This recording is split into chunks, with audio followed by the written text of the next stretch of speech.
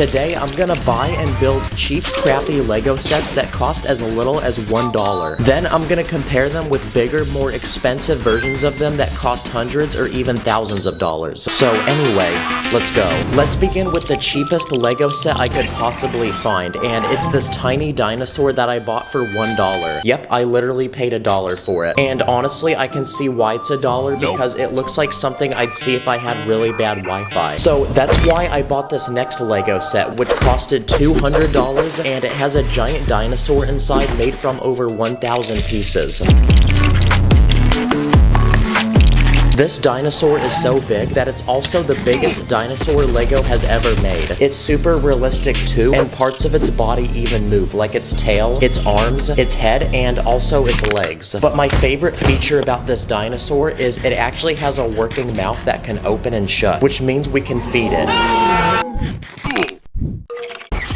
And there you go, that's the difference between a $1 dinosaur and a $200 dinosaur. The next cheap Lego set is this $5 minion set, and when you build it, you get this interesting looking minion that is also half robot. It has robotic arms that can move and rotate, and you also get this working gun that can shoot bullets. But not gonna lie, this is a pretty lame Lego set, so let's bring in the next one. What the heck? Now we're gonna compare that $5 robot to a $90 robot made from 900 Lego pieces. It's also one of the robots from Transformers. But what's special about this robot is that it literally transforms into a car.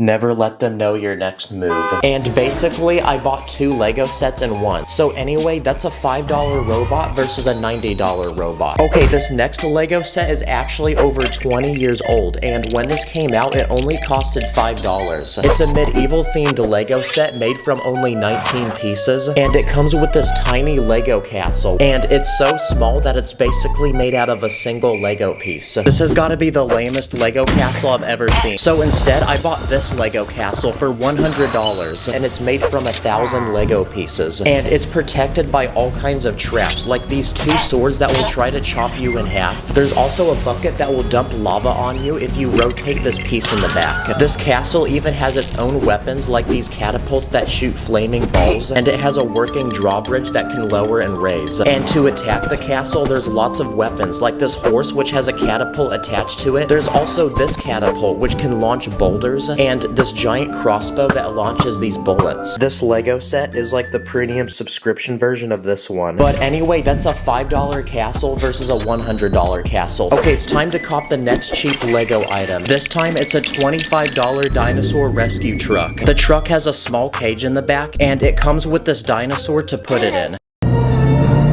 But now we're gonna compare that to this next Lego set, which is the biggest Lego truck I could find. It's made from over 1,000 pieces, and it costed $120. But this time, it's a giant semi-truck that can be opened up to reveal a spy-themed command center inside, with computers, spy equipment, these missiles that shoot from the ceiling, and also this prison. This truck is also so big that it has enough space to fit 5 other vehicles inside of it, like this quad bike, a jet ski that spawns from the back, and this airplane that spawns from the ceiling. So anyway, that's a $25 Lego truck versus a $120 one. Okay, it's time for the next cheap Lego set, and for $5, I found this tiny Lego Pirates of the Caribbean set, and it's a tiny Lego boat with Captain Jack Sparrow. But since it's a boat, it should surely float, so let's see if it does. Honestly, by how tiny that boat was, I wasn't really expecting it to. But now we're gonna compare that to a $160 Lego boat, which is made from 800 Lego pieces. It's one of the biggest Lego boats ever made, and this one is special because it actually floats just like a real boat. On this boat, there's a landing pad for a helicopter, and it even comes with this tiny submarine and a working crane that can lower it into the ocean. Nice. So anyway, that's a $5 Lego boat versus a $160 Lego boat. This next Lego item is a $5 collectible minifigure, and it turns out to be this little boy that is wearing a train. And by itself, it's probably the tiniest Lego train I've ever seen. So now we're gonna compare that to a $180 Lego train set made from 800 pieces. is. It's a Lego cargo train that can transport all types of cargo, and each car can attach to each other using these special pieces with magnets in them. Wow, they're so attracted to each other. The Lego set even comes with a giant track to put the train on, and you can even control it using this remote. Nice, it works just like a real train. The track even has a special feature that lets you control which way it goes. You also get a truck that can transport all the cargo, and even this giant crane that can lower it down onto the train. Okay, nice. That was a $5 Lego train versus a $180 Lego train. This next Lego product is a $20 Toy Story set. Apparently, it's meant for 4-year-olds, so I'm definitely not the right person to be buying this right now. And after building this set, it's a small roller coaster that can fit 3 minifigures. This is the most lame roller coaster I've ever seen. It literally just goes in a circle. Now, this was the smallest and cheapest Lego roller coaster I could find. So the next Lego set I'm gonna build is supposed to be one of the biggest Lego roller coasters ever made. Okay, this one took me 9 hours to build, and I got to finish my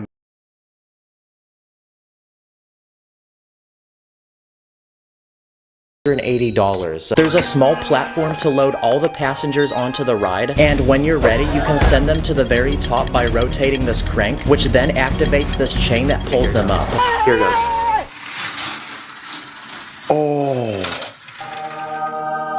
Yep, that was worth it. Wow, that was actually really cool and satisfying. And it should be, because I spent $380 on this. So anyway, that was a $20 crappy roller coaster versus the biggest one for $380. Okay, this next Lego set is so tiny that it fits in a single bag, and it only costed $5. And this one is a small bulldozer that can be operated by a single minifigure, and there's a tiny bucket on the front to scoop up all the dirt. But compared to this next Lego set, this one's actually pretty lame, so let's get rid of it. Because for this next Lego set, I bought the biggest Lego bulldozer ever made, which costs $500. Yep, please like for how much money I'm spending on this video. It's made from 3,000 Lego pieces, it has a massive scooper on the front, and the wheels look like something you'd see on a tank. But the best part is that it's actually powered by batteries, and you can use an app on your phone to control it. Okay, this is the fastest setting it goes, so yeah, it's definitely not very quick. It also goes backwards, and you can also make it turn. But now, I want to see what we can plow with it. So first, I tried plowing a pile of Lego bricks, which we're gonna pretend is dirt. Okay, that was a success. I also tried plowing this guy's house. Then I tried plowing this crowd of people.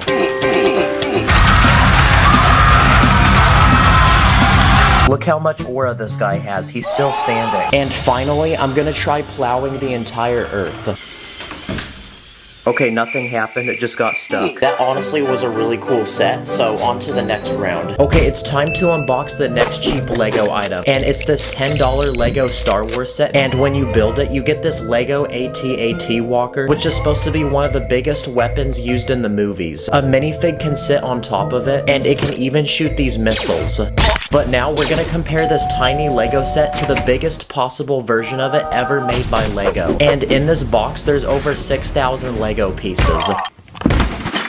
This Lego set is also so big that it's only meant for people who are over the age of 18. So if you're a child, don't buy this set. This set is literally so big that inside the box were 4 other boxes. So after a few hours of building, I realized that I probably wouldn't be able to upload for a month. So then I pulled up to my neighbor's crib and I asked him to help me.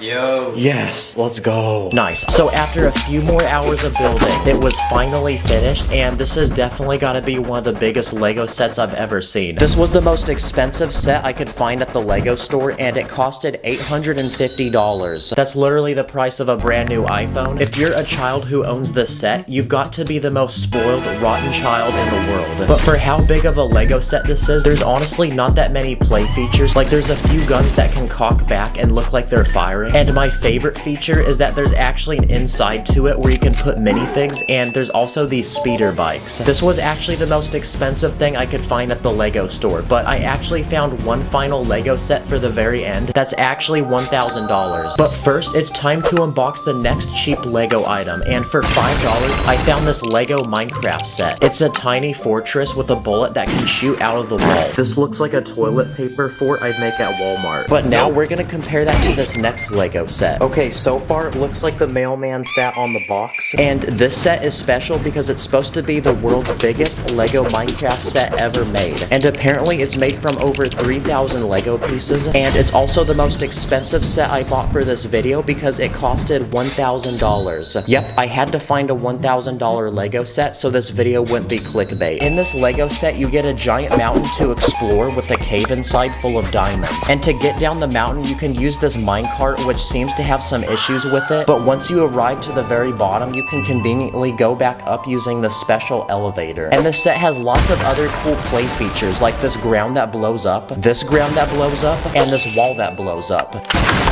So yeah, a lot of stuff blows up, guys. There's a special Lego brick that you can push, which lights up this lava. There's also a secret room on the side of the mountain with a house inside. This looks like one of those secret room videos on YouTube. And the set even comes with lots of characters, like these dogs, and it even comes with this Lego Enderman. Wow, this was probably the most expensive video I've ever made, and now I'm left with all these Lego sets, so I guess I can at least flex on people now. Okay, we're about to hit 6 million subscribers. Thank you all so much for 6 million subscribers. I seriously never thought we would be here, and I'll see y'all in the next one. In this video, we're gonna look at close to 100 cool, smart, and easy Lego hacks that you can do in 1 minute or less. Anyway, let's go. Okay, so for these first couple hacks, I'm gonna cop a Lego set, but surprisingly, they have nothing to do with the actual set. Instead, we're gonna look at the packaging. The first thing you can do is take the box and turn it into a storage bin for Lego pieces. Look how useful this is. Don't throw away your Lego boxes anymore. If you want, you can also take the cardboard of the box and use it to make different items to go with your Lego. Like a simple tent for a minifig. You can also use it to build something like a table, or you can even make a tiny house for a minifig. Dang, it looks like that bathroom from Shrek. Sometimes on the side of the box, there's a picture of a Lego minifig, so if you cut that out, it almost looks like you have another Lego minifig. You can also build a simple ramp that you can launch cars off of. See, look at everything we did just from that one box. And aside from the box, there's other hacks you can do with the bags. Like, for example, you can use it to make an icy looking surface, or you can use it to make the surface of water. Okay, so for this next round of hacks, we're gonna look at cool, smart, and easy ways to use different Lego pieces in ways you probably didn't know. This first piece is a curved wall panel, and if you lay it sideways, you could actually fill it with water and turn it into something like a bathtub. Or if you put a tiny slope piece above water, it looks like there's a shark underneath the water and it's about to attack someone. If you take this yellow crystal piece, you can use it to make French fries. I'm loving it. Or if you take this Lego scrub hat, it looks like a giant dumpling. Another useful Lego piece is a broken eggshell. And because of its interesting, unique shape, you can use it to build something like a beautiful flower. If you have transparent orange pieces, you can actually spread them around a build to make lava. So here's a tiny living room where the floor is covered in it, kind of like what I imagined in my childhood. If you have these palm leaves, instead of turning them into a tree, you can actually use them to make the roof of a building. Like I built this tropical one that you'd probably see on the beach. If you have a grill piece, you can use it to make other Lego pieces stand up. Like this fish that now looks like it's jumping out of water, or these glass pieces to make a window. If you have this Lego lifesaver piece, you can use it for the rim of a basketball hoop, or you can use it for the lid of a toilet. To go with the toilet, you can use a round brick for toilet paper. You can also make toilet paper using the door of a car. And just to make people angry, I put it the opposite way. Or if you take one of these dome pieces, you can use it for a toilet plunger. If you want to make a window look like it's broken, just scatter a bunch of transparent pieces around it. You can also use them to make objects look like they're flying, like this bird. So here's a small build I made. It's an angry anime person breaking through a wall, and there's debris flying through the air. If you take the hilt of a Lego lightsaber, you can use it to make other minifig accessories, like a flashlight or a candle. For this next hack, you can take a hollow round Technic piece and use it as a cup for a minifig. You can also use flat blue pieces to build something like a puddle of water. If you take any flat round piece, you can use it as a plate to hold food. This next trick involves Spider-Man, because if you take his string, you can use it to build something like colorful lights for a party. If you pull rim pieces off the wheel of a car, you can use them for burners on a stove. Another piece on vehicles is a steering wheel. Fun fact, the wheel can actually pop off, and you can use it for many things like the valve on this oxygen tank. You can also take a tiny wheel off a car and place it on a minifig head to look like a headband. Or if you take a car window, you can use it to build something like a small fish tank. These are small tooth pieces, and if you have a winter themed build, you can use them to make tiny icicles. If you have these curved slope pieces, you can actually use it for a loaf of bread. And if you take a window piece with glass in it, you can build a sink that looks like it's full of water. Or if you take a small horn piece, you can put it in a coffee mug and it looks like the drink is warm and there's steam coming out. If you have a larger horn piece like this in brown, you can use it to build the trunk of a tree. Or you can use a brightly colored antenna piece to build something like a laser for a gun. A chain is another useful piece, and if you have two of them, you can build something like a playground swing for a minifig. This next life hack involves a flashlight. Shoot, I can't see. What is that? Because if you take something like a Lego house, you can actually put the flashlight inside. It makes the house look like it has lights on. Or if you take glow sticks and light them up, you can place them inside of rooms to add lots of color. Nice, it looks like one of those rooms where TikTokers film. Another non-Lego item you can use with Lego are dry erase board markers. If you take any Lego piece, you can draw on it and be able to erase it. So you can use it to make some cool t-shirt designs for a minifig, or you can draw your own facial expressions. If you take a piece of glass, you can draw on it to make one of those futuristic computers you see from the movies. Or you can just recreate one of those dry erase boards from school. Okay, so for this problem, we have to find the derivative of the square root of...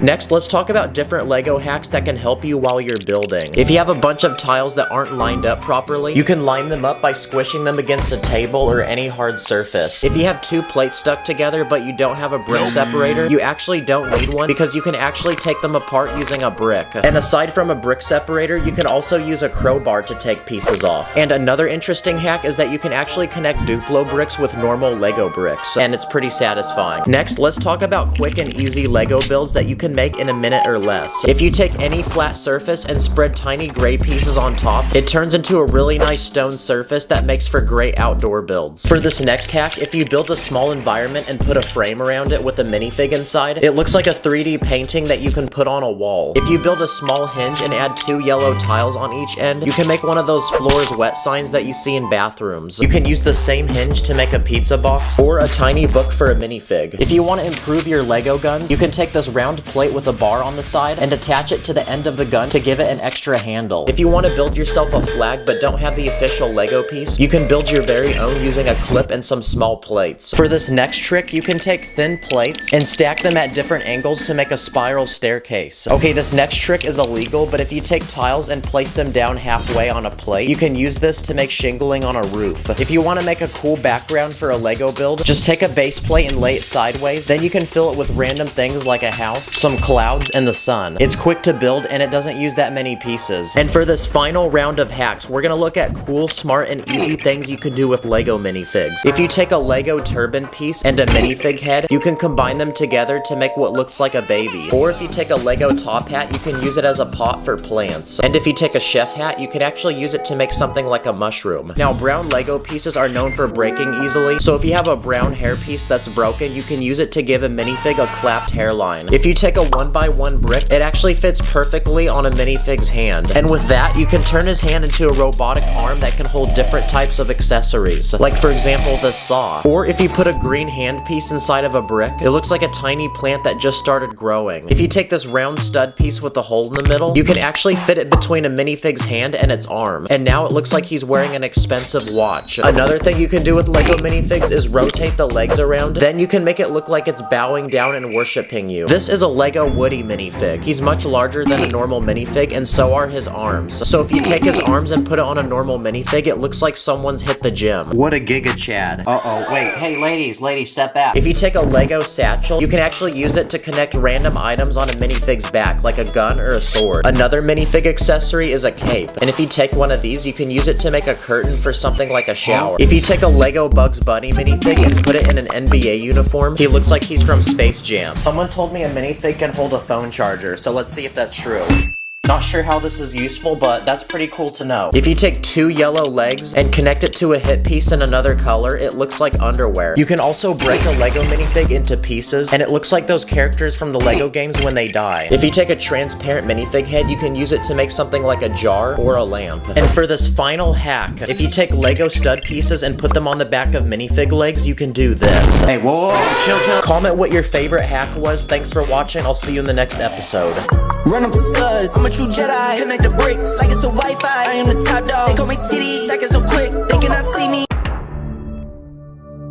Today, I'm gonna build and test 50 small and easy Lego builds you can make with your own Lego at home in only a few minutes or less. So anyway, let's go. First, here's some easy tricks you can do with the Lego minifig. If you have this Lego dome piece, you can place it in front of a minifig, and now the minifig looks like it's pregnant.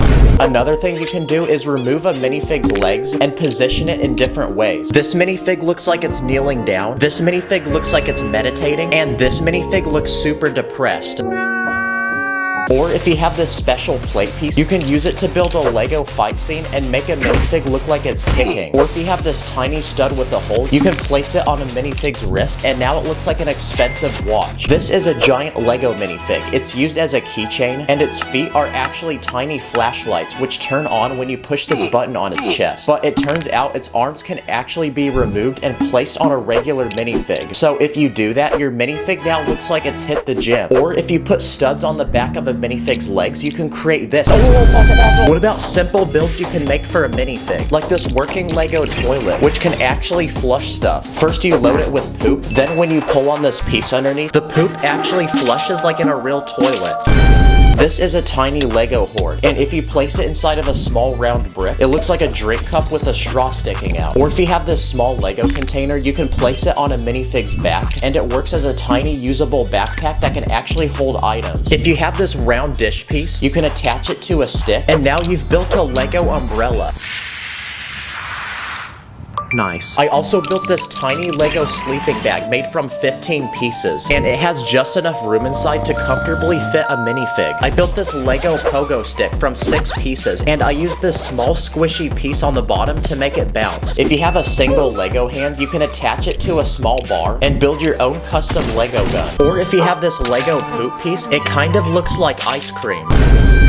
If you have 2 small Lego plates, you can put them on a minifig's feet, and now they become skis. I even built this tiny pair of Lego headphones that actually clamp to a minifig's head. These next ideas are simple Lego builds for school. This is a giant Lego ball, and it's used as a literal sun in this planet set. It splits in half, and it's actually hollow inside, which means you can use it as a small container to hold your snacks. If you have a favorite Lego minifig, you can turn it into a keychain. First, attach a small chain to its head, then you can clip it to your backpack and bring it to school with you. If your teacher is extremely boring and you're having trouble staying awake in school, I even built this simple Lego contraption which latches to your head and pulls your eyes back. That way you don't fall asleep. You can even use basic Lego pieces to draw shapes, like this round plate to draw a circle. You can use a long plate to draw a straight line, and I even built this simple tool using 4 pieces, which can draw perfect circles at different sizes. If you have a single Lego tire from a car, the rubber that it's made from can actually be used as an eraser. If you have a pen, you can actually remove the small tube inside full of ink. And if you place round Lego bricks around it, you can build your very own Lego pen, which you can even attach your favorite Lego minifig to. If you have trouble waking up for school, you can scatter Lego bricks on the floor next to your bed, which will help you wake up in the morning. These next ideas are tiny Lego weapons. First, I built this Lego crossbow, which literally is made from 3 pieces. Let's try testing it on this fruit. Oh my gosh, I would not want to be standing in front of that. This next Lego weapon is a tiny gun made from 9 pieces. It uses a tiny stud as a bullet, which you load into the front of the gun. Then when you're ready to shoot, you push this pin in the back, and it'll push the stud out the front. That's what you get for not giving me a Lamborghini. I also built this tiny satisfying pocket knife. You can actually push the blade in and out of the handle. And this next weapon's pretty dumb, but if you take brick separators and tape them to your fingers, they look like giant claws. There's even more random things you can do with Lego. Like if you have some base plates, you can connect them in a straight line and use it as a ramp to race your Lego cars. Okay, for these next few Lego builds, we're gonna look at small, simple, and easy things you can build to use in the snow. Starting with the satisfying Lego vehicle, which uses an actual motor inside that can transport a Lego minifig. Wow, this is the most random thing I've ever built, but it actually works. You'll rate my tripod setup. This next idea is a Lego device to build perfectly round snowballs. And it uses the exact same piece we used to build the snack container. I even built this tiny Lego sled, which can seat 3 minifigs. Okay, next here's some Lego builds you can fidget with. Starting with this satisfying button pushing toy. It uses this sliding piece on the bottom to push the buttons up and down. You can even build a small hammer and turn it into a simple game of whack-a-mole. I also built this satisfying Lego toy that actually flies. It uses this tiny propeller that you place on the top, and using this crank with gears, you can spin the propeller so fast that it literally lifts off the ground and flies. These next ideas are Lego builds you can use every day, starting with this tiny massage tool, which uses these 2 car wheels. If you have 2 brick separators, you can tie them together with a rubber band, and now you can use it as a working clamp for a bag of chips. This next idea is a simple Lego balance made from 20 pieces. It uses basic science. You place any 2 items on it, and using gravity, it will tell you which one weighs more. Nice. Okay, let's try your mom next. I also used car wheels to build this pair of life-size Lego headphones, which can fit perfectly on your head. This is a working Lego safe. When you try opening it, nothing happens. But when you turn this round piece in the front, the door then unlocks. And to do that, I built this satisfying lock on the inside. There's even space inside to put all your money. And for the final coolest item, I built this special device that will scroll on your phone using this piece I wrapped in aluminum foil. Wow, now I can doom scroll hands-free and consume content 10 times faster. Okay, these next ideas are small Lego mini games, starting with mini Lego bowling. You get this tiny ball, and to build the pins, I use these small cone bricks.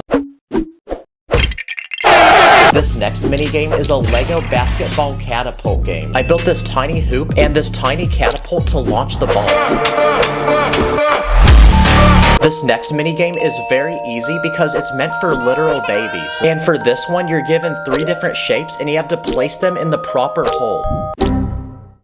Wait, doesn't that count? It technically fit, guys. I also built this mini Lego boxing game. I built this tiny arena to fight, and these 2 sticks that you attach a minifig to. And using the sticks, the minifigs can fight until one of them gets knocked out. This next minigame is Lego Angry Birds. I built this small Lego tower made from these very fragile pieces that don't actually connect. And to knock it down, I built this giant Lego catapult, which can launch these huge boulders.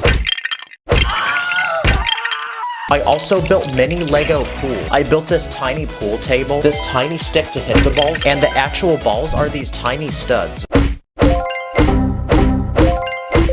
Another mini game is mini golf. So I built a life-size Lego mini golf ball that you could actually use in real life. So let's take it to an actual golf course and see if it works. And for this final minigame, I built a tiny maze for a ball. You place the ball on the top, and using gravity, it moves through the entire course. And for these final few Lego ideas, I built some satisfying working Lego machines, like this working ATM machine. First, you open this door on the side and load it with Lego money. Then when you're ready to receive the money, you twist this piece on the side, which spins this wheel inside the machine that spits the money out.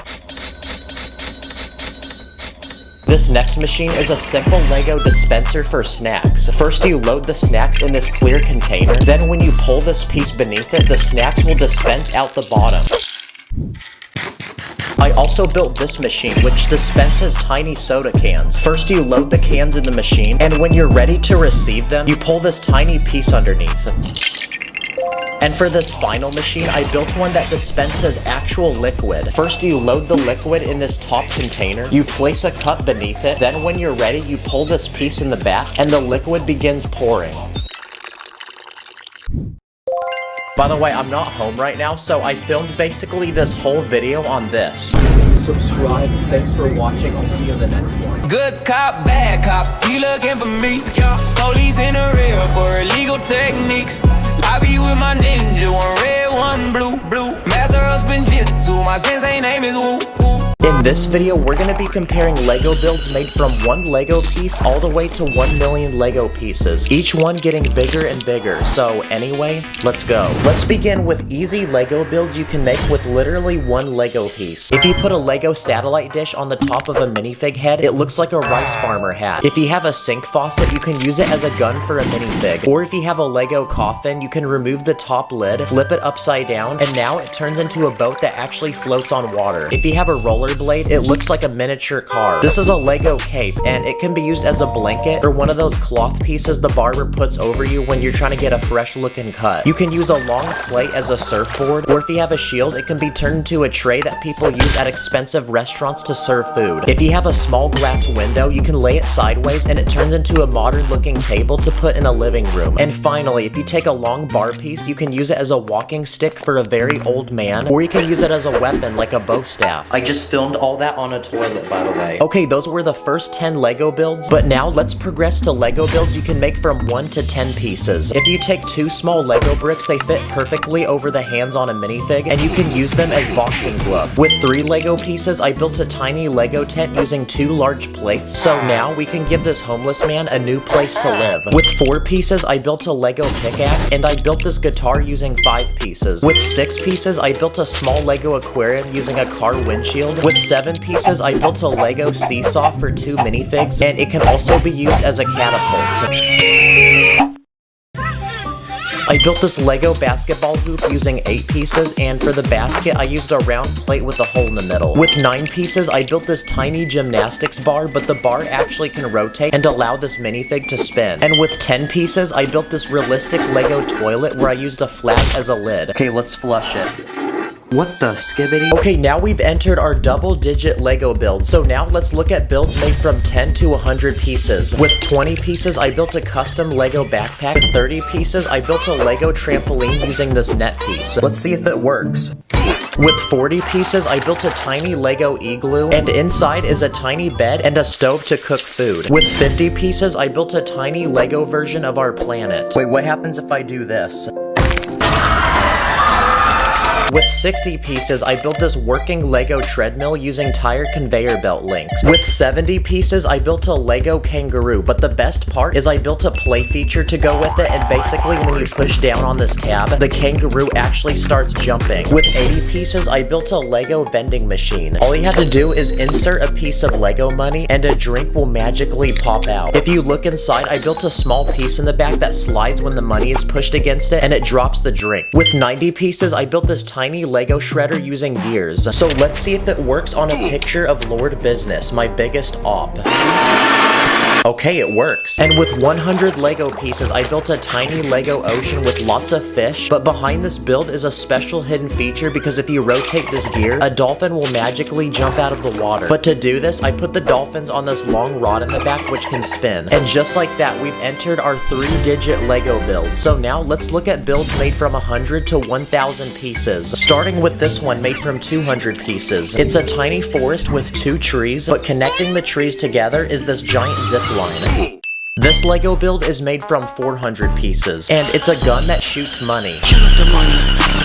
To build this, I used a motor inside, and there's a large spot to put the money. With 500 pieces, I built this Lego truck. But that's not it, because to go with the truck, I built this camper that can attach to it. Inside is a tiny kitchen, a living room with a TV, and a bathroom. But the best part is that if you pull this tab on the outside, the camper can actually expand to allow more room. Okay, that was a 500-piece Lego build, but now let's double it and build something with 1,000 pieces. But this time, I chose to build a Lego zoo full of animals. Before entering the park, there's 2 booths to buy tickets. When you get inside the park, there's 5 different exhibits. This first exhibit is for animals from Africa, like a lion or this gorilla. This next exhibit is for Arctic and Antarctic animals, like penguins, and I added this polar bear, which is eating a fish. This exhibit is for tiny animals like spiders, scorpions, snakes, and frogs. This next exhibit is an aquarium for all sorts of different sea creatures. And for the final exhibit, it's in the middle of the park, and it's a bird exhibit. And I added every Lego bird I had. But even after building this 1,000 piece Lego creation, that's not even 1% the way to the 1 million piece Lego build. So from this point forward, we'll be looking at Lego builds so big that I neither have the time, money, or pieces to make them myself. So I quickly copped a flight across the country to visit the world's biggest Lego convention, and it only happens once a year. Here you'll find thousands of custom Lego creations made by thousands of people, but I'm here for one simple challenge, and it's to find the biggest one I can. The first Lego build I found is this roller coaster made from 5,000 Lego pieces. It works just like a real roller coaster. There's a giant drop, and parts of the track even go upside down. I also found this very detailed Lego graffiti made from 12,000 Lego pieces, and it uses almost every Lego piece possible, including a guitar and an actual Lego baby. I also found this Lego minion, and this one's made from 15,000 pieces. Yo, rate my minion language.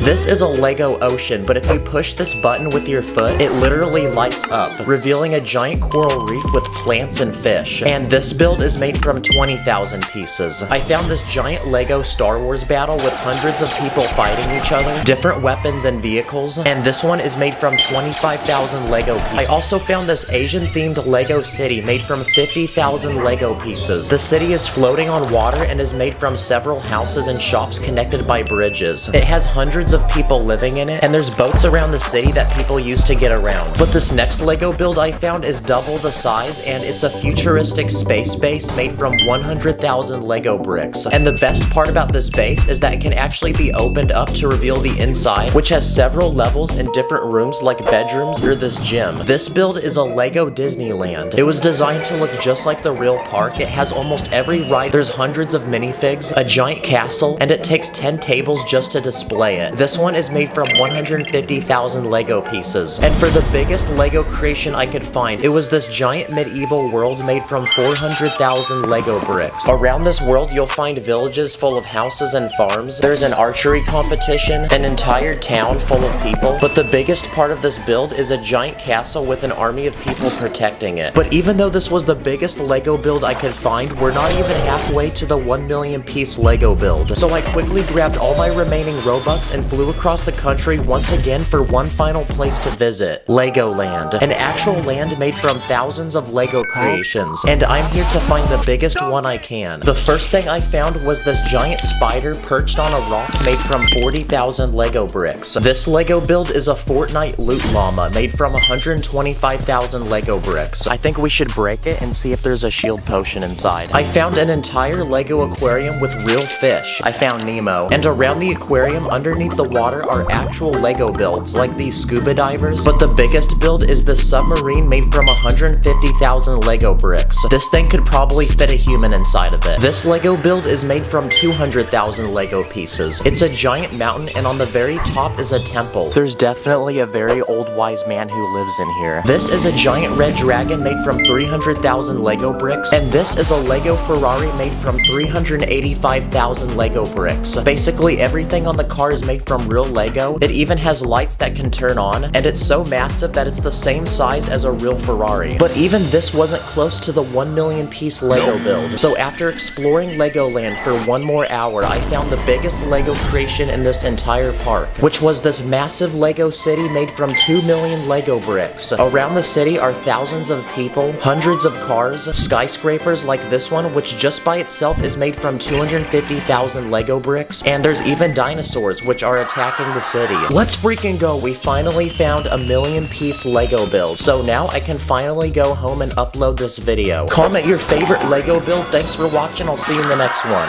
On my minifigs, put your place against up in the air. We be cruising to the city like we just don't care. We be running up the Lego money like an ATM. I be dripping with the Lego wash, catch me with the bands. In this video, I'm gonna be building 100 popular and iconic vehicles in Lego, from ones on land to water all the way to the sky. Literally, this video will not end until I build 100 vehicles, so anyway, let the challenge begin. Okay, now 100 is a huge number, so my game plan is to build any mode of transportation that will take a minifig from one point to another. The first of our 3 elements is land, so let's begin with our land vehicles. The first thing I built is this green Lamborghini. It's got lots of tiny details, like for the wheels, I use these plates used to serve food. I also built a Lego ambulance. It's got lots of emergency lights, and these doors open in the back to put a person in with a stretcher.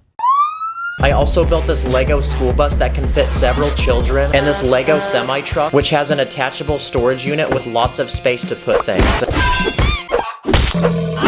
What about a lowrider? It's one of those cars that bounce up and down. So I built one in Lego. To make the thing actually bounce, I used these rubber bands, which are actual Lego pieces. Oh yeah, yeah. Another vehicle is a limousine. It basically looks like someone stretched a car in Photoshop. And usually limousines are for very important people. So here's the mayor of Lego City, and let's safely transport him to his next meeting. What about electric cars? Well, Tesla recently came out with this one called the Cybertruck. It looks like a car that hasn't fully loaded into the map. Shout out to Elon Musk. I also built a Lego Model T, which is one of the first ever cars invented. Here's a Formula 1 race car. It's lightweight, low to the ground, and it has lots of wings and a spoiler to make it go fast. I also built an old school Lego police car, and inside is a police officer ready to arrest a criminal. A man is committing an illegal building technique in Lego City. Send him to the new Lego police station. I also built this Lego fire truck, and it's got lots of play features, like the storage unit to put random things, this hose that can be pulled out, and this ladder which can move in any direction and also extend. This next one is a dump truck, and I built it so that it actually works like one. Another construction vehicle is a steamroller, and it has a giant wheel on the front used to flatten roads. I also built a tiny smart car, and one of those tiny electric cars for kids. It was always such a flex owning one of these. And I also built this kid's toy car, which I feel like I've seen at every daycare center. Another simple vehicle is a bicycle. I also went ahead and built one of the first ever bicycle designs over 100 years ago. For some reason, both wheels weren't the same size. Another vehicle is a motorcycle, like this one that I can imagine someone with a leather jacket and a bandana driving. I also built this motorcycle, which has a sidecar, and this one called a slingshot. Basically, it's a three-wheeled motorcycle that kind of looks like a car at the same time. This one's called a mono wheel, and it's basically a one-wheeled motorcycle, but you literally sit inside the wheel and drive it. Another one-wheeled vehicle is a unicycle. Another category of vehicles are off-road vehicles. For example, this dune buggy, or this all-terrain bike that can seat a single minifig. I also built a truck. I added some giant wheels on this one to turn it into a monster truck. I also built a Lego minecart and this hand car, which requires two people to pump this lever to move it forward. Does a roller coaster count as a rail vehicle? Probably not, but we're gonna count it anyway. What about animal-powered vehicles, like a wagon that gets pulled by horses? Or what about just straight up riding a horse? Another animal you can ride is an elephant. You can also ride a camel, an ostrich, or if you're brave enough, a bull.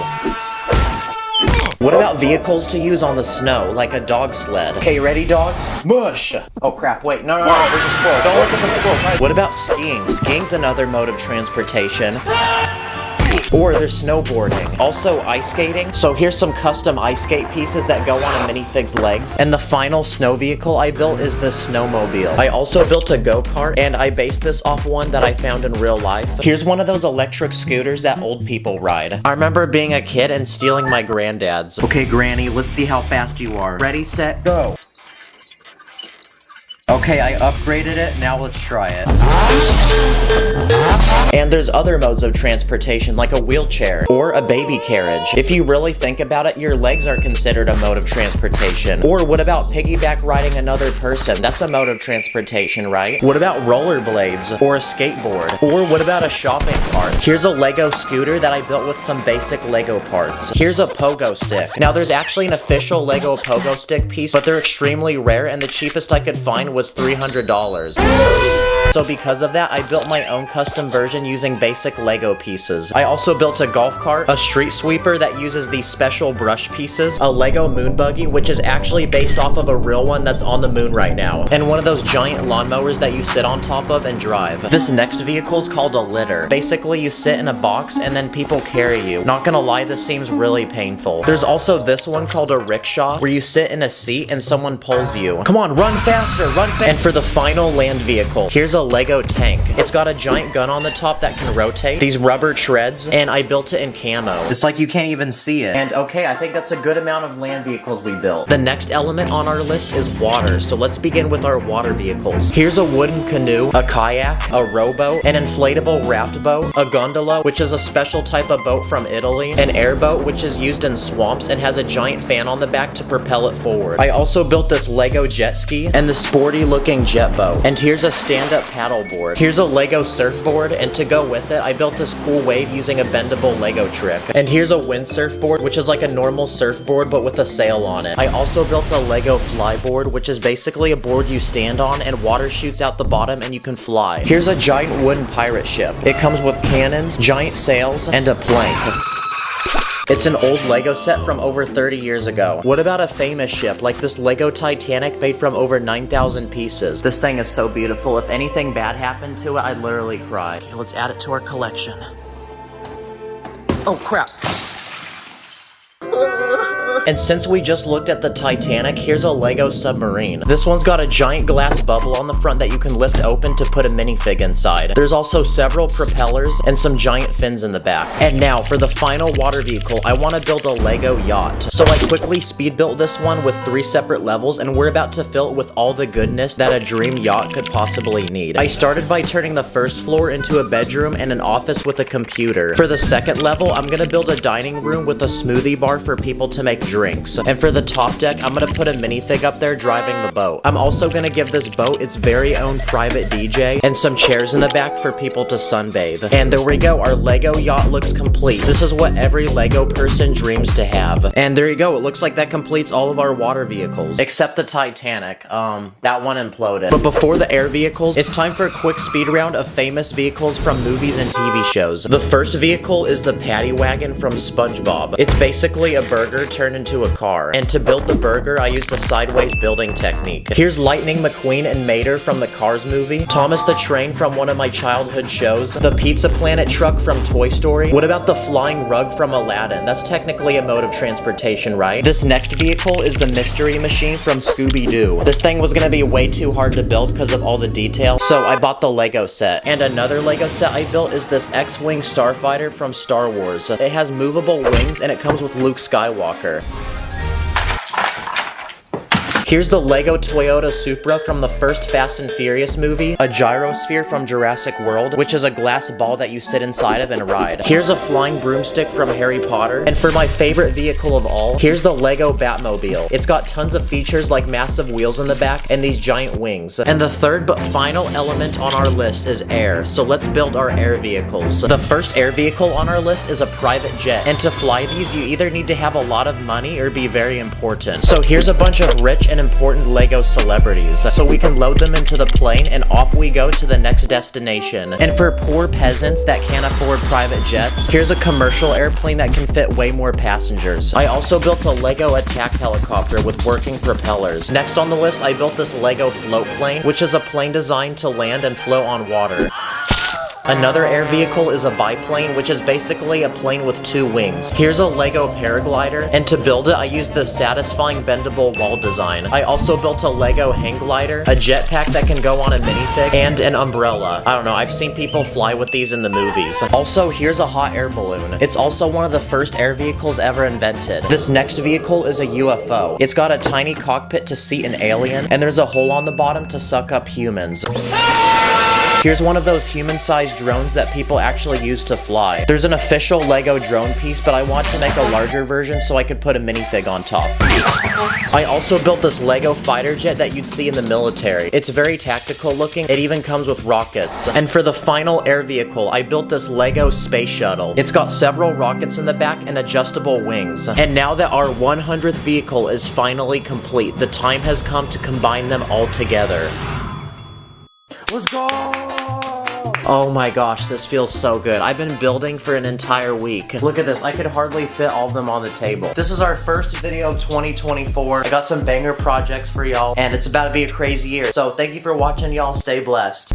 My heart's like a Lego set, please don't break it. I don't like mega blocks, please don't fake it. Everything is lit, yeah, everything is awesome. I build illegal tricks, yo, and we never stopping. Today, I'm gonna buy and build some of the 10 biggest Lego cars ever made. Then I'm gonna put them to the test by simulating extreme crashes with them to see which ones will survive and which ones won't. So anyway, let's go. Let's begin with the smallest Lego set I bought, which is this tiny yellow car made from 900 pieces. Okay, is it just me or does the car look like it has a mustache? It works just like a real car because it has working doors, this sunroof, 4 seats, this hood with a spare tire underneath, and in the back there's there's even a small engine and this rack to put luggage. Okay, this is a cool car, but it's gonna be even more cool if we crash it. So for this first test, I built this small slide for my backyard, and I'm gonna roll the car down it into this giant brick, and we're gonna see if it will stop the car.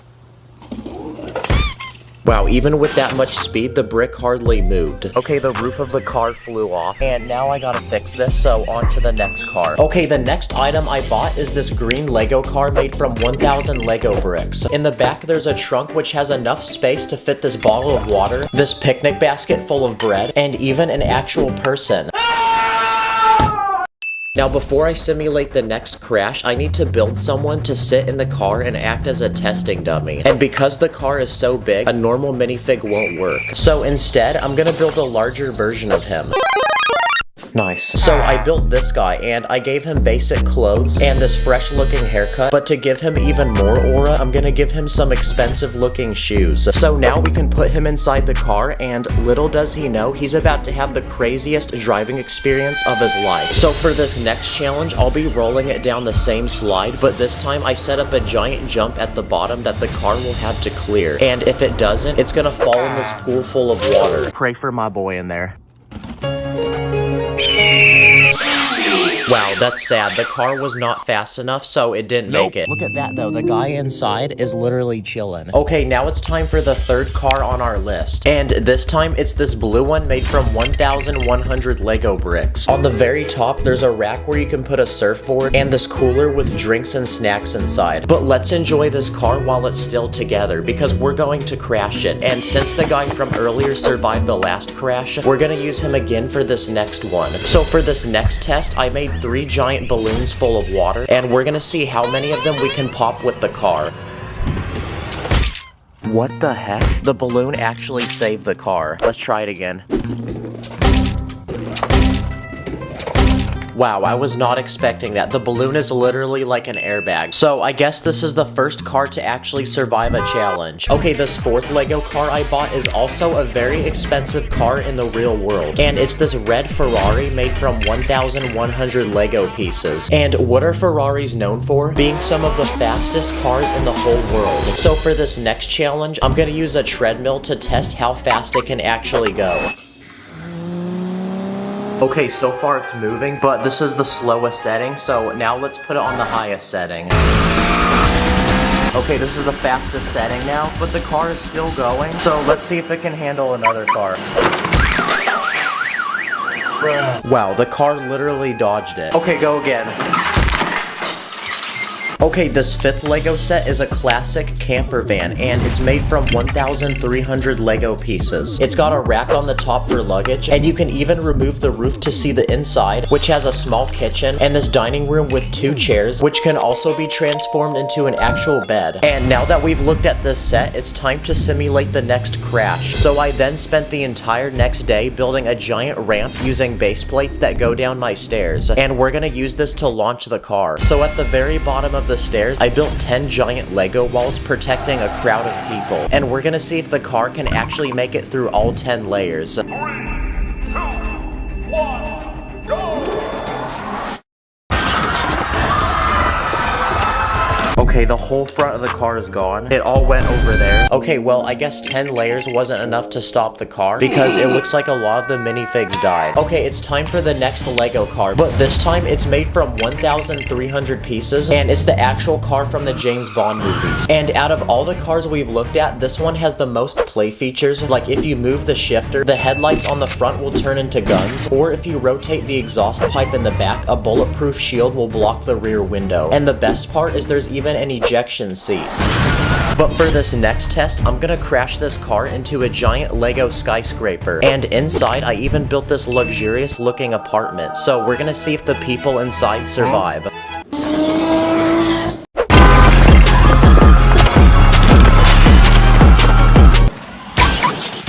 Okay, the front of the car got completely destroyed, and the top half of the building came off. But look at this, the apartment is completely fine, and the people are still sitting there. Okay, well now I have to clean all this up, so let's move on to the next round. Okay, we're now on our 7th Lego car, and this time it's a Lego DeLorean, which is the famous car from the Back to the Future movies. It has lots of working features, and this one's made from 1,800 Lego pieces. But for this next test, I built a massive jump with 4 Lego cars we made from earlier, and we're gonna see if the DeLorean can clear all 4 of them.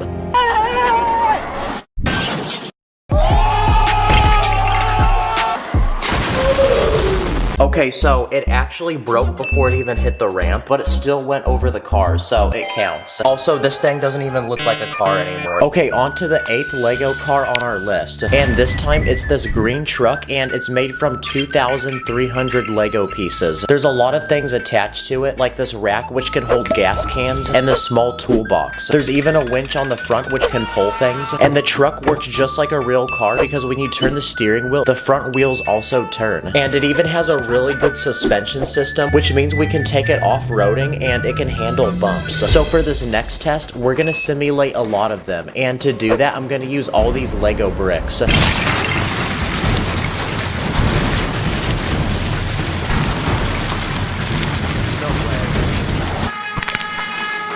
Okay, the wheel came off, but it's still driving. Okay, wow, it actually survived all those bricks. But now let's see how fast this car can go. Okay, this is max speed.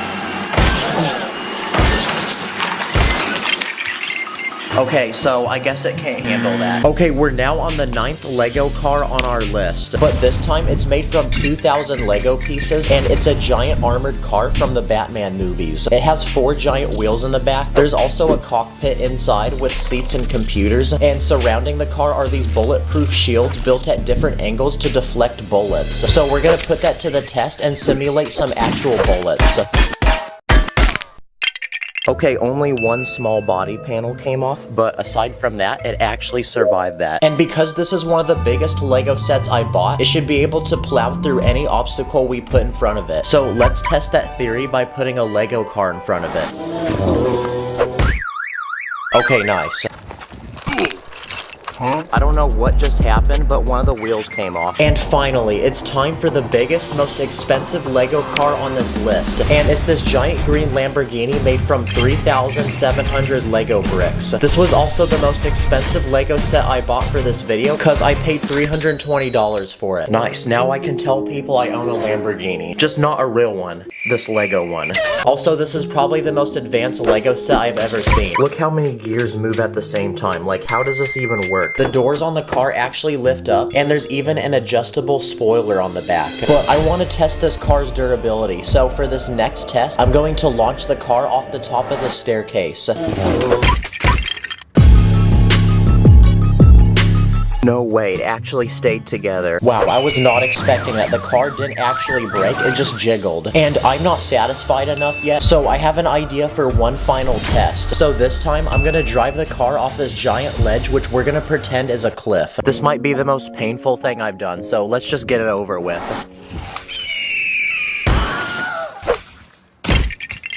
Oh my gosh. Honestly, it's fixable, guys. Okay, so for the next test, we're gonna crash a Lamborghini in real life. Wow, I really built all these Lego cars just to destroy them. But at least we got good content out of it. Oh yeah, also the guy from earlier is now in the hospital, so please like to send a prayer. But subscribe, thanks for watching, and I'll see you in the next one.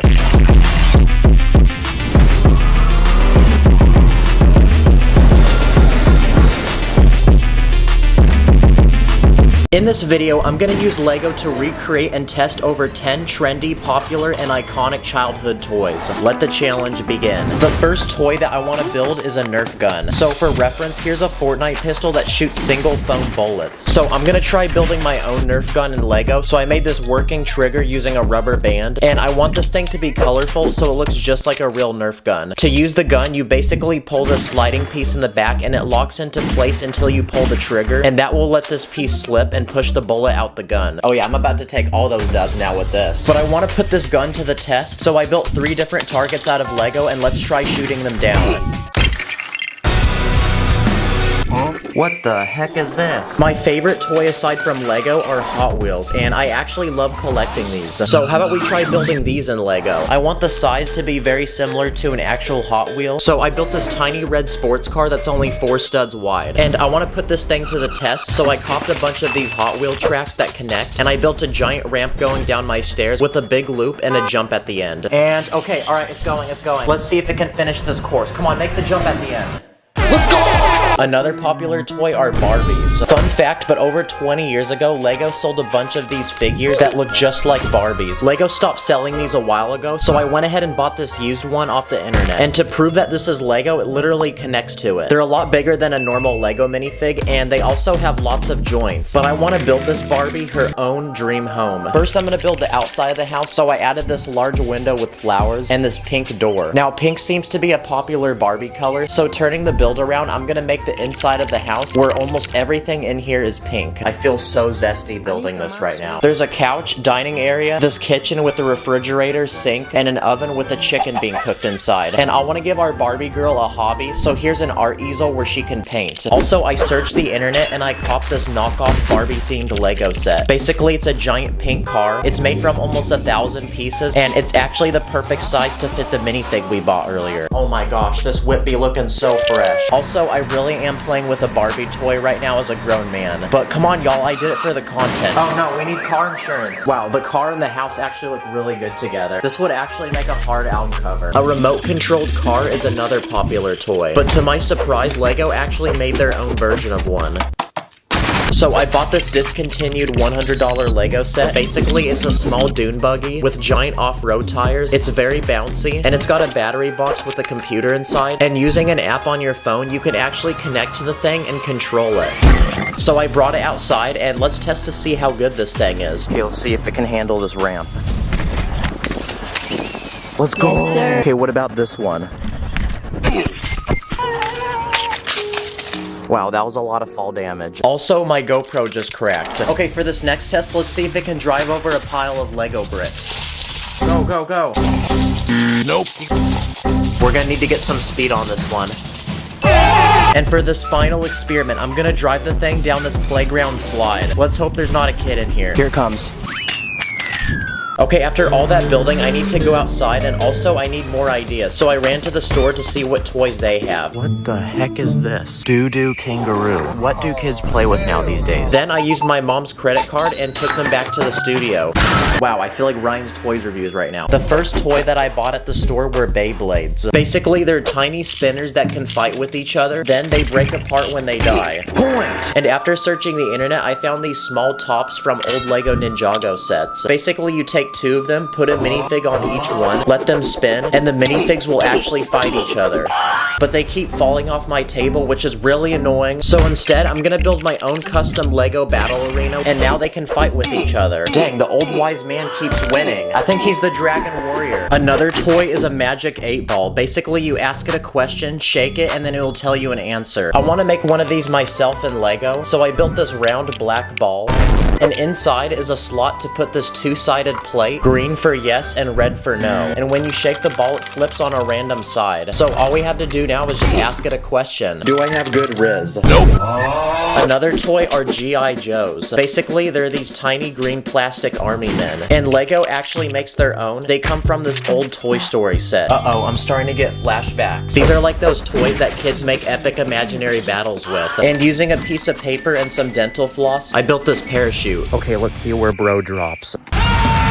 This next toy is called a tech deck. Basically, it's a tiny skateboard that you use with your fingers. I built a simple one in Lego using a few plates and some car wheels without the tires, and it actually works pretty well. But to take this to another level, I'm gonna build a complete skate park for it with some railing to practice my balancing skills, and a giant half pipe that I built using this bendable base plate. Call me the Lego Tony Hawk. Another simple toy that I found at the store is a yo-yo. But instead of spending $10 to buy one of these at the store, what if you can build one for free using Lego pieces you have at home? So I found these giant dish pieces, and taking multiple of them, I built a simple Lego yo-yo design that we can now attach string to, and now we can test it out.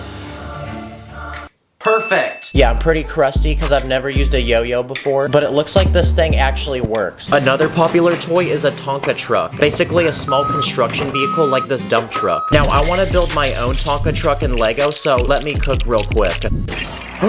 Oh, yes. This thing has a giant dump truck bed in the back, and I think this is one of the biggest Lego pieces I've ever seen. But after taking this thing outside, it actually works just like a real dump truck, so I'm very happy. This is probably what Lego people use to build their great cities. Now, before we build our final but coolest Lego item, here's a quick speed round of other small toys that I built in Lego. This first one is a Kinder Egg.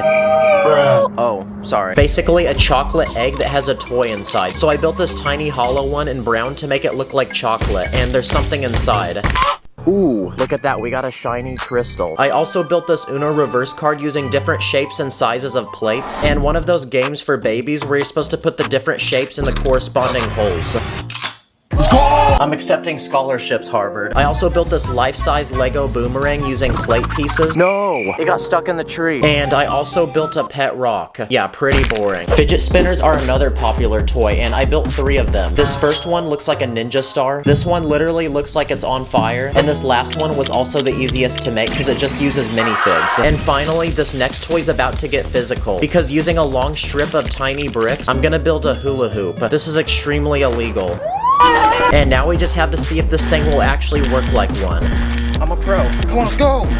No. Okay, the thing's extremely flimsy, so it doesn't really work. And for this final toy, I want to build a working Lego Rubik's Cube. I tried building one of these a while back, but failed miserably. But my boy Puzz Lego actually built a working Rubik's Cube himself, and he's letting me try his design. So for the different colors on the cube, I'm gonna use these small plates. And after building all the pieces needed to make this cube, we can put it together and see if it works. Not gonna lie, it's still pretty fragile, but it actually works like a real Rubik's Cube. So that's a big W. Okay, let's try solving it. No! Wow, well, after acquiring all these toys, I feel like I'm Andy from Toy Story. Thanks for giving me the excuse to buy these, by the way. That way I can feel like a kid again. Thank y'all for watching. I'll see you in the next one. Take care. You're a Lego girl, got a plastic heart. Think I missed a step, hit the restart. In this video, I'm going to be conducting over 10 different experiments with Lego, each one getting cooler and crazier. So anyway, let's begin. For this first experiment, I bought a $100 Lego set. This one is a tiny Lego rocket, but there's something really lame about it, and it's the fact that it can't fly like a real one. So I thought to myself, what if we can build an actual Lego rocket that flies? So my first step was to go to the store and buy this small pump that pushes air out of this narrow tube. So let's put our rocket on top and see if we can launch it into space. No, that was so lame. What the heck, that thing only came like a foot off the ground. But thankfully your boy has a backup plan, because my next step is to attach an actual rocket to this thing. 3, 2, 1.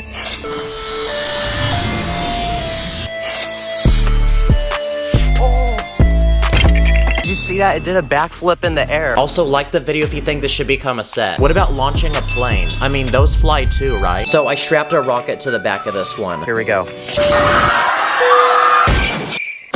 Okay guys, we landed. Thank you for flying. For this next experiment, I'm gonna construct a giant Lego building that's 6 stories tall. And we're gonna see how it holds up to a massive Lego wrecking ball that's gonna swing down on it. Okay, 3, 2, 1. Bruh. Okay, I changed the string out.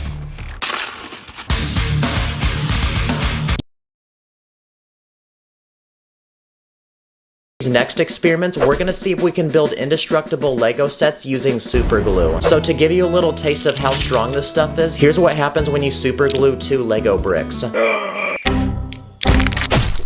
Yeah guys, you get the point, it's not gonna come apart. So for this next experiment, here's 2 Lego vaults. Each one holds $10,000 in Lego money, but one of them is super glued while the other one isn't. And in just a second, I'm gonna drop a weight on each vault and we're gonna see which one can protect my money more. Okay, let's start with the one that isn't glued. Yeah, that one was terrible, literally all the money spilled out. And now, let's drop the weight on the vault that is super glued. Wow, this safe is like the premium subscription version of the other safe. Then I tried kicking it, throwing it, dropping it off a ledge, hitting it several times, but none of that worked, so I had one final idea.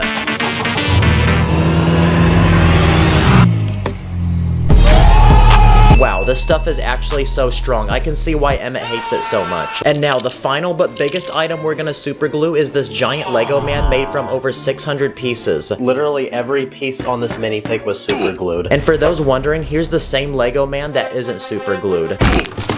Dang, well, that guy died. And for reference, here's what it's like to punch the super glued Lego man. Nope. It's like he has a superpower or something. So for the ultimate test, I'm gonna drop him off a 5-story parking garage, which is close to 100 feet in height. Okay, guys, here we go. 3, 2, 1. Well, that's a lot of fall damage, guys. This is a tiny hydraulic press I bought off the internet, and when you pump this lever, this metal piece pushes down as much as the weight of a car or your mom. So for this next experiment, we're gonna hydraulic press different Lego items to see how strong they are. Oh shoot, look at that. The studs are completely gone now. This is the world's strongest brick, and it's special because it's made entirely out of metal. So let's try hydraulic pressing this one. Whoa, what just happened? Okay, still broke, but it took double the amount of weight. Next up is a Lego minifig. All right, time to die, Lego man. Oh, I'm feeling the pressure. What the heck? Oh! Bro just left the chat. The top of his head is flat. And look at his legs. Bro thinks he's Michael Jackson. Next, I'm gonna smash this Lego ball and also this tiny Lego car. Oh shoot, the roof is gonna break. Okay, the entire roof got dented, and we better have car insurance. And for the final test, let's try hydraulic pressing the super glued Lego vault that we built earlier. Oh crap, it's cracking. Whoa, it put a hole in the thing, look at that. Another experiment I want to do is seeing what Lego looks like under a microscope. Okay, let's start with the Lego man. Whoa, if you look at his eyeball, there's like little imperfections in the paint around it. Lego really got caught lacking on this one. Okay, next up is a Lego brick. Oh dang. Each of the studs has the Lego logo, so I zoomed into that. I then looked at a spider and found one of its eyeballs, and I also got bored and looked at some of the toppings on a pizza. This is a working Lego train, and what's cool about it is that you can control it with the remote. And it looks like this train is transporting a few cars, lots of fruit, and some cows. And with everything on this train, it weighs a lot, and it's gonna be really hard to stop. So for this next experiment, we're gonna see what it takes to stop a Lego train, starting with a single brick wall. Here we go. Oh, that was easy. That was no problem. Now, let's see how the train can handle 10 brick walls. Okay, here it comes. Bruh. Dang, this kind of reminds me of the train from GTA. That still doesn't seem to be a problem, so let's see how it handles a crowd of 100 Lego minifigs. Surely it's gonna stop the train this time. Here we go. Really, bruh? Not one minifig could stop that train. That's such an L. Okay, we need to step this up even further, so what about 5 Lego cars? Okay, full speed, here we go. Yes!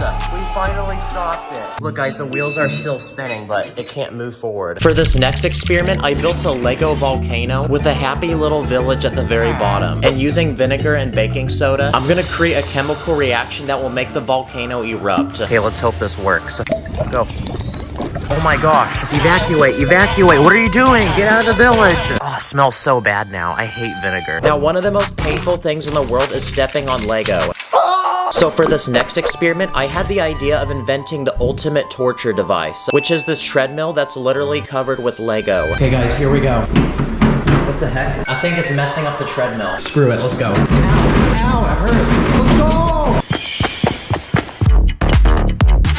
Oh, my feet hurt so bad, guys. Okay, I literally super glued that Lego to the treadmill, so I don't know why so much came off. But I did run a mile, so that was a W. This is a custom Lego house that I built. It looks very modern and expensive, and it even has a removable roof with a detailed interior. But for this next experiment, we're gonna see how it holds up to a massive water balloon. Okay, ready? 3, 2, 1.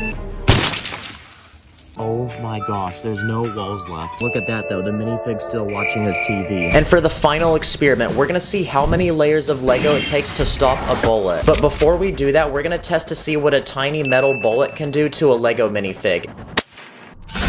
Oh, look at that guys, his hand came off. He looks like he's about to break like one of those characters in the Lego games. Okay, now that we've done that, it's time for the ultimate test. So here in front of me are 30 layers of Lego bricks, and we're gonna see how it can hold up to a massive bullet shot out of a real gun. Please do not do this at home, by the way. We're doing this in a safe area, and this is only to educate people. Okay, yeah, people are gonna roast me in the comments now for my aim, but it actually did break through all 30 layers. Also, this thing made a huge mess. And as a bonus, let's set up the giant Lego man we made earlier.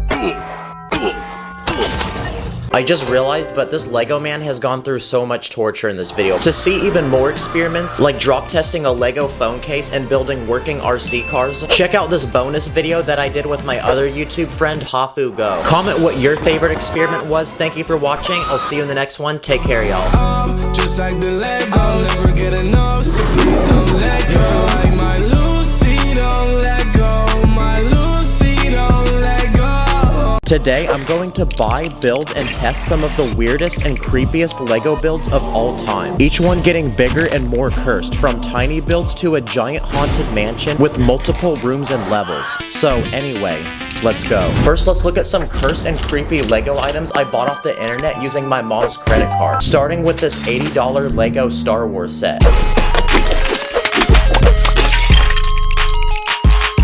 And after building it, it comes with this giant creature which lives inside the ground. It has these long tentacles that move, these giant teeth using horn pieces, and this mouth which can eat an entire minifigure.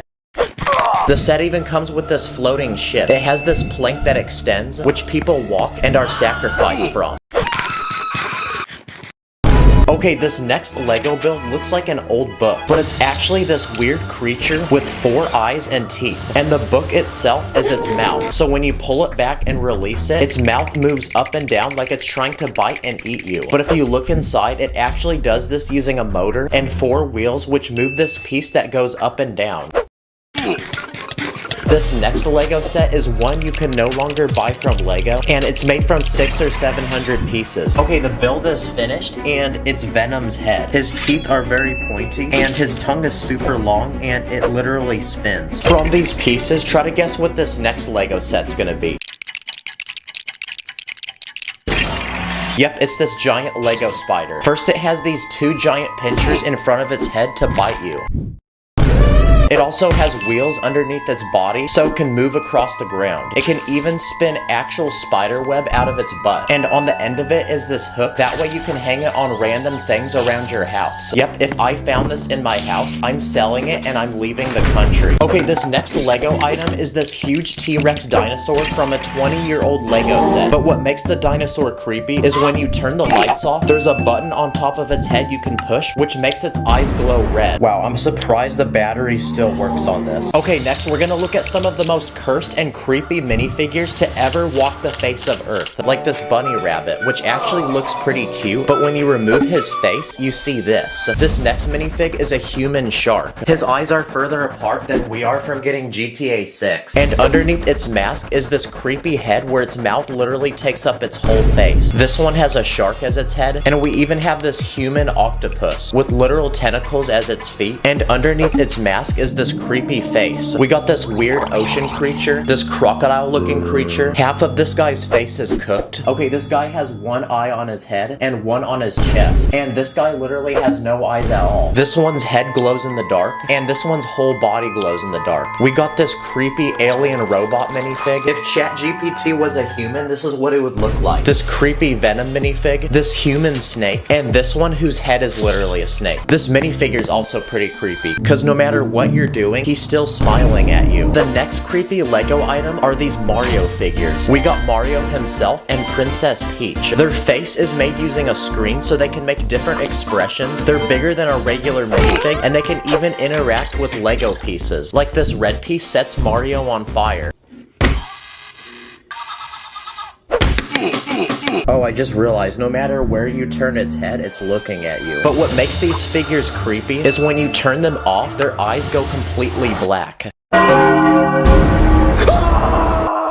Mamma mia, this is extremely creepy, and it's crazy because literal 7-year-olds buy this. Okay, next I searched the internet for some of the creepiest characters that I could possibly find, and I'm gonna build them in Lego. Okay, this first character is Freddy Fazbear.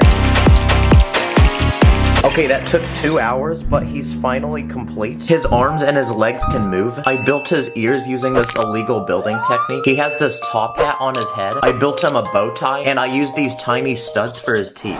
Whoa, what the? Wait, someone turn the lights back on. Where'd he go? Okay, on to the next build, and this time it's this cursed sea creature. Okay, the sea creature is finished. I built it so it looks like it's coming out of the water. It has huge eyes and this giant mouth which can swallow a minifig whole. Okay, next build, and this time it's Slender Man. He's a tall man with no face and he wears a suit. So I gave him a blank head and I made him tall by adding bricks on his feet. He also has tentacles on his back and I even built him a small forest with these trees. That way he can hide behind them and pop out to jump scare random people. Okay, next we're gonna build this creepy looking deer.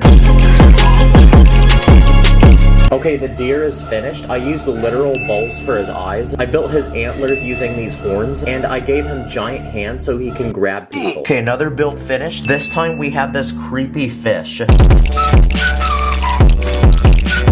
Okay, the fish is done. I built these huge eyeballs. It has giant teeth, and its mouth actually opens. I even built this small light that dangles in front of its head. That way it can attract prey and eat it. There's actually a real fish that looks like this, by the way. Okay, on to the next build, and this time it's this tall skeleton creature.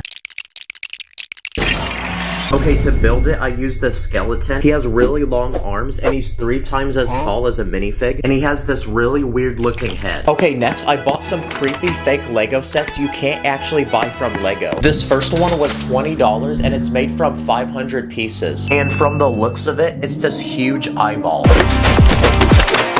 Okay, the set's been unboxed, and the very center of the eye is this giant piece.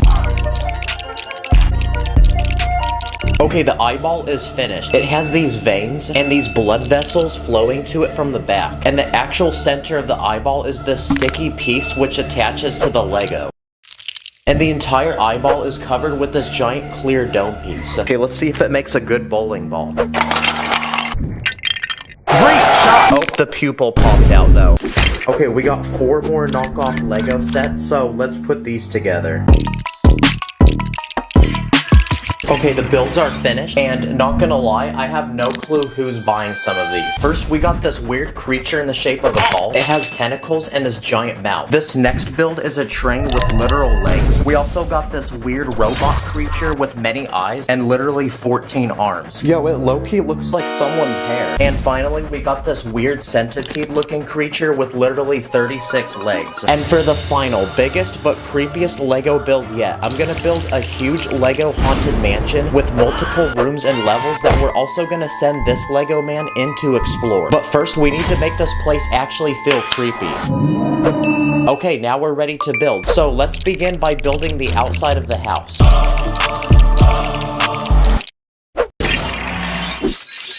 Wow, it's a huge house, but it looks super old, like nobody lives in it. I built these broken windows. There's literally plants growing on it, and you'll even find these spiders. But before we build inside, first let's build outside the house. So I first built this small cemetery full of graves. Here you'll find Mr. Beast doing a challenge, and you'll even find dead memes that nobody talks about anymore. I even built this grave, where you push on this piece, and the person underneath comes alive to pop out and jump scare you. I also built a small forest full of dead trees, and hiding behind them are some of the creatures we built earlier. Okay, we're ready to explore the house, and it's completely empty inside. So we're gonna start from the ground floor and work our way up. First, I built this hallway as you enter the house. On the walls, you'll find these creepy paintings, and I even built this secret trap hidden in the floor, where you pull on this piece, and the floor literally falls from underneath you and drops you into this pit full of spiders. Next, I built this room, which looks completely normal, except for these weird holes in the floor. But it turns out the entire room is actually its own trap, because when you push on this piece, literal spikes come from out of the floor.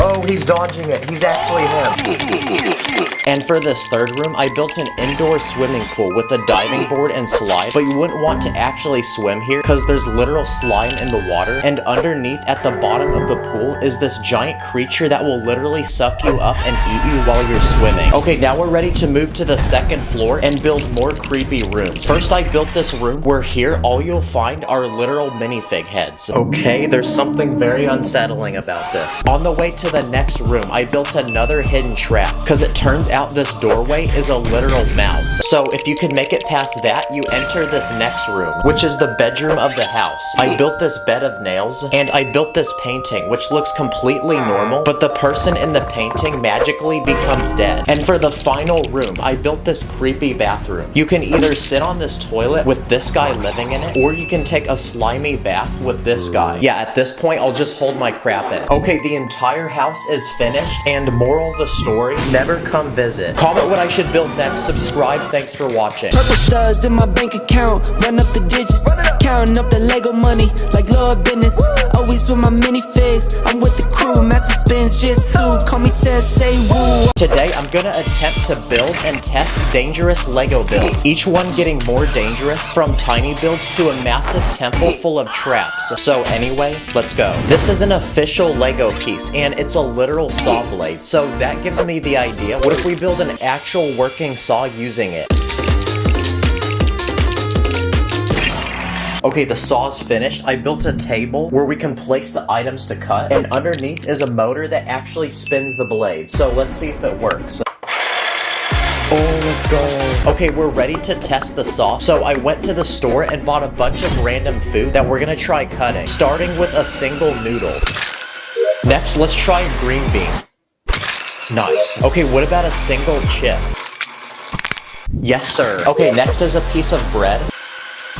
Nice. What about a piece of lettuce? Yep. Okay, next up is this carrot. Okay, and for the biggest final boss item, we're gonna try cutting this cucumber. Oh, let's go.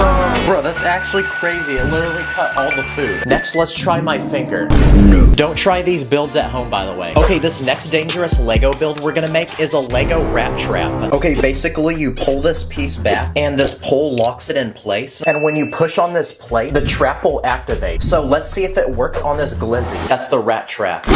Let's go. Ratatouille's got nothing on me right now. Yeah, I would not want to put my finger in that. But we're gonna try anyway.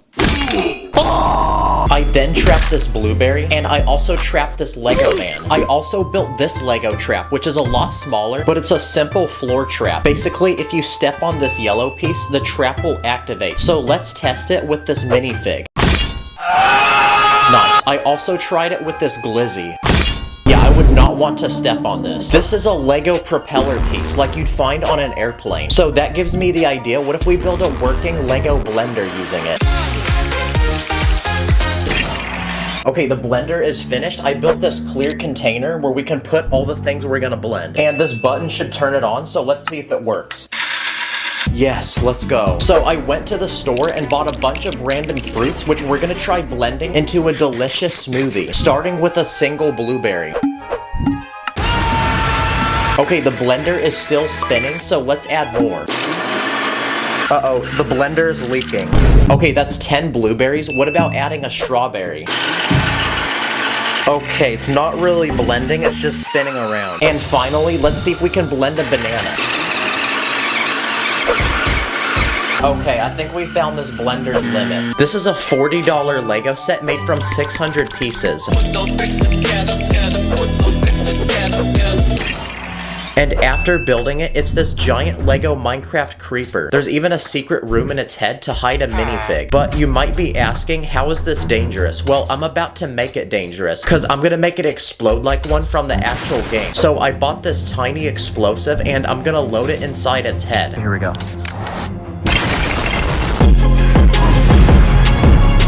Okay, its entire head blew off, and now I gotta clean this up. Oh, let's go, the Steve survived. Now, something dangerous about Lego is stepping on it. So next, I'm gonna combine random dangerous Lego pieces I own to form the most dangerous Lego build to step on. I found this whale with a sharp fin, this Batman minifig with pointy ears, this guy with pointy hair, this spiky bush, this leaf. I found this exhaust pipe, this flower stem, this stick of dynamite, a banana, this sword, and this other random weapon, this wand or this horn, this hot dog, this piece of fire. I found these sharp plates, this plate with literal teeth, this fence piece, a clip, this plate with a pin, and this cursed Lego brick that my friend 3D printed. Wow, we have so much Lego now, so let's add it to our base plate.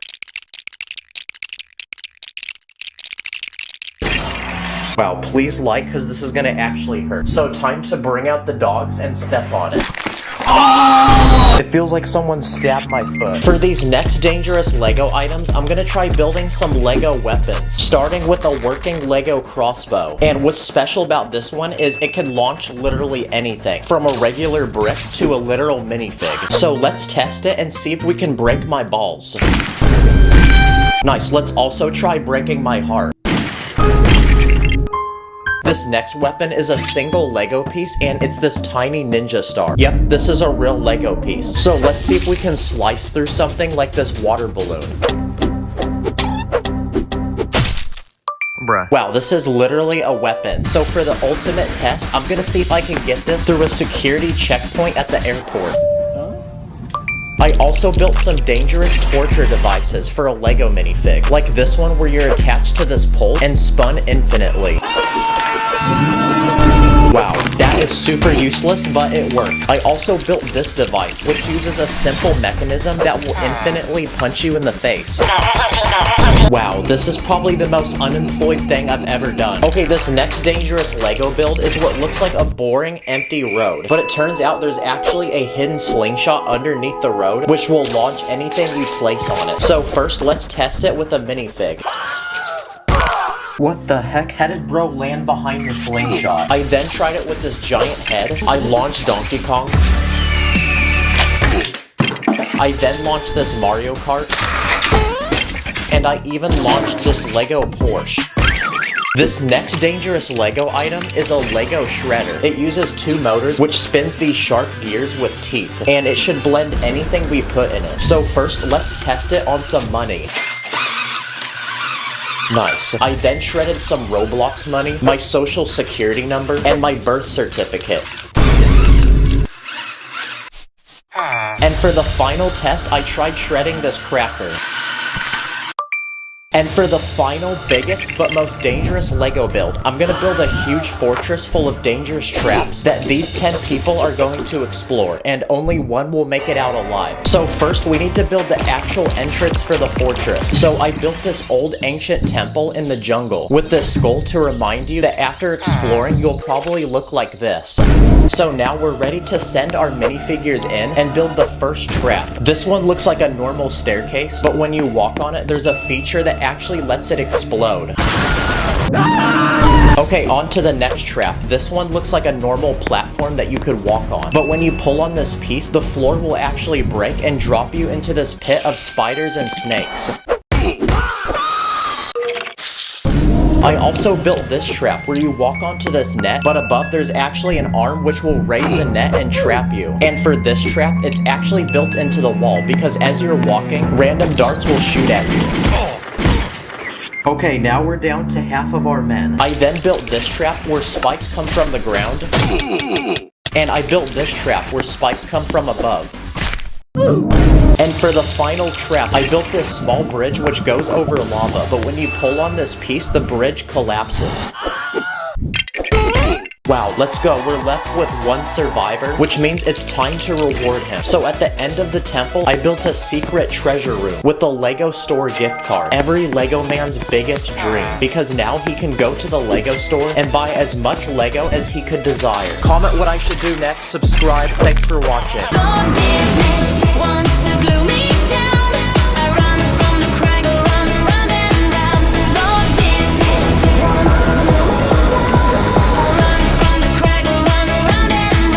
In this video, I'm going to be buying, reviewing, and destroying some of the 5 biggest Lego sets to exist right now. Let the challenge begin. Okay, so for the past couple of years, Lego's been making some ridiculously large and expensive Lego sets, but the only people who can buy these are rich adults who put them on display and never play with them. So as a Lego YouTuber, I'm going to buy these sets and test them to see if they're really worth it. It's time to buy our first Lego set, so I made a quick speed run to the Lego store. It's gonna be $681.93. I got you, boss. Bruh. I then copped it and brought it to the crib. What the heck? This is the Lego Eiffel Tower. It's currently the 2nd largest Lego set in the world, and it's time to open the box. What What the heck? How did I get a bruise from doing that? And this set comes with a whopping 10,001 Lego pieces. But obviously, before we can destroy any of these sets, we have to build them first. So it's time to whip out my master building Emmett skills and get this thing cooked up. Even Ratatouille's got nothing on me. No way, the set uses glizzies. And after grinding all day, this French piece of architecture was finally completed. Okay, well that took a good 15 hours, and the set is almost 5 feet tall, which is almost as tall as I am. And with how intricate and detailed this set is, it doesn't look very secure. So let's see what happens if we try simulating an earthquake. Oh my gosh, it's like a noodle. Okay, now I'm gonna take it outside and simulate a flood.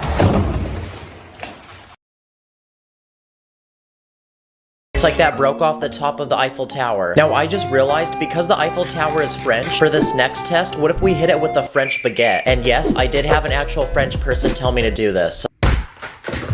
Okay, well, I guess it did the same thing. It broke off the top again. And for this final round, I bought a bunch of random fireworks, and we're gonna see what kind of damage we can make. Okay, that literally did nothing, so what if we do 100 of them? Okay, here we go.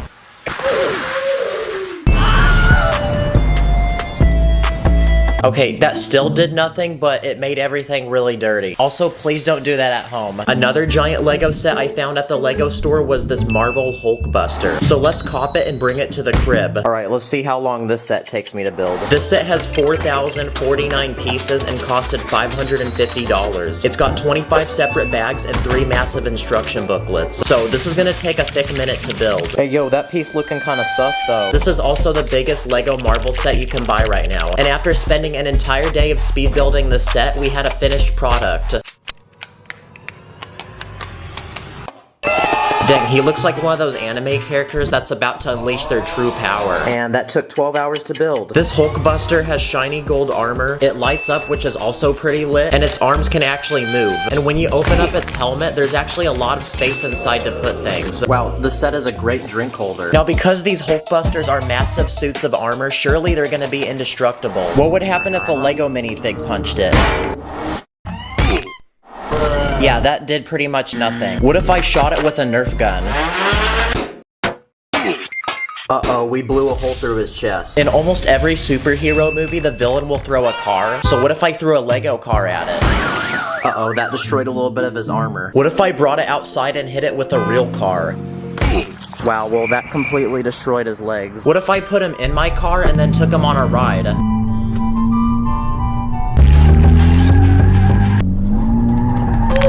Oh yeah, his leg came off. But I'm still really mad that I spent $500 on this, so I'm gonna unleash my anger by punching it. That's what you get for being $500. Another Lego set on my list is this massive Lego Millennium Falcon from Star Wars. Let's buy it. This set costed a whopping $850 and is made from 7,541 pieces. Bruh. Whoa, this has got to be the biggest instruction booklet I've ever seen. So now it's time to take the pieces out of the box and spend a day building this thing. I looked it up, and apparently on the Guinness Book of World Records website, the fastest time for building this was 10 hours and 21 minutes. So I'm gonna see if I can beat that. Wow, well that took me 17 hours, so I tried, guys. Now this Millennium Falcon is extremely massive and heavy. It has tiny details, a moving door, cockpit, and a bunch of minifigs like this Chewbacca with a working crossbow. Okay, it says to grab it by the bottom and not by the edges. What if I don't do that though? Bruh. Yeah. Don't do that. Now, since the Millennium Falcon is meant to fly through the galaxy, what if a giant meteor from the sky came and hit it? So I built this very colorful ball in Lego.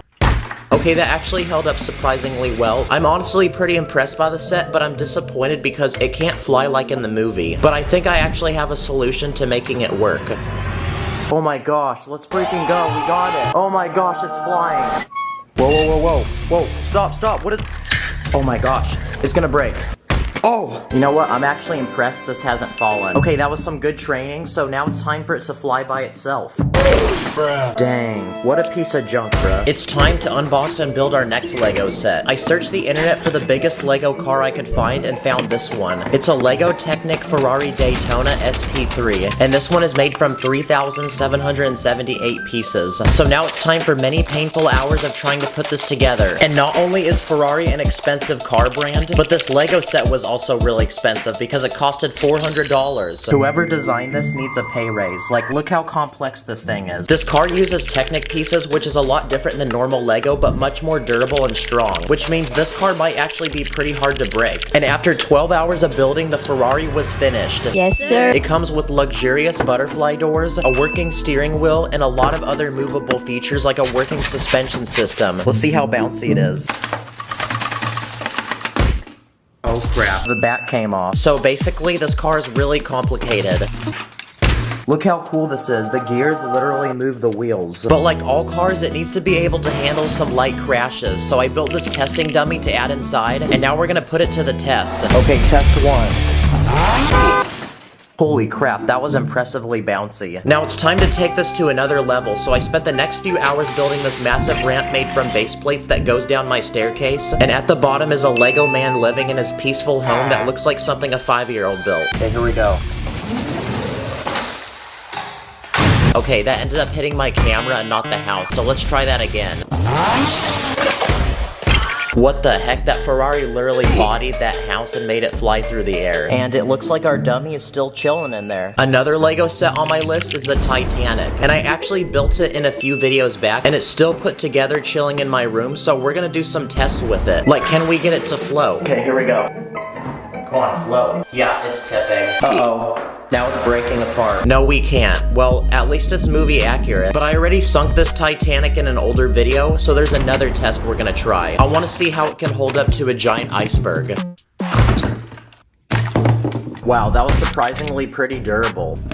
Oh yeah, I forgot, I left a minifig in there. Now before we look at the world's biggest Lego set, here's a quick speed round of some of the world's tiniest Lego sets I found on the internet for only a few dollars each. This first one is made from 22 pieces and is a barbecue stand of a guy cooking up some bussin' chicken. The second one is made from 16 pieces and it's a farm guy that comes with a dog and a pig. This third one comes with 19 pieces and it's a construction guy that comes with a working concrete mixer. This fourth one comes with 17 pieces and it's a British soldier with a rack of random weapons for him to use. And this final set has 43 pieces and it's a tiny car that can fit one passenger and it kind of looks like a smart car. Wow, that's a very fresh looking whip. And now, it is time for me to unbox the biggest Lego set to exist. This one costed $250 and goes by the name World Map. Yo, Lego needs to chill. Look how many studs this set has. Yep, that's right. Out of the 11,695 pieces that this set has, 10,737 of them are studs. And I'm about to do something that might hurt to watch because I'm gonna combine all the colors together. Okay, low-key though, that is pretty satisfying, not gonna lie. Oh, this is so massaging. And in this Lego set, they're supposed to act as pixels to a giant Lego image we're gonna build. Okay, that's one down, 38 more to go. And this image is a massive map of the entire world. And I'm gonna be honest, but this was the most robotic Lego set I've ever built. Like, my one job was literally to keep laying studs on a base plate. Okay, it's 2 a.m., so I'm gonna go to bed and finish this in the morning. So after a full day of very tedious building, our map was finally finished. Oh my gosh, it's done! Yes! Looks like this one took me 9 hours to build. The set comes with these tiny pins you can put on the map to mark where you've been, and it also comes with this very thick brick separator that can peel off 7 studs in one go. You're actually supposed to hang this up like a picture on the wall, but that's something that NPCs do, so I'm gonna destroy it like a cool person. I just realized that this Earth is flat, so let's have it go to battle with my other Lego Earth, which is round. Wow, the round Earth took hardly any damage. Okay, and it looks like the flat Earth got absolutely destroyed, so the round Earth won. I'm also a black belt in karate, so what if I tried headbutting it? And finally, what happens if I put it in the doorway and run straight through it?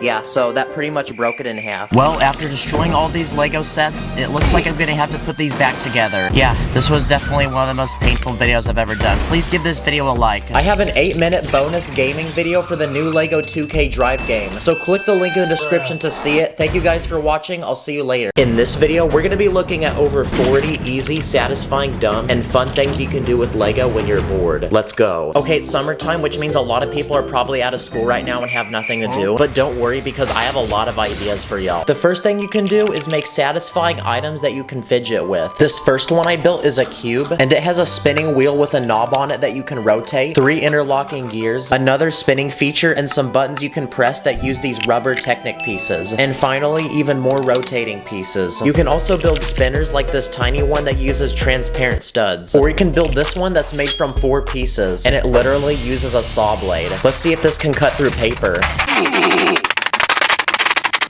Okay, that took like 50 attempts, but yes we can. Another satisfying thing is taking a long Technic pole and sliding a bunch of these hollow cylinders through it. Or you can make a button by taking one of these rubber spring pieces and attaching it to the bottom of a hole that you put a large cylinder on top of. And just like that, you can start pressing it. This next item uses 4 pieces, and it uses a satisfying sliding mechanism. This next one I randomly came up with. Pretty much it's a rotating bar that you can spin between your fingers. This next item requires some sort of string or chain, and pretty much you can make some mini nunchucks you can spin around your hand, and it's kind of satisfying. You can also take a tiny box, fill it with studs, then when you tilt it, you can watch the studs move around. You can also build another satisfying mechanism that does this. Okay, here we go. Oh my gosh, this is so satisfying. Oh yeah. In almost every store I go to, I see these fidget toys, and pretty much they're a bunch of random bubbles that you're supposed to pop with your fingers. So I'm gonna remake one of these with Lego and see if these things are as good as people say or if they're overrated. Oh wow, that's kind of nice. I can see why people like these, honestly. Another popular item I see are these pin art boards, and pretty much you can put any object underneath them, and the pins will form into the shape of the object. So I'm gonna make one in Lego. For the boards, I'm gonna use these Technic bricks, and inside each hole, I'm gonna put one of these pins. Okay, here we go. Wow, look at how perfectly flush that is. Oh my gosh. Oh, this is so nice. I could do this for hours. And finally, I built one more mechanism using these long Technic pieces, and let's see what it does. Okay, here we go.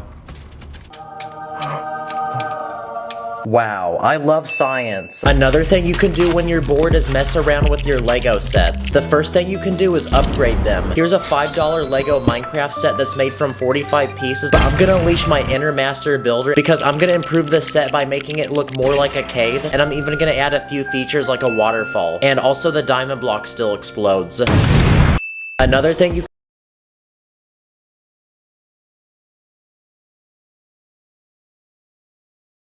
Pretty much it's a tiny house with a family living in it, and there's even an interior. But I'm gonna channel my inner Emmett because I'm gonna add even more stuff to this house, like a garage on the side with a working door. We can also add a car to go inside, and I'm also gonna add a basketball hoop so we can score some threes, a sidewalk, skateboard, and finally I'm gonna build a custom tree to add on the side of the house. Nice, this house is looking so much better now. Also, when you finish a Lego set, you're given a bunch of extra pieces, and another thing you can do is try to build things with them. Like I made these potted plants, a dead plant, this flashlight, a cupcake, a candle, bowl of soup. I used the disposable piece to hold wands for one of those things you put on your house that tell you which way the wind is blowing. And finally, I also made a gun. At the store, you can also find these tiny bags that have a random minifig in them. Let's see what we got. Okay, it looks like we got some sort of zookeeper that comes with a koala. But another thing you can do is take the minifig and build a Lego creation for it. So I went ahead and built a tiny exhibit where the koala can hang from a tree branch. Okay, it's time for a quick speed round of ideas. So I went to Instagram to hear what you guys do when you're bored with Lego, and we actually had a lot of responses. One of you said to put Lego on a speaker while playing music. Wait for the beat drop. Let's add water. Okay, not gonna lie, that was kinda nice. Another thing you can do is build a catapult to launch minifigs off of. Oh yeah, buckets. Someone said you can build a phone stand to watch movies on. This one only took a few Lego pieces, and it actually works really well. You can also take a base plate and fill it with tiles and bricks to make custom images, like this Minecraft villager. Someone also said you can take minifig heads and stack them to make a giant wall. Low-key, this is kind of creepy. Now, there's a lot of tricks you can do with non-Lego items. For example, tape. If you take a base plate, tape the back of it, then you can stick it to your wall and fill it with minifigs. And yeah, this is a really cheap and easy way to display them. For this next idea, we're gonna need a Lego helicopter. Build a helicopter. Because if you take some sort of flying vehicle, you can use tape and string to attach it to a ceiling or door frame. Now it looks like it's flying, and that's pretty cool. Look, I even attached it to my ceiling fan. Whoa, whoa. Hey, whoa, whoa, stop. Wait, no, don't do that. Also, if you take dental floss, you can tie it between two objects and make a massive zip line for a minifig. You can also take a plastic bag, attach a minifig to it, and just like that, if you throw it from your window, it acts as a parachute. If you have a rubber band, you can use it to make a working Lego gun that shoots them. And I think I found a simple mechanism that will work. And okay, that actually works pretty nice. Okay, it's time for another speed round of ideas. You can try to build yourself as a Lego minifig. That doesn't really look anything like me, but I tried. You can also take Lego brick separators and put eyeballs on them. Or if you take a magnifying glass and hold it above a minifig in the sun, you can summon a powerful beam of light that will burn through it. Okay, that only took like 5 minutes and it already burnt the side of his head. Okay, round 2, here we go. Don't do this at home, by the way. And this second beam was so powerful that it literally burnt through the entire minifig.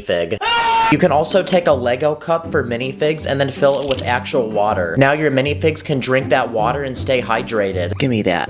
Bruh. And finally, you can make a Lego bird feeder. This one has a large bowl to put the food in. Then I added a restaurant with a chef because just like this guy can cook bussin' food and feed other Lego minifigs, I'm about to feed some birds. So now we can fill it up with bird food, take it outside, then see if we get any birds to come. And after a few hours of patiently waiting, one finally showed up. Dang, bro is for real the biggest bird. Another fun thing you can do with Lego requires you to have a camera. Pretty much if you take a photo of a minifig, move it, then take another picture, then keep repeating that, you have a bunch of photos back to back that if you go through really fast, it looks like the minifig has come alive. If you have clear pieces, you can use them to make a Lego character look like it's flying. You can also use them to make water look like it's moving. And if you take a Lego car, move the wheels, and move random objects across the screen each frame, it looks like the car's actually in motion. You can also cut a Lego brick in half. Nice. When you're bored, you can also make your own Lego games. For the first game, if you make a bunch of smooth-looking bricks, then you can stack them to make a giant Jenga tower. Let's see how many blocks I can take off before it falls. No. Or you can use the same blocks for dominoes. This next game is also a tower, but it's hollow and you're supposed to put a brick in it. Pretty much you slap this plate on the side, then you try to see how high you can make the brick go. Let's put a minifig in it. Another simple item you can build is the spinner that selects one of 4 random colors. This next game is pretty simple and easy because all you need is a base plate, some bricks, and a tiny ball. Because you can make your very own maze that requires gravity to get the ball out. I also spent 3 hours trying to design an accurate Rubik's Cube, and I based it off of the diagrams I saw online. So let's see if my project actually works. Honestly, I'm no engineer, but I have a good feeling this is gonna work.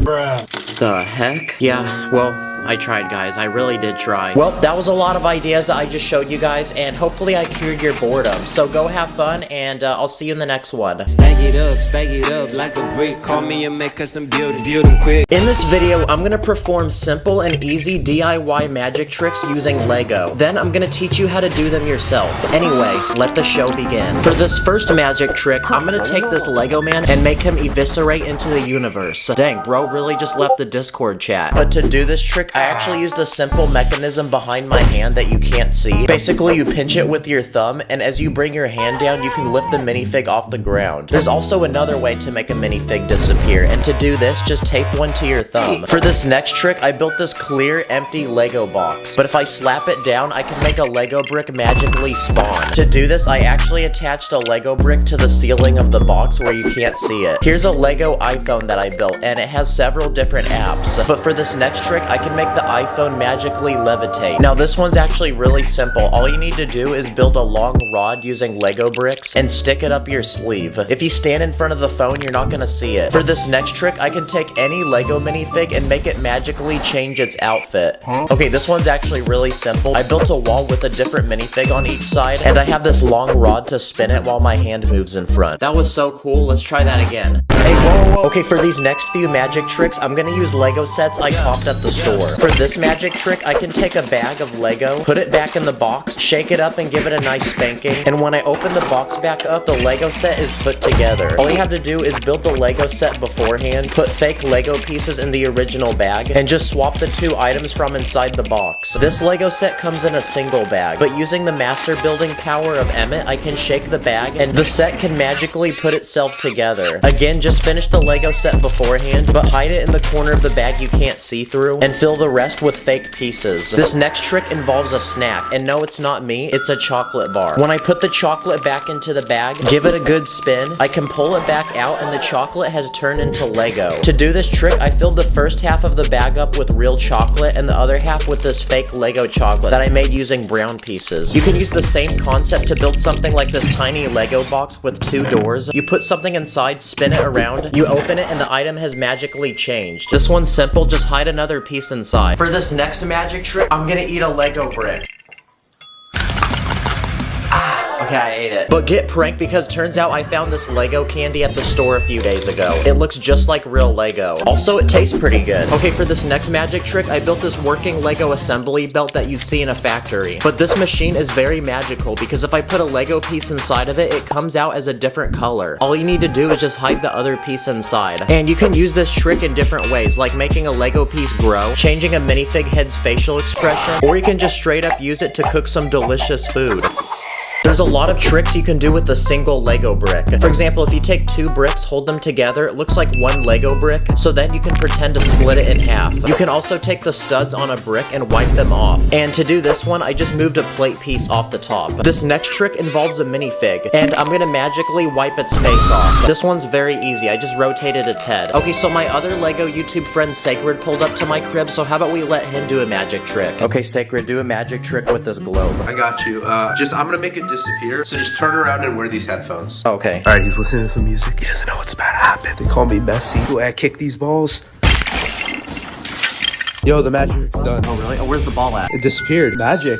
Sheesh, that's fire. Good job. I Yeah. love that. I'm gonna get a snack. Oh wait, let's go that way. Here's a tiny Lego box with a blank pizza in the middle. And for this next magic trick, I'm about to become a professional chef because I'm gonna add different toppings to the pizza. I put pineapple, just to make people mad. And by doing that, the pizza now has magically gained its toppings. And to do this magic trick, there's actually a sliding piece inside of the box that can switch between two different pizzas. I used a similar design to build this box where I can magically turn money into gold. Basically, when my hand covers the box, I let go of this piece which slides down. You can do this trick with any tile pieces. For this next magic trick, I stepped on a Lego so bad that it literally went through my foot. Wow, this is everyone's biggest nightmare. But if you move to the side, you can actually see that I used a few Lego pieces to clamp two separate plates to my foot. And if you want to, you can also do the same trick with a Lego minifig. There's a trick where if you take a plate, you can stick it between the studs of a brick. So if you attach another plate on the other side, it looks like it's stabbed through the brick. You can also make two Lego bricks look like they're passing through each other by building a fake one with a cutout. Or if you want to do something really illegal, you can sacrifice a Lego knife by cutting it in half and gluing it to the ends of a minifig head.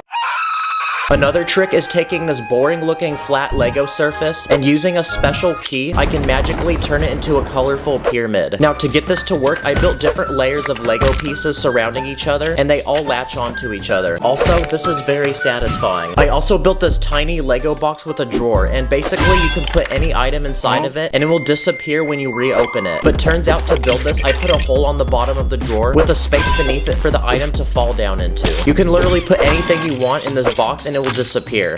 For this next trick, I can take this round Lego plate and magically stick my finger through it. Now this one's actually really easy. There's a Lego piece that's basically identical to this, except it has a giant hole in the middle. So while you cover your finger, just replace it with the other one. Next, I built this tiny Lego road with different cars. Because for this next magic trick, I can take any one of the cars and make it magically move without touching it. Okay, this is probably the coolest trick because I actually used a magnet under the base plate to move it. And these magnets are actually official Lego pieces. I bought a pack of 10 of them off the internet last week. I used the same magnets to move a boat. That's gotta be the best pirate I've ever seen. And I also made this Lego piece disappear. I also bought this Lego Darth Vader off the internet for $10, but this one's special because there's actually a magnet in its leg, so let's try it out. Okay, it looks like it works. Darth Vader is known to force choke people, but now I can get my revenge and force choke him. For this trick, there's 2 minifigs in a box. When I push down on one, the other goes up. And if I reveal what's inside, there's actually a string attached to both of them. It's kind of creepy that they don't have arms. For this next trick, I'm gonna make this giant Lego man explode. Wow, that was pretty cool. This is a tiny Lego guillotine that's supposed to cut my finger off, but when I push down on the blade, it literally goes through my finger and nothing happens. But if you slow it down, you can see I use this L-shaped Lego piece to actually rotate around my finger. But if you do it fast enough, you're not gonna even notice. Okay, this next item that I built is this box with tiny plates inside. But if I put the lid back on, I can actually summon the pieces to join together to form one plate. Okay, again, this trick's pretty simple. When I put down the lid of the box, it actually covered the inside with this fake layer. Now, Lego actually makes these erasers for school. They look just like real Lego bricks, but they're flexible. So if you have these, you can prank your friends and make them think that you're taking a Lego brick and bending it. For this next trick, I'm gonna split a Lego rod in half. I built this small device that you put the rod in, and magically it will split into 2. Now, this is all an illusion. I actually placed another rod inside, and these sliding pieces on top will let you see one at a time. Okay, now Karens are really annoying people, so I built a simple contraption to make them disappear. Basically, you put a Lego person in the box, and when you reopen it, it's completely empty. Okay, to do this one, there's a spot on the rear door where you place the minifig. That way the minifig can rotate with it. I also built this tiny Lego box. There's a hole on the top, but there's no hole on the bottom. But if I drop a ball into the box, it literally falls through. Turns out behind the box where you can't see, there's a piece that slides open and allows the ball to drop down. I also built this Lego wall that not only can you magically break in half, but you can also reconnect to find that there's now a hole in the middle. This one's simple. I just slid the pieces into a different spot. And now for the final magic trick. I can take a Lego knife and cut my hand, but the secret is to leave space in the knife to go around your hand. And I found the perfect pieces for these. I use these special plates with the rounded corner. And if you don't have these, you can do something very similar with an arch piece. Like I built this smaller knife that looks like it's cutting my finger. Thanks for watching. Go try some of these magic tricks on your mom, and I'll see you later. Like a Lego, I can't disconnect. Turn my head around when I'm upset. This is an ordinary Lego man, and today I'm going to build him 30 different jobs in Lego, each one getting more expensive until he becomes a rich and famous billionaire. So anyway, let's go. Okay, as of now, this guy has a Chuck E. Cheese token and a $5 Roblox gift card, but I'm about to end that because I asked my fans what their dream job is, and I'll be building the most popular ones. But first, let's begin with the simplest and cheapest job, which is being a fast food worker. And what's one of the biggest fast food restaurants in the world? McDonald's. So I ended up building one in Lego. First, you walk up to the screen where you place your order, and to cook all the food, I even built a small kitchen in the back. Put the fries in the bag. But even after serving customers all day, this guy basically made nothing. But he still has 29 jobs on the way, so on to the next one. And this time, it's being a landscaper. So I built this small house with a super clapped yard, because the grass is too long and there's weeds growing everywhere. But we're about to fix that, because I built our Lego man a lawnmower, a bottle of weed killer, and this edging tool, that way he can edge. So let's send him to work and fix this yard. Oh yeah, take that, weeds. Yeah, I say let it die. What about being a babysitter as a job? I built a small baby room with walls covered in stars and planets. I built a crib for the baby to sleep, a working rocking chair to comfort the baby, and a chair for feeding the baby. Okay, my ears are gonna explode. On to the next job. So this next job I have planned is being a zookeeper. So next we need to build a Lego zoo that he can work at. Here you'll find 3 exhibits. You can either pay money to get a picture with these birds, you can pay money to ride a camel, or you can buy some bananas and feed these monkeys. Now he can get his next paycheck and progress to the next job. And this time it's being a construction worker. And this is perfect because the point of Lego is to literally construct things. So let's give this guy some basic tools and some Lego pieces and see what he builds. Now, since we're building things with Lego, what about being a Lego designer as a job? So basically, instead of constructing with real bricks, we're constructing with tiny interlocking plastic ones. So I built a room to design Lego sets. You'll find storage containers with every possible color of Lego, a table to build, and I even displayed tiny Lego creations on this shelf, like minifigures, cars, and this small train. Yo, let me get something. Thank you. So on to the next job, and this time it's being a salesman. So I built one of those annoying booths in the middle of the mall where people try giving you free lotion as you walk by. Guys, we gotta make it past without him noticing. That was a close one. Another job is being a barber. So my plan is to build a Lego barber shop to cut people's hair. Outside the building, I built the sign of the shop, which is this giant pair of scissors, and inside are multiple hairstyles you can choose from, and a chair for our very first customer. And now that we're ready for business, it's time for our first customer who has this super clapped hair. But we're about to fix that. The next job on our list is being a delivery driver, and something every one of them needs is a car to transport all the packages. I built this large van with 2 doors in the back and lots of space inside to put all of them. So now this guy's ready to make his first few deliveries. Another job is being a karate instructor. So I built a Lego dojo for him to train in. I added ancient weapons he can train with, this giant punching bag which hangs from the ceiling, and his very first student, which is this nerdy kid that he can train. That way he can defend himself against bullies in school. Another job is being a tech support worker. And what's one of the biggest tech companies in the world? Apple. So my plan is to build a Lego Apple store. I made this very modern building with a custom Apple logo outside, and inside you'll find basically every Apple product for sale, including these iPhones, these iPads, these laptops, and I even built these Apple Vision Pro headsets. And now that we're getting customers, we can make money and progress to this next job, which is being a teacher. So I built this Lego classroom. I added this smartboard, and I built 6 desks for all the students. Nice, they're beginning their first lesson. This next job is being a police officer. First, this guy needs a police uniform and basic equipment like a radio and handcuffs, but we also need to build him his own personal police car. So I built one with lights, and inside is a place to transport the criminals. But now we need to find someone to arrest. So this guy lied that it was his birthday to get free dessert. The next job on our list is being a news reporter. So I built a small news station television set. Now we can broadcast the latest weather updates to the citizens of Lego City. I think it's supposed to rain cats and dogs.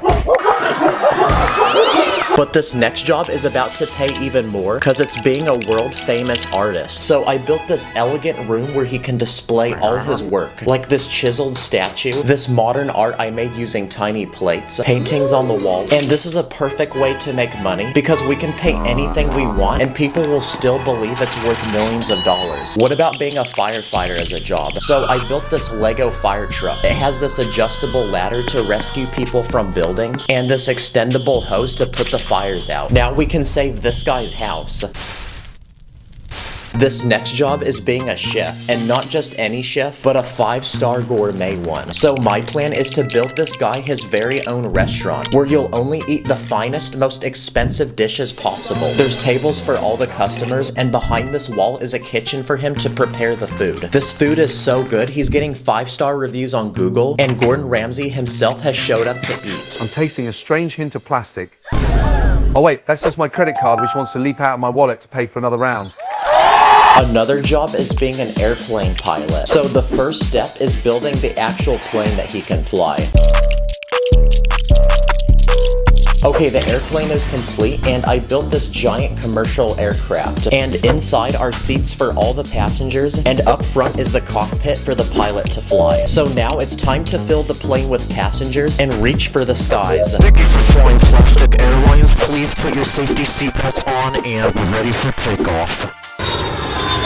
Okay, we're now in flight, and wait, hold on, someone forgot to put their phone in airplane mode. Hey, at least it's better than Spirit.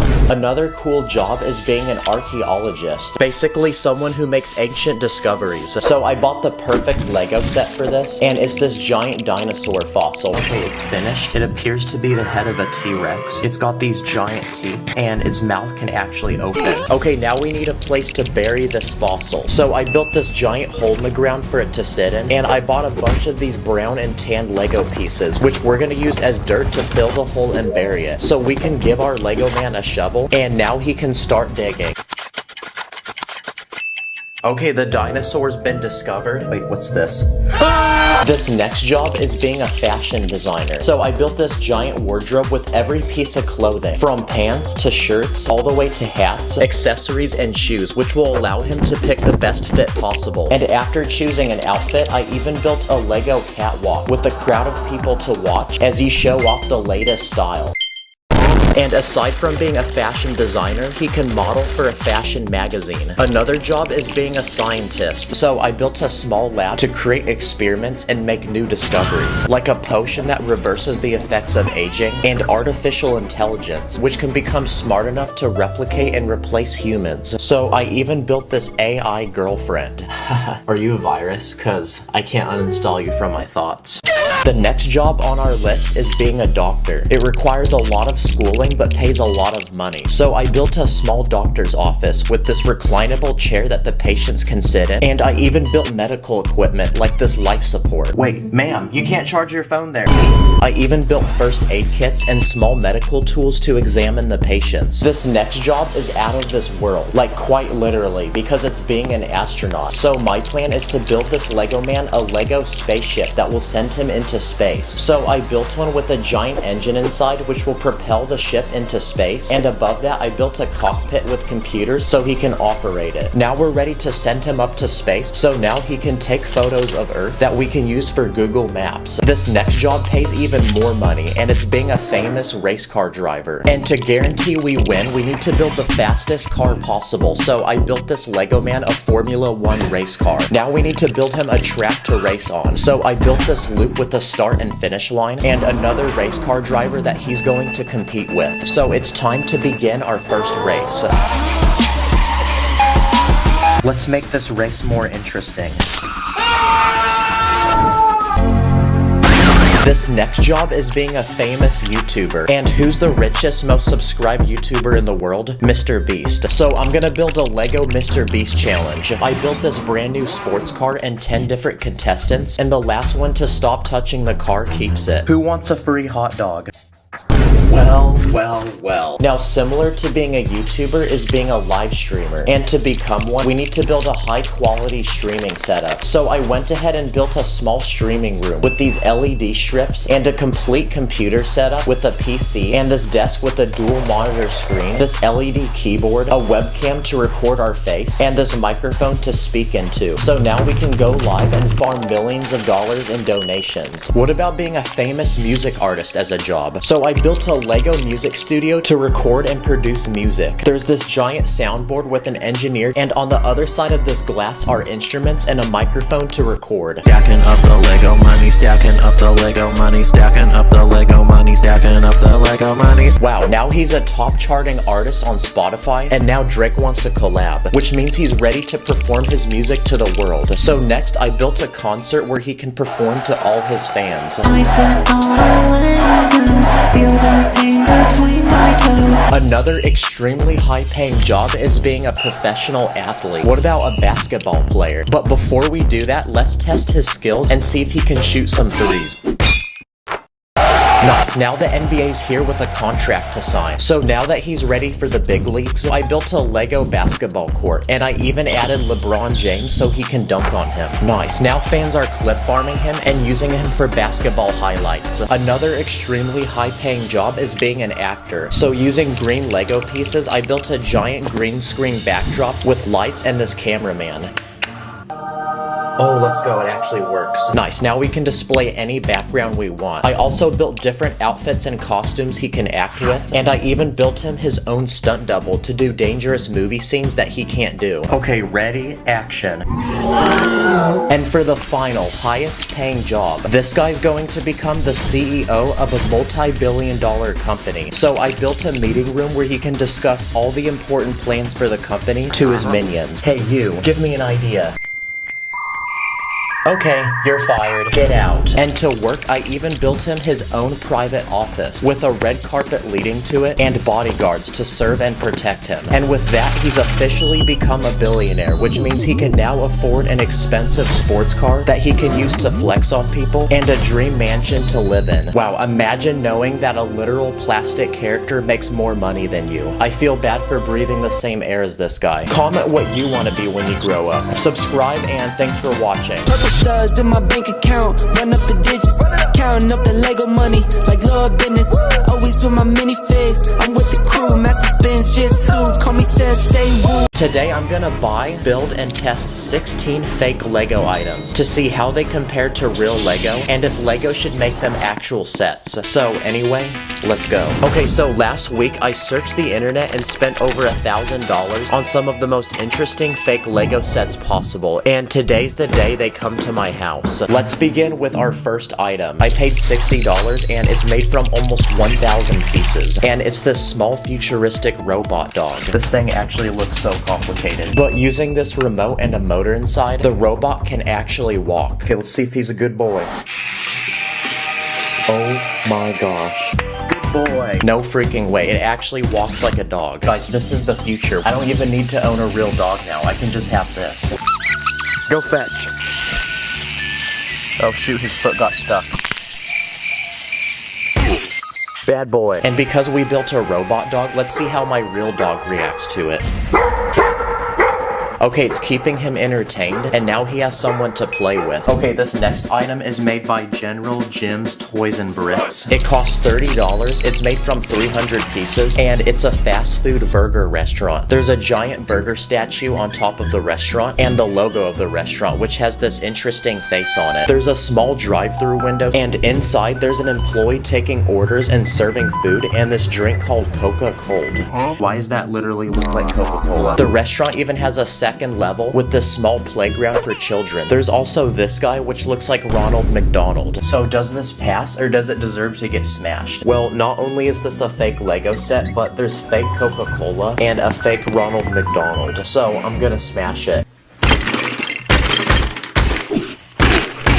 Okay, this next box was $25, and it's made by this company named Blocks World. And inside are 12 giant eggs. But it turns out each egg actually has a tiny dinosaur inside. So let's hatch one of them and see what we get. Okay, we got our first dinosaur, and it's this green one with horns on its head. So now let's build all 12 of them and see what we get. Okay, all 12 have been collected, and I think they gave me the same one on accident. This dinosaur has a long neck, this one flies, and I definitely wouldn't want to step on this one because it has horns on its back. Or instead of collecting all 12 dinosaurs, you can combine them together to form one giant dinosaur. This next item costs $70, and it's a working Lego gumball machine. The machine has a clear ball on top which you can fill with all the prizes, and to unlock them you're given these large coins that you insert into the machine. Then when you twist this piece on the front, the machine dispenses a random prize which come in these balls that have small random Lego builds inside. And after opening every ball, I collected this small lamp, a penguin and a train, this tank, this heart, and this music player. And I even unlocked these little slips of paper that have fortunes written on them. A giant lobster shall enter your room. Wait, what?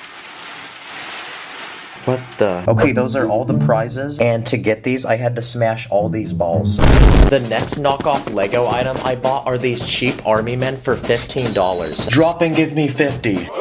Good boy. They come with different accessories like these vests and backpacks, and these special camouflage suits which go around them and make them blend in with nature. They look like small bushes. You even get these small Lego guns which look like guns from the actual military, like this one which sits on a tripod, and this rocket launcher which actually has a spring inside so the rockets can shoot out. And for $30, I bought this knockoff Lego battlefield that the soldiers can fight on. It includes this watchtower, this building with tiny windows that the soldiers can shoot out of, these large spikes, chain link fences, and armored boats that the soldiers can roll up in. So now the soldiers can go to war with each other. Okay, I bought this one from Buildify, and it's this Lego Skibbity toilet. Okay, the build is finished, and basically it's a dude's head sticking out of a toilet with 8 guns attached to it. So do I give this 5 stars, or do I hit this with my car? Well, this is probably the most brain rot Lego thing I've ever seen, and I don't know what's up with this guy's teeth. What the heck? Where did his head go? Oh, I found his teeth, guys. Okay, I'm on Amazon and I found this. It's this knockoff Lego toaster for $49. It has pretty good review. Look at this. The person in the ad looks so happy. So she clearly likes it. So I probably will too. And 1 week later, it arrived. Okay, and after building it, this thing actually looks like a real toaster. It comes with 2 slices of bread and these tiny pieces of butter to go with them. The actual toaster is made using this complex mechanism inside with this lever that loads the bread down, this dial which lets you pick the level of toastiness, and this button which will eject the bread from the toaster. So let's put the bread inside and see if it works. When I push this button, the bread should come out. What the heck? Why is it not coming out? Oh, and the handle broke. Are you serious right now? I spent 4 hours for something that doesn't work. Wow, that's so disappointing. So it looks like this one takes an L. But if we can't cook Lego bread, what happens if we try cooking real bread? What the heck? Okay, another website to buy fake Lego is Temu, so let's see what they have. This one's $38 and it's called Mutated Monster. I'm confused, why is it on this guy's face? Is it supposed to go on your face? So after buying it, I waited a week and it came in the mail. So let's take it inside and put it together. Okay, I still have no clue what this is. Maybe it's like a lizard or a snake. It has this tail that bends and these arms. So let's put it on my face. Okay, let's try it. Okay, it's on my face, and I can't breathe very well now. Yeah, this one's weird. Don't buy this one. This next item costs $35, and it's made from 1,000 pieces. And after building it, it's this small retro TV. But what makes it special is the actual screen of the TV is this small Lego build inside, which actually starts moving when you twist this piece on the side. Or if you want, you can remove the entire build and replace it with your phone, which actually mounts to the back of the TV. That way now you can watch anything you want. I also bought this item, which is a Lego telephone. Okay, it's this vintage looking phone that looks like it's 100 years old. So to put in the digits, you rotate this dial in the front, and the actual phone can be picked up and placed on this stand. There's even a small crank on the side that rings this bell on the bottom. Nice, this actually looks like a vintage phone, and this would make a great way to talk to the huzz. Okay, this next item is Lego Shrek's Swamp. Okay, the Lego set is finished. It comes with the Lego Shrek and Fiona, which are made from bricks, so they're not like an actual minifig. It comes with this outhouse with a toilet inside, a small swamp, and this house, which looks like it's built into a tree and has vines growing off it. There's a tiny place for Shrek to live inside, and the switch which turns on these working lights. I think this house might be too small for him because he can hardly fit in it. Okay, that's another item finished, so on to the next one. Have you ever wanted to own a pet fish? Well, now you don't need to do that because this next product is a knockoff Lego aquarium with tiny Lego fish in it. It costs $30 and the aquarium has every type of sea animal in it, including this jellyfish which actually moves when you twist this piece on the side. It even comes with these small lights, so even at night you can still look at all the fish inside. Okay, let's see what's in this next package. Okay, it looks like we got this fake Lego gun. Okay, the gun's finished, and why does it actually look so real? Okay, the gun comes with these tiny gold bullets that you load into the front, and when you pull the trigger, the bullet actually shoots. So now that we know it works, let's test it on some basic targets. Oh yeah, America. Okay, this thing costs $60 and it's this knockoff Lego lightsaber. It's the exact size of a real lightsaber. It has a silver handle and the actual blade lights up in the dark. But I want to put this lightsaber to the test, so let's try hitting this Lego man with it. Okay, this thing is not strong at all. It's literally wiggling. Okay, the lightsaber broke, but the dude's head came off.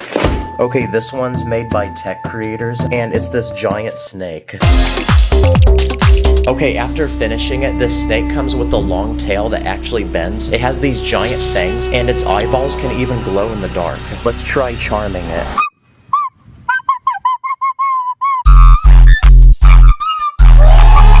for the final biggest item I bought, I paid $60 and it's made from almost 2,000 pieces. And after building it, it's this knockoff Lego bumper cart ride, like something you'd find at an amusement park. First, you walk up to this booth where you buy tickets. Then you walk up to this platform where you're then loaded onto the ride. There's 6 different bumper carts, and in the very back, there's a battery box which activates the ride. I spent 4 hours building this, so this better be worth it. No freaking way. Yes, they're actually hitting each other. But to move the cars, there's this complex system of magnets underneath the build that the cars actually connect to. Comment which of these you think should become a real Lego set. Thanks for watching, and I'll see you in the next one. Purple studs in my bank account, run up the digits, counting up the Lego money like Lord business. Always with my minifigs, I'm with the crew, master spins, jitsu, call me say woo. In this video, I'm going to be attempting and breaking world records using Lego. Let the challenge begin. Let's begin with minifigure world records, starting with the shortest Lego man. Okay, that's our first record set. And if you're wondering how I did that, I took a 2-piece and threaded it between 2 Technic bricks. What about the Lego minifig with the tallest head, biggest head, and finally, the tiniest face? What about the world's widest Lego man? At this point, we're not even breaking world records, we're creating superpowers. What about the most dead Lego man, the most angry Lego man, and the most corny Lego man? Bruh. What about the Lego man with the most riz? Here's an ordinary Lego man, so let's give him a fresh cut of... And finally, let's give him a phone so that he can slide into people's DMs. Now it's time to see the results. Oh my gosh, it's unspoken riz. You know what? Let me try this. Dang. Well that's kind of a bummer. I guess it didn't work. What about the world's most cold minifig, most sus minifig, most chicken minifig, and finally, the most clean minifig? It's Mr. Clean himself. What about the world's richest Lego minifig? Well, here's Batman because he's pretty rich. Here's a $100 Lego bill and multiply that by 1,000 and we have $100,000 in Lego money. On top of that, we're gonna give him some gold, diamonds, jewelry, rare NFTs that are also probably worth a lot of money, movie theater snacks because everyone knows those are overpriced, and finally, some Lego game currency. This is definitely every Lego minifig's biggest flex. Wow. This also feels really massaging for my hands. What about the world's tallest Lego minifig? Bruh. Nice, everyone's gonna be asking this guy now if he plays basketball. Nice. What about the most W Lego man? Wow, this guy really took that phrase quite literally. What about gaming world records? Here's a Lego Steve minifig from Minecraft, and we're gonna try to get him to beat a world record. What about the fastest time to beat Lego Minecraft? Timer begins now. Okay, grab that wood. Now get the stone. Okay, craft a sword now. Get an ender pearl from the enderman real quick. Okay, now light that portal, go through, and get that blaze rod. Okay, now you can craft the eyes of ender. Put it on the portal, and get the ender dragon. Go, go, quick, quick. Yes, that was such a clean speed run. I bet Dream would be so jealous right now. Speaking of video games, you need to prepare for LEGO 2K Drive. It's an open world racing adventure game that drops on May 19th, and the developers let me play it early. You can collect and customize hundreds of different LEGO vehicles. Oh, look at this car. Oh. Crap, I didn't mean to do that. Sorry guys, sorry. Pick your driver, pick the most fresh looking whip, and pick your adventure because there's also several giant maps to explore with tons of things to discover and find. You can go on-roading, off-roading, or even boating in the water. And just when you thought that was cool, you can do it in style. Because there's hundreds of different races, side quests, and mini games you can find all around you. It's an open world game with unlimited things to do, so you get to choose your adventure and you'll never get bored. So May 19th, buckle your seatbelts and prepare for one of the most W LEGO game experiences of all time. But speaking of racing, let's beat the world record for the fastest LEGO car. Insert the cool drifting montage. Oh crap, the wheels came off. Okay, now it's time to ask you guys on Instagram what world records I should break, and we got a lot of responses. What about the most glizzies eaten in 1 minute? And by doing that, we also beat the world record for the biggest Lego man. What about the most scoops of ice cream in 1 cone? Well, each of these ice cream pieces has 4 scoops, so let's see how many we can stack. Okay, that's 19 pieces, so multiply that by 4, so that's 76 scoops of ice cream. Here's the world's tiniest Lego house. It's built on a 6x8 base plate, and it comes with a kitchen, dining room, bathroom with a shower, and a bed up on top. Here's the Lego man with the world's longest neck. Here's the biggest bird. And someone requested the most dangerous Lego thing to step on, so I went ahead and grabbed the sharpest, pointiest Lego pieces I can find in my collection and made this. But the real question to answer is, does this really hurt? Ow! Oh. Yeah, that definitely did. I had to take it for the team, y'all. What about the fastest Lego builder? It's definitely gonna be Emmett because there's literally a whole movie about him being a master builder. But to put it to the test, I'm gonna have him build the 600-piece Lego set. Go! Wow, Emmett really is built different, guys. Yes, sir. What about animal world records? Like, for example, the creepiest Lego animal. And what's more creepy than a spider? And if you don't like the video, this will be under your bed tonight. So I then went to Petco to see what the other spiders think of him. Look, I brought you a little friend. Wow, that was really creepy, but to compensate, I'm gonna make the world's cutest Lego animal now. I think guinea pigs are pretty cute, so I built one in Lego. Yo, check it out, I made you in Lego. Wait, hold on, are you the guy from that G-Force movie? What about sport world records? Starting with the world's strongest Lego man. I'm gonna use Dwayne Johnson because he's pretty shredded. Let's see how he handles one dumbbell. Yeah, that was definitely light work. 2 dumbbells. 2 large dumbbells. Bench press. Let's add more weight. Now even more weight! Oh my gosh, the weights are so heavy that the bar's literally bending. And for the grand finale, can Dwayne Johnson lift a car? Yes, he can. Come on, don't give up on me now, Dwayne. It's about pride. It's about power. Okay, what about a house? Oh, I just realized there's balloons on top. Oh, okay, that's why he was able to lift it. What about the world's most powerful karate chop? Well, here's a ninja, but he's only a white belt, so first we need to train him and chop up some tiny boards. Ice! That was honestly so easy, and just like that, he's now become a black belt, and it's time to face the ultimate board to break, which is a 6x12 stud plate. Wow, this piece looks like chocolate that someone bit out of. What about the world's fastest Lego minifig? Well, here's a soccer player. And go! Wow, that was honestly super lame, but I have a better idea. Okay, I'm going 100. Is that a world record? What about the world's first Lego man to fly? If anyone can do it though, it's gonna be Buzz Lightyear. So I went to the dollar store and bought some Lego balloons. I believe I can fly. Goodbye, Buzz Lightyear. Oh wait, if you go to Mars, tell Elon Musk I said hi and that I want a free Tesla. Now, it is time for the final but most challenging world record to beat. I looked it up on the internet and apparently this guy built a 9,000-piece Lego Titanic set in just a little under 13 hours. So I'm gonna attempt to beat it. Step 1, go to the Lego store and blow $680 into my bank account to buy one of these. It was so heavy, I literally had to drag it through the mall back to my car. But when I brought it back to the studio, it was go time. This set had 46 bags and 719 pages worth of instructions. So I was obviously very nervous, but I knew I was gonna do everything in my power to take that juicy W. So the timer began. Okay, bag 1 completed. 4, 10, 12 bags. The biggest Lego set I've ever bought wasn't even half the size of this one. So I didn't really realize what I was getting myself into. Okay, we're a third the way done and we're at 3 hours. And obviously I'm a normal human being, so I was taking a few breaks to use the bathroom and go eat. The day was ending and the sun had already set, and after non-stop grinding, we had a result. I seriously can't believe we actually beat that guy's time. And now it feels good because I can go touch grass. But after building this set, I just realized it's so big, where am I gonna honestly put it? Oh, crap. I mean, it is accurate, because, I mean, it did sink in real life, so. Comment your favorite world record. Thank you guys for watching. I'll catch you in the next one. This is your average, ordinary Lego minifig, but today we're gonna be changing his life forever and giving him the experience of a multi-million-dollar lifestyle. In this video, I'm gonna be building super expensive things in Lego, from an expensive car to an expensive house. So anyway, let the challenge begin.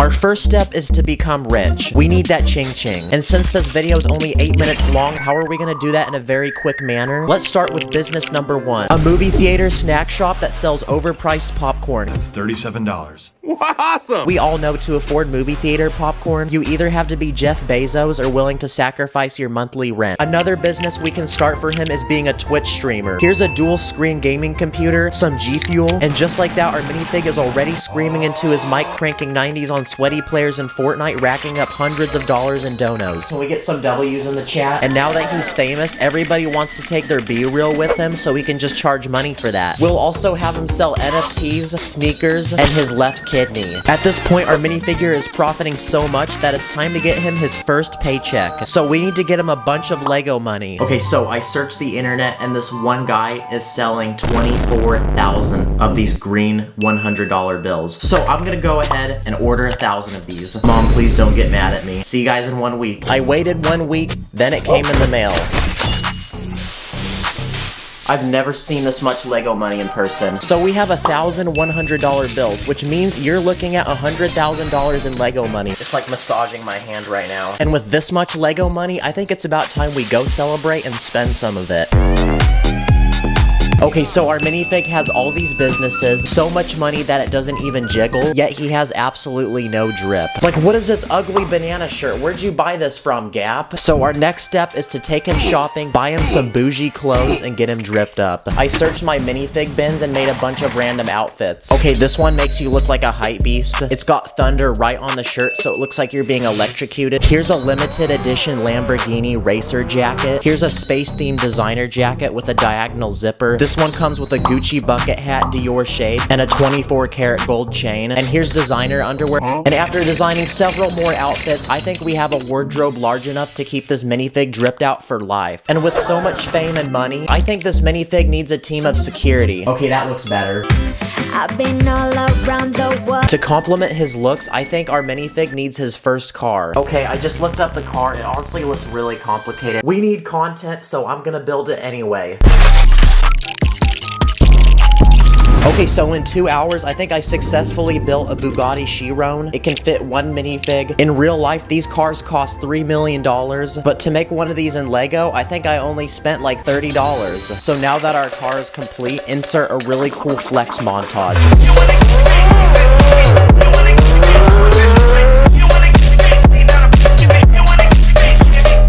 Honestly, I don't feel like one car is enough of a flex, so I say we make a second one. Stickers always make me so anxious. Oh crap, let me fix that. There you go, it's a little better. Now we have 2 cars to flex with. So we have businesses, we have Ching Ching, we have Drip, and we have Whips. But what's more to have? Oh, I have an idea. What about a house? We're about to design this minifig's dream home in Lego. So before we lay down a single brick, we need resources, so I went ahead and blew $500 online for parts. Maybe this was a little excessive. I then went to Walmart and bought a couple base plates. And just like that, I was off. To start, I built the walls for the first floor. I added some luxurious curved windows, a double door entrance, and some of these textured bricks for detail. Okay, so we got the walls for the first floor, now let's make the inside. So I started designing the interior by adding some checkered flooring, a coat rack, and a statue of our minifig for the entrance. That's how you know you're really important. Maybe it's a bad idea that our minifig's money is just laying outside, so I say we build a giant safe and fill it with money and then put it in this corner of the room. Now we need a place to make food, so in this corner I'll add a kitchen with all the essential appliances and a dining table on the edge with some stools. But since cooking is a boring waste of time at this level of fame, I called up Batman and he's gonna let us use Alfred as our personal butler. Alfred, make me a croissant and cream pie. Whoa, he's like a real life Alexa. Next to the kitchen, I added a dining room and I used Harry Potter wands for the legs of this table and this blade for a potted plant. And in case Alfred gives you a loaded bean burrito and you're about to drop a fat nuke, here's a bathroom. Now we need to entertain our guests, so I say we add a living room with an L-shaped couch, a deck of cards, a cookie for each person who likes this video, and an entertainment system with speakers, gaming consoles, and a large TV where the boys can watch the new Black Panther movie. We need this minifig to pursue his career in gaming, so to continue racking those donations, let's add a gaming room in this corner so he can still stream and entertain his fans. And in this section, I'll add a hardwood floor. Uh-oh, I just broke a brown piece. Because to flex on any new guests that come, here's a small room that displays some of his most rare NFTs, sneakers, and even a replica of his left kidney. And I think it's about time we can move to the second floor. So just like that, I slapped on a staircase and started building the second floor. I made sure to leave a hole for the stairs. I then built the walls and used the same design as the first floor. Our minifig needs a place to sleep, so let's start with the master bedroom. Here's a king-sized bed, 2 tables, and one of those really relaxing massage chairs. We can also design a master bathroom with an indoor jacuzzi. Very, very luxurious. Then I'll build a wall and add some weird artwork, which likely means it's expensive. And this guy keeps falling down the stairs, so let's go ahead and add some railing up top. Okay, much better. I'll then go ahead and add a rug. Whoops. That's what happens when your mama steps there. And then I'll add a shelf with some rare antique collectible looking stuff. This balcony outside needs to be customized, so I say we add some railing, a potted plant, and a chair. And there's even a bigger balcony on the other side, so I say we turn this into an outdoor deck with a hot tub and an outdoor dining area. Okay, can we please cut it with the duck? In case if our minifig invites friends over, we need a place for them to sleep, so I say we add 2 guest bedrooms in these 2 corners. We can also add some walls, and to fill in the remaining empty space, we can turn this into a lounge area with a popcorn machine, plant, lamp, the moths will love that one, and also an air hockey table. And just like that, our second floor was completed, and it was almost 2 in the morning, and I was getting tired, so it was time to go to bed and resume the next day. Okay, now it's time for my least favorite part of making any house, and that's the roof. So I went ahead and started placing down all these dark red slopes, and after an hour of tedious work, we had a completed roof. I did add some fake windows for extra looks, and it looks like that completes the actual house. Now it's time to actually customize the front and backyard. Let's start with the front. I'll add a large driveway with some detailed pavement, and I'll put a fountain in the middle and use transparent studs for water. I'll add bushes up front, hedges on the sides. We can park both cars we made earlier, and lastly, I'll add a brick fence around the front with a movable gate using these Technic parts, and it looks like that completes the front. Okay, so for the backyard, I made a large infinity pool with a bunch of inflatable balls, and then I added these pool chairs that you can sunbathe on. Then I went ahead and made a very exotic garden full of plants, flowers, and then I added a pathway going to this side of the backyard where I made an outdoor kitchen. There's a pizza being made right now, and I even added some outdoor dining tables. And just like that, boys and girls, our house is completed. That took a solid 24 hours to make, but we're not done yet because we need to throw a huge party and we need to invite a bunch of celebrities. So I got in touch with my Lego buddy Brett from the Canvas Dawn on Instagram, and he sent over these custom minifigs he made. Whoa, these are actually sick. What the heck? I listen to these people. He actually sells these, by the way, so go check out his Instagram. I'll link it below. Now our minifig can party, so insert a cool montage editor. Oh crap, I forgot I'm the editor. Dang it.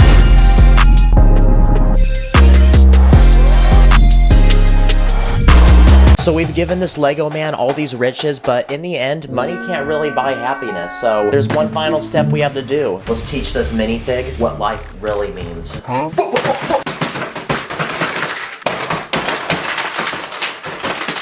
Take that, Lego man. In the next video, I'm taking popular Lego games and turning them into real life, so wish me luck.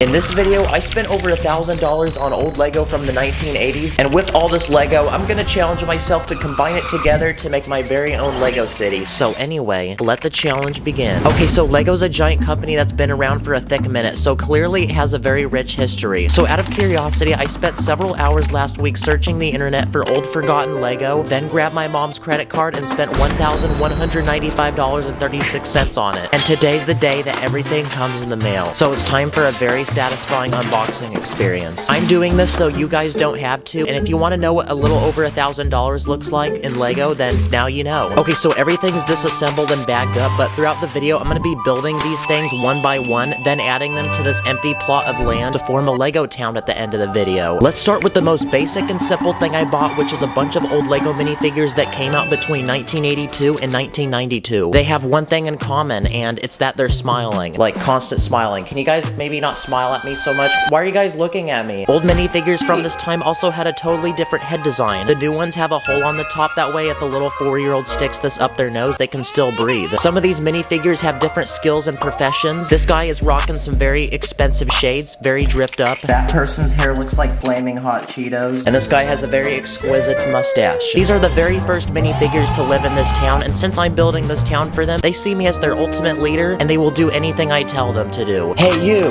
build me me a house right now. That's right, it's about time we add the first few houses to go in this Lego town for our citizens to live in. These construction workers are so diligent that they've already dug out some of the ground, built a bucket loader, gathered materials, and are now getting to work on the first house. This one is a Lego set from 1989, comes with a large outdoor space to eat, and the owners moving in even have a luxurious camper van with a fancy interior and a boat. These construction workers are a walking W. No, like actually, they're a walking W. Bruh. But I don't think one house is enough, so on the other side of town, I'm gonna add one more house. I don't want them to know my next move, so I'm gonna build it with a glizzy. This house is located in a forest on a beautiful river next to a giant cliff with a suspension bridge going to it. And the owners really seem to love the outdoors because they own a Range Rover sports truck with a little boat to go fishing. And they also own a horse that loves drinking water from the river. And in the case that a Lego man falls into the river on accident, I bought a 1985 Lego rescue helicopter set. Cue the Lego City commercial. Build the helicopter. And off to the rescue. Now we can deploy the chopper, rescue this random guy that fell in, and bring him to safety. So while I was building that one house with the hot dog, it made the citizens of this town really hungry. So now it's time to supply this town with some food. I bought a Lego pizza restaurant set, so we're gonna add this to the very center of the town. Wow, this pizza do be looking real bussin', and the owner of this restaurant really looks like he loves his job, and I'm gonna name him Chef Linguini. This set even comes with a delivery car and a minimum wage high school worker. That way the people of this town can hit up Chef Linguini on the phone and order hot and fresh pizza delivered straight to their door. And next to the pizza restaurant, I'm gonna add this 23-piece Lego set, which is a lady selling ice cream. A great dessert choice after eating some delicious pizza. This is definitely one of the smallest Lego sets I've ever built, and that doesn't look anything like ice cream, but keep in mind, this was a Lego set from 1997. And just like that, the people of this town are flooding in, forming a giant line to try some of this amazing food that this town now offers. And Chef Linguini is racking in thousands of dollars. These people are even filming a mukbang video. But as the creator of this town, I didn't really think about the nutritional levels of these meals, so now it looks like despite the bussin' pizza and ice cream, the citizens of this town are experiencing severe digestive problems and heart failure. Oh no, what have I done? Now they're all laying in the street and being a traffic hazard. We need to build them something right now to take care of their medical issues, or else they're all going to die in the street. So this next Lego set is from 1987, and it's a hospital that comes with a large headquarter building, several medical field workers, and an ambulance. So we can now send out the ambulance to get people off the street and take them to get the proper medical treatment they need. And one by one, our citizens are getting back up on their feet as good as new. And just like that, the people of this town have been saved. Oh, we did lose one guy though, but that's okay. And for making such disgraceful food that violates health code, we're going to send Chef Linguini and the ice cream lady to jail. But wait, in the middle of making this video, I realized I actually had to move, so I'm gonna go do that real quick, and that also explains why this video took 3 freaking weeks to make. Sorry about that, y'all. Anyway, as I was saying, we need to arrest Chef Linguini and the ice cream lady for taking advantage of people's health for the sake of making tons of ching-ching. So next to the hospital, there's some extra space to add this next Lego set I bought, which is a giant police station. It comes with a lot of play features, including a cop car, helicopter, 2 motorcycles, and a prison, which will definitely come in clutch shortly when we arrest our suspects. And just when you thought this was enough, you thought wrong, because I also bought this Lego surveillance truck set, which comes with a computer room inside for the police to do undercover work. And I also bought this tiny pursuit truck. Probably not gonna make much of a difference, but it's something. I just realized this, but the police station looks exactly like the hospital. And I think our police force now looks complete. So it's time to deploy the ops, pull up to Chef Linguini and the ice cream lady, arrest them, and send them to jail.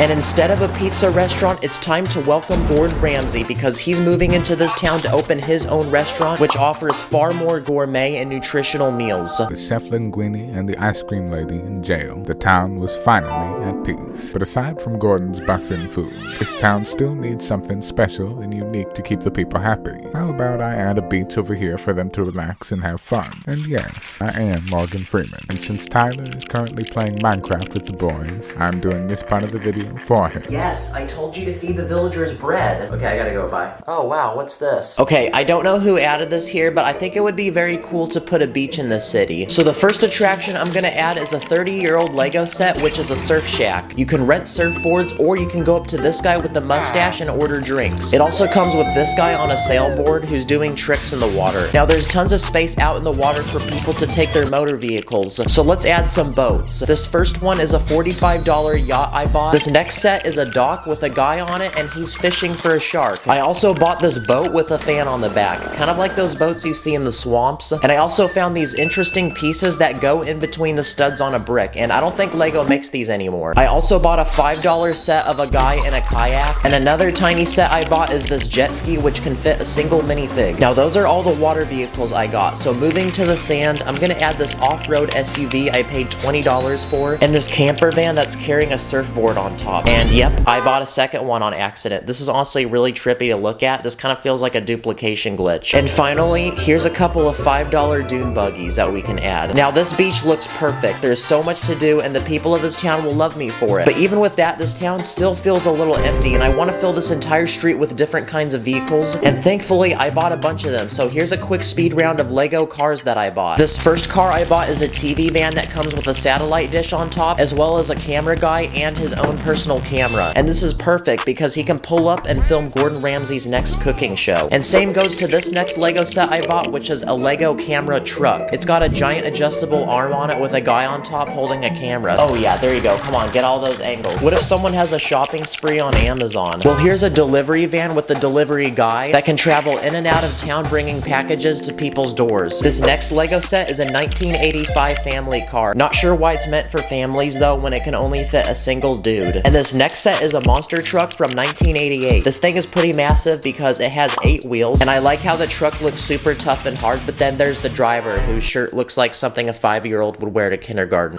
And the final vehicles I bought for this speed round are these 2 race cars. These are like the ones that you find on the drag strip. So now these 2 people can have fun and go race. Oh, wait, that probably wasn't a good idea because now they crashed into this person's house and it's burning. This is not good because the only thing that should be fire right now is this video. So in this corner of the city, I'm gonna build a fire station. And yes, I got hungry, so I was eating Mr. Beast chocolate while building this. But anyway, this fire station comes with 2 garages, one to store a fire truck with a ton of features like a ladder and a long hose. On the top is a helipad for a helicopter, and there's also a large surveillance tower up top. So it's time to deploy the troops and send them out to extinguish the fire off of this house before it's lost forever.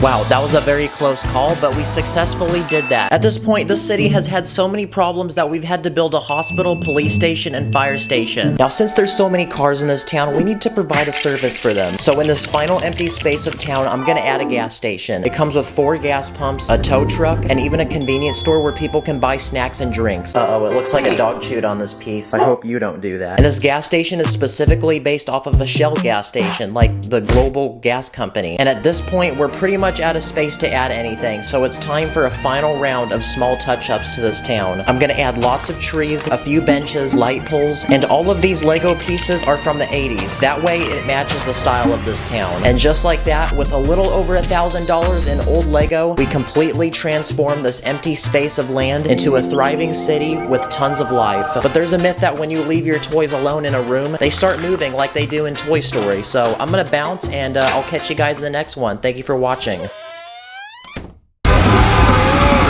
This is a massive Lego island that takes up 9 Lego base plates. And for the next 100 hours, I'm gonna challenge myself to turn this island into a massive Lego army base with soldiers, weapons, vehicles, and buildings. So let the challenge begin. Now, when I was a kid, I always loved playing with my Lego minifigs and reenacting imaginary battles that at the time felt really cool, but now as an adult look like this.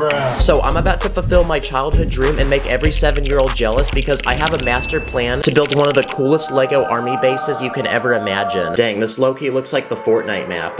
Now, what's the first thing that every army needs? Soldiers. And my goal is to acquire a lot of them. So I went ahead and spent a couple $100 on the internet for a bunch of army-related minifigs, so let's see what we got. This guy's got spy glasses and a set of headphones. Wait, what's he looking at?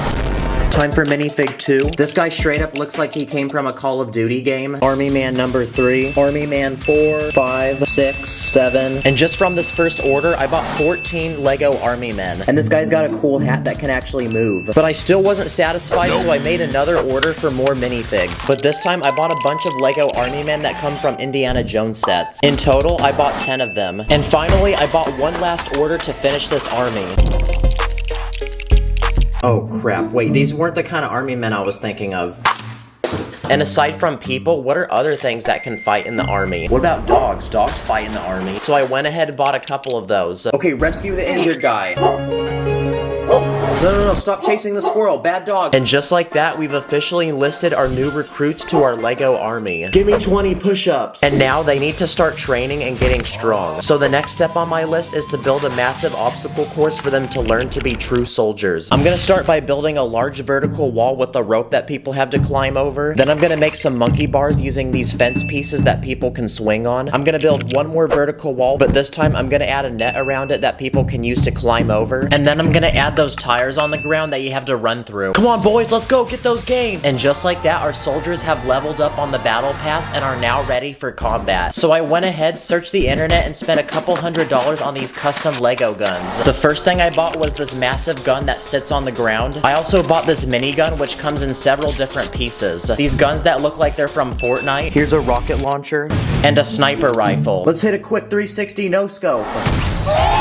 I bought a bundle of 10 grenades, and I also ordered these battle packs that had even more weapons in them. At this point, we have so many weapons that I feel like I'm in the loadout screen of a Call of Duty match. I even designed some of my own custom Lego weapons. That way you guys can also make these at home. This first one is a rocket launcher. I also built this flamethrower using a blaster from Star Wars. This next one uses a binocular piece, a chisel, and a minifig hand, a double barrel shotgun, and this massive gun that uses 8 pieces in total. I also made a gun from a banana and a glizzy. And just like that, our army looks complete and it's time to work on our military base. First, we need to form the walls of the base to protect what will go inside, so I'm gonna use these giant fence pieces that are over a minifig in height. That way nobody can climb over. I'm also gonna add some lights for better visibility outside the base. Then I'm gonna finish the top of the wall with some tiles, that way it looks as clean as Mr. Clean's bald head. And for extra security, we can add some surveillance cameras around the base. Let's check one of them right now. Oh crap, I just realized we didn't actually build a bathroom for this military base, so I'm gonna go ahead and do that way we don't have another awkward situation like this. Looks good. At this point, we've built a giant wall that can prevent any ops from entering the base. Oh yeah, I forgot to mention, but it's also electric. But we need a way to transport supplies to the island, so I went ahead and built a helipad, and most importantly, I'm gonna build a helicopter. This took me 1 hour to build, and I based it off of a Huey helicopter, which was an actual helicopter used by the military. And it looks like this is the first vehicle to add to our military base. And I'm also gonna build a raft boat, which can also bring supplies from surrounding islands. Hey, whoa, get back. Oh, come on, I just built that. And just like that, we can now transport supplies to our military base, and it looks like these minifigs are munching down on some delicious glizzies. And now that we have all this food, we need to build a storage unit for it. So on this side of the military base, I'm gonna build a tiny warehouse. Then using tiny Lego pieces, I'm gonna form this really satisfying roof design and camouflage that actually bends. Let's see if it can do the wave. Wow, that alone just took an entire hour, but it's honestly worth the spicy content. Oh my gosh, I can die in peace now. That was actually so satisfying. Another thing that every military base has is a weapon room. We have a bunch of random weapons lying around that we're not even using, so we need a secure place to store them. So I'm gonna go ahead and build a giant room in this corner of the base, and now we can just start filling it with weapons.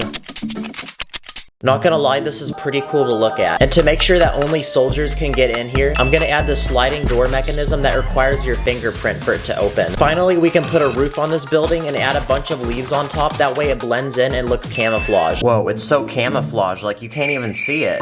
Another thing that our military base needs is a place to sleep. That way our soldiers can rest up and get ready for the next day of work. So I'm gonna build this wooden cabin out of brown Lego bricks and toss in 3 bunk beds that can fit 6 minifigs in total. Now it's time to kiss the homies goodnight. Shh. Go to sleep, boys. And finish this cabin off with a roof design that uses an illegal building technique. Now in the military, it's probably really common for people to get injured.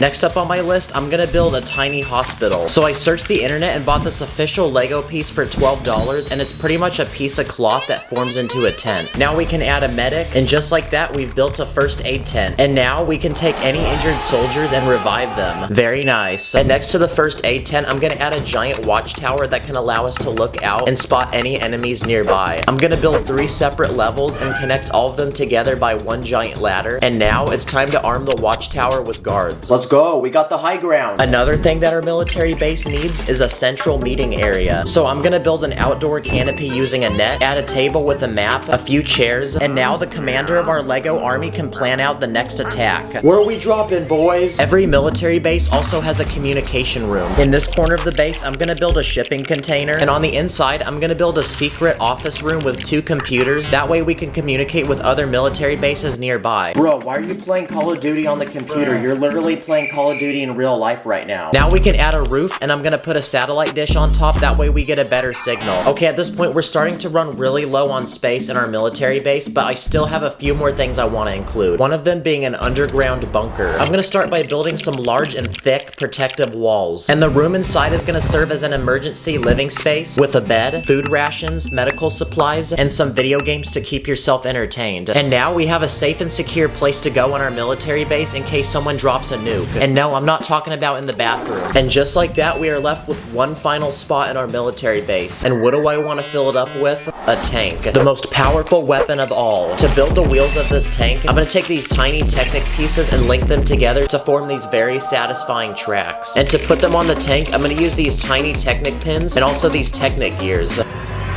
So far, this is looking pretty good. And from there, it was a couple more hours of experimenting with my pieces and getting the right shape. And just like that, I've made a historically accurate tank based off of an M4 Sherman, which was a tank used during World War II. And just like that, broskies, we have officially finished our military base. This really did take several days to make. Now, after all that building, I thought to myself, if we built a military base, what are we going to war against? Myself. Because for this final round, I'm gonna shoot a bunch of Nerf gun bullets at this military base and see how much damage we can make.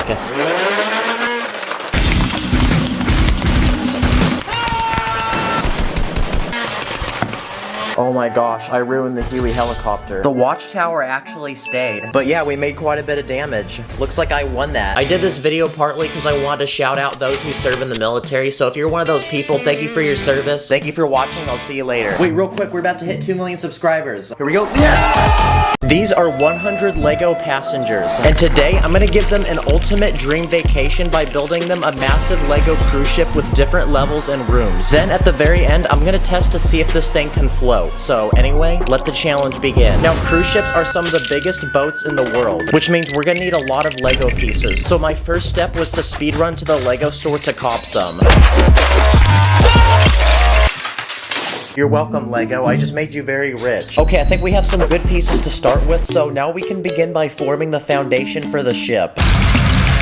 This thing hardly fits on my table, guys. Okay, the passengers have been waiting to board the ship, and they're starting to get very triggered. But we can't let them board yet because there's literally nothing on the ship. So the first thing we need to add are rooms for them to sleep in. I want to create 3 different types of rooms to fit the different price budgets of our passengers. Starting with these tiny 12 rooms, which go for the cheapest. Each of these rooms have a bunk bed to sleep 2 people, a small mini fridge, and a tiny bathroom with a shower and toilet. But this is pretty boring. So next to that, I'm going to add some upgraded rooms for our wealthier passengers. These rooms are a lot bigger with a bigger bed, a nicer bathroom, and as a bonus, you get a TV and also a balcony with a beautiful view of the ocean. And finally, in the back of the ship, I'm going to add 2 luxurious suites for our Platinum W Plus cruise ship members. Only the wealthiest can afford these. Each of these suites come with a king-size bed, golden lamps, a living room, complimentary drinks, 2 massive balconies, a luxurious bathroom. Sorry, I had to do that in a British accent, so it sounded extra expensive. And just like that, all the rooms to our cruise ship are now completed, but now is the moment to finally bring our passengers on board. And just like that, they're all in their sleeping quarters, ready to enjoy this cruise. But even after adding all these rooms, there's no actual activities for our passengers to enjoy. So the first thing that I want to add to this cruise ship is a spa and wellness center for our minifigs to seek relaxation. The first thing that I built is this hot, relaxing sauna full of sweaty, hot people. Next to that, I'm gonna build another room with a jacuzzi where I use these transparent bricks for the water, and also I built my very own ice plunge.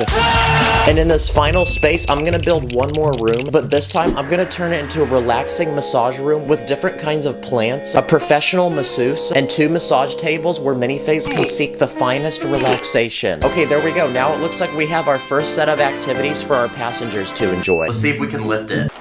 Oh my gosh. This thing already weighs so much, guys. And after adding some finishing touches to the front of the boat, it looks like we've now progressed to level 2 of our cruise ship. Now for this level, I want to add a boardwalk full of different shops, restaurants, and other activities for our minifigs to enjoy. Okay, I built out where all the shops are gonna go. There's a giant walkway through the middle. The first business I'm gonna add is this Lego Starbucks, where passengers can select between different beverages, and Karens can make complicated orders, like a white mocha frappuccino with 2 pumps of vanilla and extra caramel drizzle. Another type of business we can add to this cruise ship is a clothing store. So across from the Starbucks, I built a Lego Gucci store where you can buy only the finest high-quality designer clothing. Inside the store, you'll find watches, wallets, mannequins in the latest styles, and a personal assistant to help you find the perfect clothes for you. Now, an essential business that every cruise ship needs is a travel store where you can buy all the essentials you need for traveling, like postcards, cameras, water bottles, medicine, and those stereotypical Hawaiian shirts that dads always buy. Now it's time to give our cruise ship its first food spot. So across from the travel shop, I'm gonna build this Lego hot dog restaurant. Here you can select all different types of condiments to put on your hot dog, and the workers here love their job so much that, well, this guy actually dressed up like a hot dog. Okay, that's our 4th business, but look at how much more space we still have. Now for our more wealthier passengers, this next business is a luxurious jewelry shop where you can buy premium jewelry for yourself or your loved one, like expensive chains, glasses, watches. Wow, this place be looking so icy that if the cruise ship hits it, it's gonna go down like the Titanic. Now next to the hot dog restaurant, I'm gonna add our next food spot to this cruise ship, which is this conveyor belt sushi restaurant. If gobbling glizzies isn't what you enjoy, you can treat yourself to some fresh, delicious sushi that is fished right off the boat. Now for young kids that are on this cruise ship, I'm gonna build a Lego laser maze arena. First, you enter this lobby to sign a waiver agreeing that if you hurt yourself, you can't sue the company. Then you can choose one of 6 different laser weapons, including some custom ones that I built, like this one that uses binoculars, this one that uses a minifig hand, and this one which uses a drinking cup. Once you're ready to go, you enter into this laser arena where you can then battle with your friends to see who can take that dub. I also built the self-serve frozen yogurt shop. You can choose between 8 different flavors of frozen yogurt. Then you can add different toppings to customize it the way you want it. Something that every cruise ship needs is a lounge. So I built this small lounge area where passengers can enjoy free Wi-Fi, check their emails, make important calls. But not gonna lie, this lounge is looking kind of basic. So next to that, I'm gonna add an even larger lounge. But this one is only allowed for the coolest VIP cruise ship members. First, you enter this lobby area where you check in, and when you're verified and accepted, you enter into this private buffet area where you can choose between different food delicacies and enjoy them at this private dining area. But for those who want to party, you can enter my favorite spot in the lounge, which is this private dance room and this beautiful glistening disco ball. But with this lounge complete, it's now time to invite our VIP cruise ship members. So at the end of the ship, I built this Lego helipad to bring in a helicopter so we can transport all sorts of different celebrities and people of status. Okay, there we go. Now they're being escorted onto the cruise ship by security. But with these celebrities now on board, a massive crowd has formed of people trying to glaze, and it's causing people to pass out and hyperventilate. So the next thing that our cruise ship needs is a first aid room where people can get immediate medical attention. And inside is a professional nurse with medical supplies and a stretcher to operate on. Now with so many more passengers, there's gonna be a lot of problems. Like this guy's jumping off the cruise ship and recording it for his live stream. So we need to arrest him and add the next thing to our cruise ship, which is a small Lego jail. If you break a rule on the cruise ship, you'll be sent to this room where you're interrogated and asked questions. Then after getting a quick mugshot, you're put in this boring, depressing room. It smells like old people with a bed, toilet, a dead plant, and you're also fed moist, expired bread. And finally, there's one more space in this corner of the cruise ship, so I'm gonna turn it into a visitor center with 2 highly trained assistants to help answer any questions you might have on the cruise. There's pamphlets with useful travel information, an ATM, and a lost and found box. Yes, we finally got the 2nd floor done. Look at all the shops. But let's not celebrate yet because we still have 1 more floor to build. But instead of shops, restaurants, and lounges, I'm gonna turn this top deck into an open area full of outdoor activities. Okay, the first activity I want to build is a mini golf course. I'm gonna build different holes offering different challenges. Like this first one where you have to hit this ball up the hill and into this alligator's mouth. For the second challenge, you have to get the ball over this bridge Then it can pass through this windmill that can rotate and block your ball. For this third hole, you have to get the ball up this hill, back down through these small obstacles, and into this hole at the very end. And for this final challenge, you have to hit the ball up on this platform, down this slide, and into the hole. Okay, I think I'm done building this golf course. These people can start having fun, and now we can work on the next thing. In this next space, I'm gonna build an outdoor Lego amphitheater where passengers can sit down and enjoy our cruise ship's very own talent show with different performances like a magic show, motorcycle crossing, a band that plays music, a dog show, a medieval play, and this clown. Okay, the minifigs are enjoying the show and they all look very happy. So while they watch the show, we can move to the next idea. Okay, the next thing that our cruise ship needs is a swimming pool. So I built this giant one in this empty space, and all we have to do now is just fill it with water. Nice. But to make this pool even cooler, I'm gonna add 2 slides on one end so people can slide down like how I slid into your mom's DMs. And finally, I'm gonna also add some trees around the pool. And there we go, now we can invite the guests of our cruise ship to enjoy this pool, and now they're all splashing around and look very happy. Oh dang, why is the water yellow over there? And finally, we have one more space in the very back of the cruise ship. So I'm gonna turn this into a giant tower for the captain of this cruise ship to drive the boat. Inside, I'm gonna add a steering wheel with lots of complicated buttons and computers to control the cruise ship and make sure that it's running properly. And I also want to give the captain his own space to stay, so I'm gonna give him his very own living quarters with a bed, a kitchen with a dining room, a living room, and a bathroom. But of course, every cruise ship isn't complete without its captain, so here he is. And I'm gonna name him Captain John W, because he's actually a W, guys. Let's go! Let's freaking go. The cruise ship is finally done. This took over a week to build. This cruise ship now has 3 separate levels, but we can't celebrate yet because we don't know if it's gonna float. Obviously, this boat isn't gonna float by itself, so I speed ran to the store and bought some foam pieces to put on the very bottom of it. Okay, it's on there. So now the time has finally come to put it in the water, and let's see what happens. Oh my gosh, let's go. Yes! That is incredible, guys. 150,000 likes, and I'll do a part 2 where I build a private island resort for this cruise ship to travel to. Thanks for watching. I'll see you in the next one. Stack it up, add it up, stack it up, add it up, stack the bricks, stack quick, let it click, you know I'm lit. This is a tiny hamster, but today I'm gonna build him several massive Lego mazes with different obstacles and challenges along the way. So let the adventure begin. Let's begin by introducing the main character of this story, which is my new pet hamster. And I'm gonna name him Chip, which is one of my favorite cartoon characters. He also kind of looks like him. But before he begins the maze, we need him to complete a simple training exercise in order to prove that he's the chosen one. So I quickly speed built a tiny Lego course with a few obstacles. Now it's time to test his skills. Go. Come on, soldier, let's go. You must prove that you're worthy.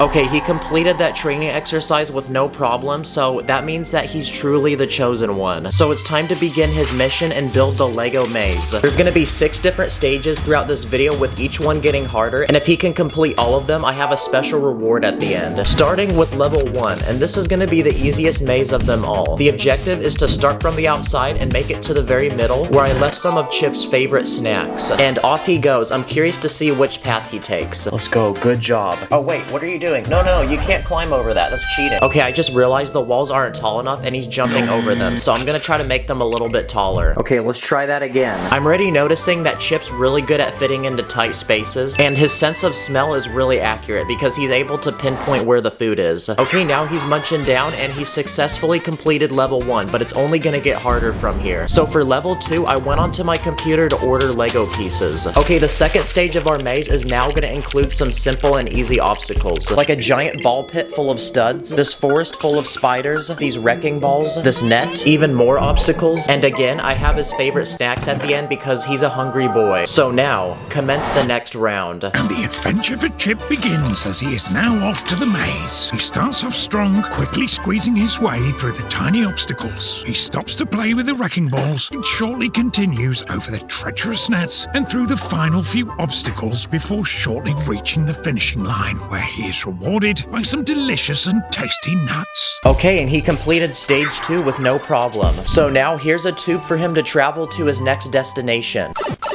And while he does that, I'm gonna go ahead and cook up the maze for level 3. So for this challenge, Chip's gonna have to make his way through this heavily fortified military base armed with 10 guards, starting on this side and ending at this finish line. But to make the challenge a little harder, he's gonna have to complete this obstacle course with a hamster ball. There's a few obstacles he's gonna have to clear, like this gate, these cars, and I built a working mechanism that will blow up this wall with TNT so he can get through. The challenge begins now. Now this hamster ball is so large that it basically destroys everything in its way. And to make sure he could get past the wall, I built it out of loose pieces. And it's the final stretch to the finish line. Wow, those ops had nothing on him. And for completing that so easily, we're gonna need to make this next level even more difficult. We need a way to transport Chip to the next level. So I quickly brought back my childhood and built Thomas the Train in Lego. So now Chip can hop aboard the train and we can go to the next stage of our journey.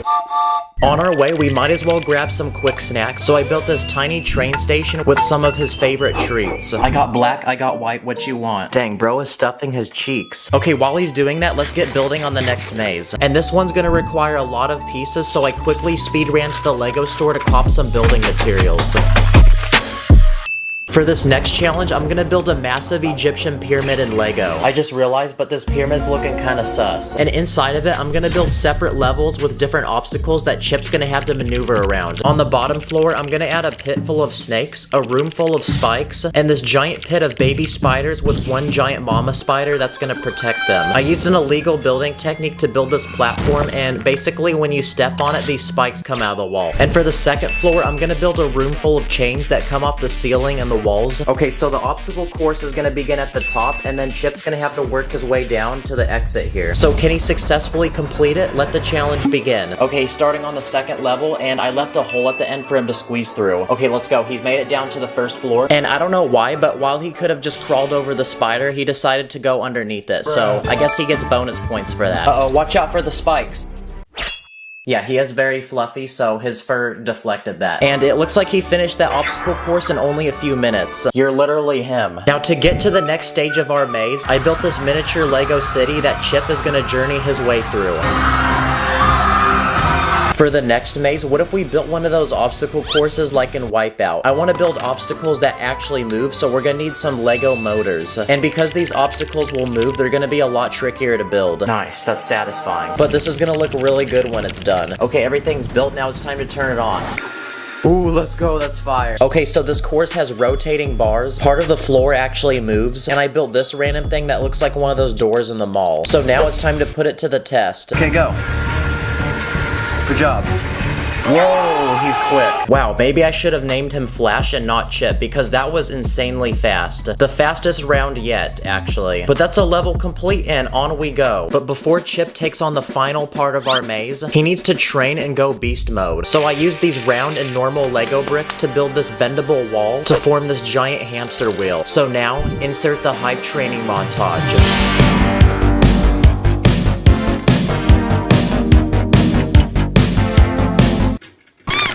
Oh crap, he broke it. Well, I'm no engineer, but I mean, I did spend like 3 hours trying to build that, so I tried, guys. And now that Chip has completed his training, it's time to build the final, most challenging maze of them all. Okay, the obstacle course is complete, but what I didn't tell you guys is that this maze actually goes vertical. This looks like one of those 2D Mario games. This is by far the most challenging obstacle course because not only does this have the most obstacles, but this course is gonna test all of Chip's abilities. So the challenge is to start on the bottom and make it to the very top. And with that said, the challenge begins now. Okay, in he goes. He's committed now. Okay, the first couple levels are gonna test if he can squeeze into tight spaces. Okay, he's cleared that, so the next challenge is to get across these jumps. Each one gets further apart. Okay, next level up, this one is a balancing beam. Whoa, careful, that was close. And above that, this one's actually really challenging. He's gonna have to maneuver between these tiny gaps. Okay, for this part, he's gonna have to work his way up and down these platforms. Come on, you got it. Wow, I'm impressed how flexible he is. Okay, now up the staircase. This one looks like a stock graph. And here he goes, the final few obstacles. And let's go! He did it! Guys, look what he just came up. That's actually insane. And now that his journey is complete, it's time to celebrate. So to reward him, I'm gonna build him a dream hamster home in Lego. I'm gonna start by building the outside, and I want this thing to look really modern and bougie looking. Okay, there's 2 separate rooms, and I built this custom Lego tube with glass pieces. That way he can go between them. Now it's time to customize the inside. So for the first room, I'm gonna build a dream living room with a home entertainment system, and I literally used my iPhone for a TV screen. And for the second room, I'm gonna build a luxurious kitchen where Chip will have his very own personal chef to prepare the finest gourmet dishes. Dang, who let bro cook? Okay, for real though, I think the house is ready for the hamster. Welcome to your new home. I don't think you realize this, but you actually have a better home than an average human. Look, he's even using the tube. I think he really likes this house, guys. Wait, what is bro watching right now? Oh, dang. You think it on Risen Her Up? Leave a comment if you want to see him in more videos. Thank you for joining me. Have a blessed day. Stack it up, stack the bricks, call me Emma cause I'm quick. I'm a different, yeah we land. I feel like a manifest, like a manifest. Today, I'm gonna build a giant Minecraft world from thousands of Lego pieces, adding every important character, structure, biome, and dimension from the game. So, anyway, let's go. This is Steve, and today he's gonna set out on an adventure in his brand new survival world. So, it's time to load him into the map and begin his game. Nice, it's now day 1, which means he needs to prepare to survive the first night. But before we can do anything, the very first thing that Steve needs are tools. And because we're surrounded by trees, let's punch them to collect wood so we can build a crafting table and make our first few tools. Like this pickaxe, sword, shovel, he's even got this hoe. But because they're wooden tools, they're the crappiest, weakest ones possible, like something off Temu. And now that Steve has tools, he can use them to hunt and collect food, like this raw chicken, and he can even collect dirt from the ground so he can build his very first survival base. So I made one with this small window, a wooden door, and inside I put this bed. Wow, this is probably the ugliest house I've ever seen, but it's gonna have to work for now because just as we finish this base, we've completely ran out of daylight, which means now it's time that all the monsters begin spawning. So now that it's too dangerous to go outside, let's send Steve to bed and get him some rest so he can be ready to play the next day. Okay, Steve's ready to continue exploring his new Minecraft world, but before we explore outwards, we're going to explore downwards into the ground. So beneath his base, I built a narrow tunnel with a ladder that leads into a cave so he can go mining.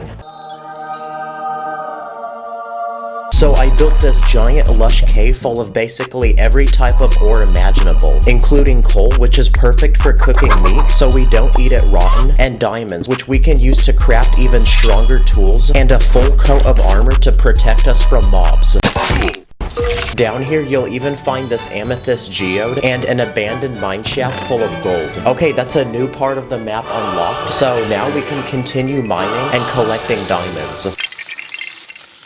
Ain't no way, bro definitely used creative mode. And now that we've unlocked new materials, we can take the ugly base we built on day 1 and upgrade it to be way better. So I made this completely new base that's way bigger and has 2 separate levels. So for level 1, I turned it into a crafting room with chests to store all Steve's building materials, and this furnace to cook food, smelt ore, and make new items like glass and bricks. And for level 2, I built a blacksmith shop where Steve can store all his tools, weapons, and armor, and this anvil to repair them. And while he works, I also built this music player. I'll be stacking up those bricks like it's ABC. My next plan is to build this house its own farm. That way we can grow our own food. So first, I built this garden where Steve can grow wheat, which is perfect for making bread, sugarcane, which can produce paper, potatoes, carrots, melons, and pumpkins. And on the other side of the house, I built a fence where we can keep different animals, like cows, which make a great source of milk, sheep, which produce wool, pigs, and chickens, which make great eggs for crafting cake and pie. Okay, our base is finished, and Steve is ready to continue exploring his Minecraft world. So I gave him a map and a compass, and he's ready to go. The first stop on our journey is a small village. So I built one with tiny houses that the villagers can live inside of. What's in this one? Oh shoot, my bad, bruh. Let's put that back real quick. But what makes these villagers special is we can actually try trading with them, so let's see what they give us. Okay, he doesn't want to trade, but maybe this will change his mind. I knew it. Money talks. Okay, that's a new part of the map unlocked, but we still have a long journey ahead. So on the way, I built this goat and this donkey, which we can tame and use to ride and store all the loot we're about to collect on our way. The next destination on our journey is the desert. So I built a dry, hot, and sandy landscape with cactuses, this camel, and this desert pyramid, which opens up with even more loot inside, which we can add to our collection. Now, opposite to the hot desert is the freezing cold Arctic. So that's what I built next. I made this snowy landscape with giant ice spikes poking out of the ground. I also added polar bears, this tiny igloo with a bed inside, and this wandering trader. So let's see if he has anything good to trade. Okay, you asked for it. Good boy. The next place we're gonna visit is the jungle. So I built this lush forest with a giant stone temple, which Steve can explore. Inside are booby traps, like these darts which shoot from the wall, and there's a secret door with treasure behind it that only unlocks when you select the right combination using these levers.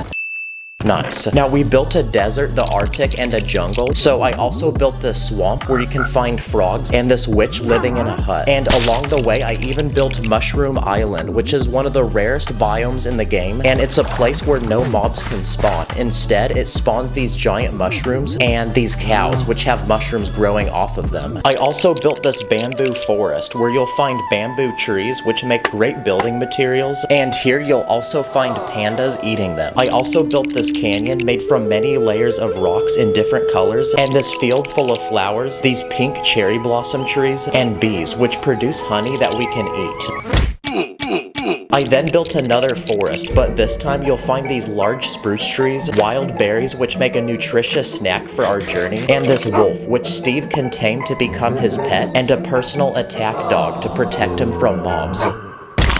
I also built a pillager outpost, which is this tall tower guarded by pillagers who like to attack and loot villages. Here you'll find special loot like crossbows, which are great for fighting mobs. So I put the tower next to the village, and now they can all go to war with each other.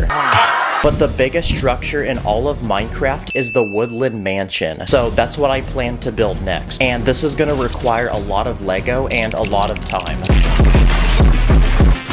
Look how big this thing is compared to the rest of the Minecraft world. So I built this giant mansion with 2 separate floors, and upon entering, you'll find a maze of hallways which lead to several different rooms, including this small crappy prison and this fighting arena where Steve can fight this chicken jockey.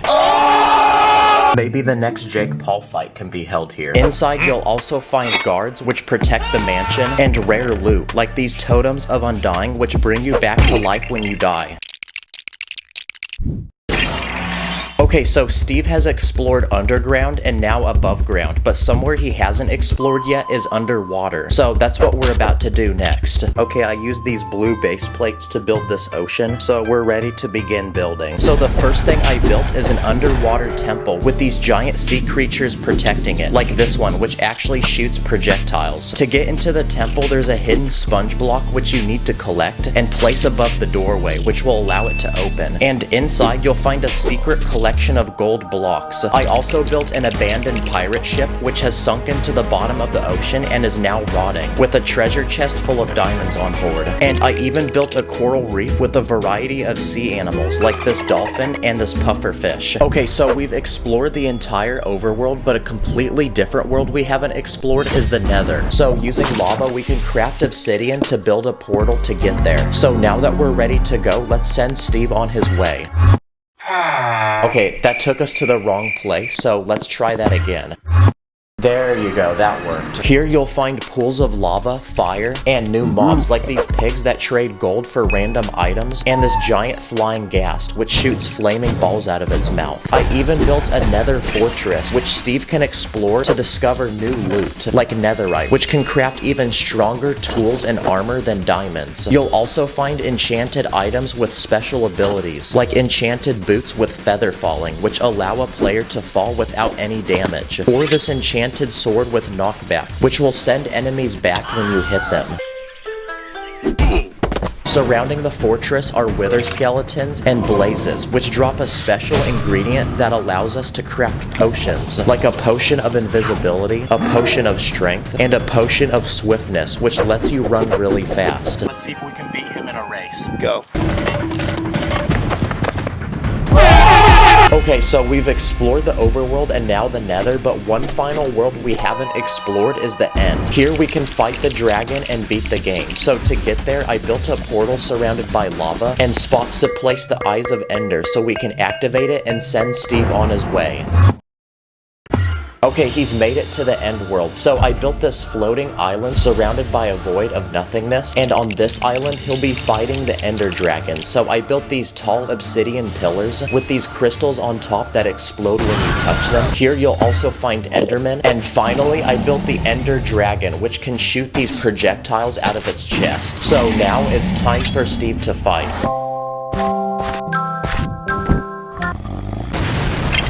Let's freaking go. Steve has officially beaten Minecraft. So to reward ourselves, I built an end city where Steve will find only the most rare, precious loot, like this elytra, which literally allows him to fly. Holy crap, that took forever, but this Lego Minecraft world is finally complete. This thing basically takes up my whole wall. Thanks for watching, subscribe, and I'll see you in the next one. Purple stars in my bank account, run up the digits, counting up the Lego money like Lord business. Always with my minifigs, I'm with the crew, master spins jitsu, call me say woo. This is a Lego island, and today I'm gonna build my own dream vacation in Lego by turning it into a complete resort full of different activities. Then at the end, I'm gonna simulate a tsunami to see if it will survive. So anyway, let's go. Now, once upon a time, there was a tiny island in the middle of the ocean inhabited by natives. So the first thing we need to do is to acquire the island from them. Greetings. Me come from far land. Me give 100 banana, you give me island. Okay, now they're happy, which means the island is officially ours. So we can deploy the helicopter and drop off the first payload of supplies which we can use to build the island. Now, the first thing this island needs is a hotel to accommodate all the tourists who will soon be visiting this place. So I started by building the first level of the hotel, which has a lobby area to check in, a breakfast area with complimentary food, and a highly trained chef to prepare any dish you may request. And the food is so good, you're gonna get fat afterwards, so I also built this gym for people to work out. Now, this is only the first level of the hotel, so for the next level, I'm gonna begin building the first rooms for our visitors, which are the cheapest but crappiest ones. You get a tiny bed and a tiny bathroom that can hardly fit a person. So for the third level, I'm gonna build upgraded rooms which cost more money but have more to offer. You get a larger bed, a living room with a couch and a TV, and a larger bathroom with a walk-in shower. And for the fourth but final level, I'm gonna build the most expensive premium rooms that only the richest tourists can afford. These ones come with a mini fridge full of free drinks, a computer with high-speed internet, a giant TV with a PlayStation 5, and an indoor hot tub. You even have a personal butler to bring you 24-hour service. Okay, all the hotel rooms are now finished, so on the very top of the building, I'm gonna add a giant pool. Nice. Now you can swim while having a beautiful view of the ocean. And now that our hotel is complete, it's time to bring our first visitors to this island. So a while back, I built a giant Lego cruise ship that we're gonna use to transport the visitors to the island. And just like that, they're all on the island and ready for vacation. This guy's vlogging the island for his YouTube channel. This girl is taking pictures for her Instagram. And these people are literally getting married on the island. Wow, that is so romantic. And to welcome the visitors, the natives of this island are gonna put on a traditional performance with drums and fire dancing. So I built a stage for them to perform, and there's already a crowd watching. Now, surrounding this island is a beautiful sandy beach. So I built a pathway going to it from the hotel, and once you arrive, you'll find a man selling beach towels and umbrellas, which are the perfect essentials to a great day at the beach. So now the tourists can come down to the beach to hang out and swim. So I also built a small tower for a lifeguard, a giant net so people can play volleyball, and I also built a tiny hammock between two trees using a net piece. And now that the tourists are spending time at the beach, that's a new activity added to the list of things to do on this island. But this is only one of the activities I want to build. Another activity is scuba diving. So next to the beach, I built a tiny shop with scuba diving equipment, like wetsuits, flippers, and goggles. So in exchange for money, people can rent scuba diving diving equipment to explore the ocean and find all different kinds of sea life. So in the ocean, I built a Lego coral reef with plants and sea animals. So anyway, this Lego man can go explore while we return back to the island. Okay, I have another idea, but this time I'm gonna need to use the roof of the hotel. Because going from the roof all the way down to the beach, I built a giant zip line using string. So let's test it out and see if it works. Nice. Another activity is skydiving. So in order to skydive, we need a way to get up into the air. So I built a tiny plane that can seat a few minifigs, and I added a working door that people can jump out of. But most importantly, we need a parachute. So I bought one off the internet, and this one is actually a real Lego piece. So now it's time to load our passengers and go skydiving. So let's test this parachute to see if it actually works. Okay, it does. Another activity is surfing. So in front of the beach, I built a surfboard rental shop with a space to put all the surfboards, and there's even a professional surfing instructor. But the most important thing is that we need a wave to surf on. So I built a giant wave using the satisfying bendable wall using round bricks. And when you twist it, it looks like the perfect wave for someone to surf on. I built a Lego jet ski that can seat a single person, a jet boat that can seat 3 people, and there's a spot in the back to attach a rope. That way someone can water ski. I also built this tiny yacht, and it can actually be opened up, so inside is a bed, and in the back of the boat there's a spot to fish. And the final boat I built is this party boat, which has 2 separate levels, and on the boat you'll find a hot tub, a slide that goes into the water, and there's even a private DJ. So now we can add all the boats we just built to the island, and I even built a tiny dock on the beach, that way people can park them. Okay, the next thing I want to add to this island are shops that sell different things people can buy while they stay here. So the first shop I built is a fruit stand that sells fresh bananas and coconuts. And these are so fresh that they're even picked right off the trees around the island. And I even built a blender in the back with cups so people can purchase a delicious banana smoothie. This next shop is a small souvenir store that sells island merch, like postcards and t-shirts. This third shop is a convenience store, where you can buy drinks that I put in this refrigerator, or you can buy snacks like hot dogs or ice cream. I also built a small travel shop where you can buy things you might have forgotten to bring before coming on vacation here, like sunglasses, hats, or sunblock. And with how sunny and hot it is on this island, you definitely don't want to forget it, or else you're gonna end up like this guy. Okay, all the shops are complete, but we still have a lot more space on this island. So next to the hotel, I built a tennis court with 2 people playing. And to build the actual tennis rackets, I used this round tile. So while these people play tennis, next to the tennis court, I'm also gonna build a basketball court. And to shoot the ball, I'm using a special minifig that has springs in its legs. Okay, we've added a tennis court and a basketball court to this island, but on the other side of the hotel, I'm gonna build a relaxing nature walk with 2 giant trees and a platform built around the trees that people can walk on. And perched on this tree are tons of parrots. So I also built a stand of a guy selling bird food. So if you have money, you can pay to buy bird food and feed them. Another thing we should add to this island is a restaurant, but not just any restaurant, because I'm gonna build a gourmet 5-star restaurant where you sit outside and have a beautiful view of the ocean. So it's very romantic. And in the very middle of the restaurant, there's a kitchen where a chef is cooking all the food. I wonder what's under the chef's hat. Yep, I knew it. And now we're left with one final space on this island to add something. So I'm gonna build this island its very own water park with a giant pool for people to swim. I built 3 slides so people can race each other to the bottom. And I also added 2 diving boards, like this one for noobs, or this one which is way higher up, but it's only for professional athletes. Okay, the island is now completely full and there's nothing left to add, which means it's now finished. I would definitely pay to go on vacation here. But even after all that work, there's actually one more thing we have to do, because I want to see if this island can survive a giant tsunami. So to simulate it, I have a giant bucket of water and I'm gonna pour it down the slide. Okay, here we go.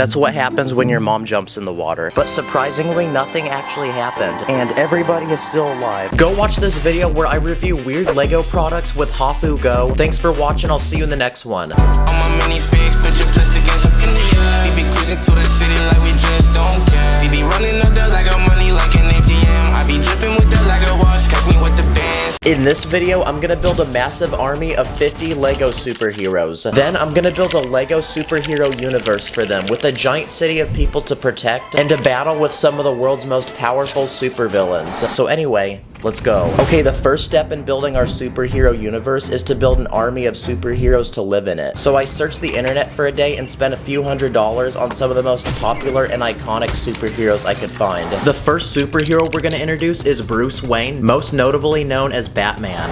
No, not that kind of Batman. Not that one either.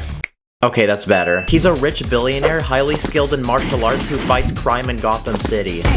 He also has a crime-fighting partner named Robin, who's also highly skilled in combat. And to get around the city, he rides in a Batmobile, so I speed ran to the Lego store and bought one in Lego.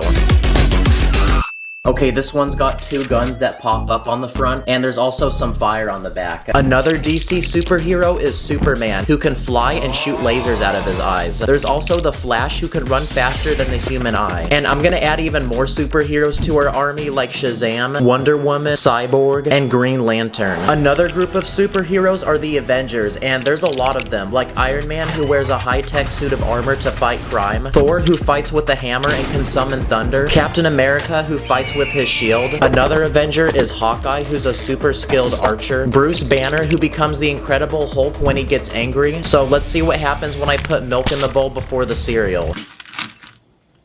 Oh, we got it, guys. There's also Ant-Man, who can become really tiny. We're also gonna recruit Doctor Strange, Black Widow, who's a Russian spy, Falcon, the Winter Soldier, Vision, which is a human-like robot, War Machine, Captain Marvel, Shang-Chi, and the Black Panther, who's the King of Wakanda, and Kendrick Lamar made an album about him. Okay, now I want to build something for the Avengers, so I speed ran to the Lego store and bought this 700-piece Avengers Quinjet set. It's basically a very high-tech looking aircraft, so the Avengers will be able to use this to transport themselves. One of my favorite superheroes is Spider-Man. Once he was a nerdy kid that had no riz, but one day he got bit by a radioactive spider, and now he swings through the city saving people in need. And there's a lot of different Spider-Men from different multiverses, so here's the Tobey Maguire Spider-Man, the Andrew Garfield one, the Tom Holland one, we got the Miles Morales one, Gwen Stacy, who's also Spider-Woman, and this one called Spider-Ham. I'm not sure, that's what it said on Google. My favorite superhero movie is Guardians of the Galaxy, so we also got some Guardians of the Galaxy minifigs, and to go with them, I bought this massive spaceship.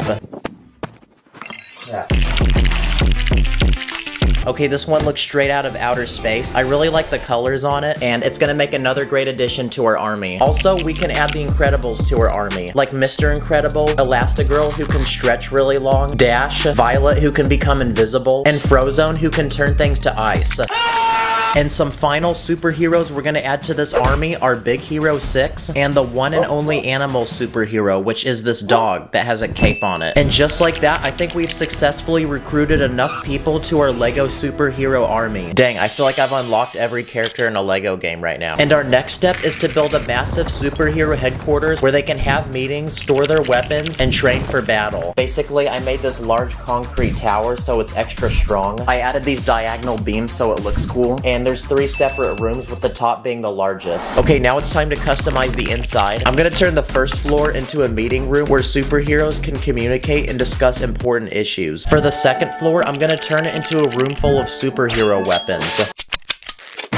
Okay, that looks pretty good. And finally, for the third floor, I'm gonna turn it into a massive gym so the superheroes can get strong. I built this bench press and I used car wheels for the weights. I'm also gonna add dumbbells that I used lightsaber hilts to make, a treadmill for the Flash to practice his running skills, 2 punching bags, including this punching dummy that looks like the Joker. I'm also gonna add 2 yoga mats for people to stretch, a water dispenser, and a speaker to play music and hype people up when they're working out. And above the gym on the roof of the building, I'm gonna turn it into a helipad for the Quinjet we made earlier. Okay, that took several hours, but I think our superhero headquarter building is finally done. But we just got started because next I want to build a Lego city for the superheroes to protect. I speed ran to the Lego store and bought this $300 Lego Daily Bugle, which is the actual building featured in a lot of the Spider-Man comics and movies. So after an entire day of speed building this thing, it was finally completed. Insert a hype montage.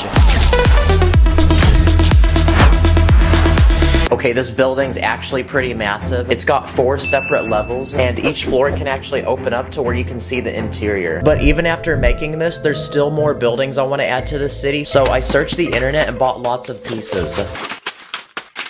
Yep, I'm gonna be very broke after this video. I'm gonna start by taking several base plates and spreading them around to form the layout of the city. Next, I'm gonna build 2 massive skyscrapers using tons of window pieces to take up the back of the city. And together with the Daily Bugle and headquarter building we made earlier, it's gonna form a beautiful city skyline. The next block down, I'm gonna continue adding buildings, like these 4 apartment buildings that are side by side with each other and each look unique. And next to that, I'm gonna build a white bank with columns on the front to make it look very expensive. And also a money sign, that way you know it's a bank. And because every city needs a park, in this final corner I'm gonna build one in Lego, adding a pond and several trees to go around it. Another thing that every city needs is a public transportation system, so because I'm running out of space, I'm gonna put a metro system above the main road with 2 passenger cars to transport citizens. And to make this really feel like a city, it was time for some finishing details: light poles, trash bins, benches, more trees, and a few cars to drive around in the street. And now that our Lego city is complete, it's time to introduce the new citizens that will be living here. So now we can add our superheroes around the city to protect the citizens. And there you go, our Lego superhero city is finally complete. That was a lot harder than I thought. That took 3 days to build, guys. It really looks like one of those cities that they'd film a superhero movie in. So now, insert the cool superhero montage.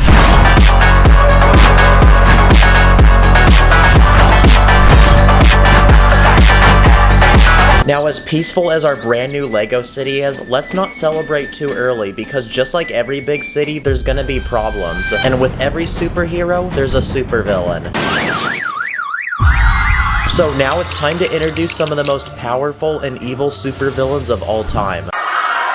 Each of these supervillains have unique powers and abilities, like Dr. Octopus, Killer Moth, the Joker, the Green Goblin, Venom, Loki, Killmonger, Lex Luthor, Ultron, Ronan the Accuser, the Red Skull, Sandman, Mysterio, Poison Ivy who can kill you when you kiss her, and Thanos who can literally wipe out the entire universe with his Infinity Gauntlet. And just by adding those supervillains, our city is in complete chaos. And like every superhero movie, we now need to save the people and bring justice to the city. So it's time to unleash our superheroes and insert a cool fighting montage.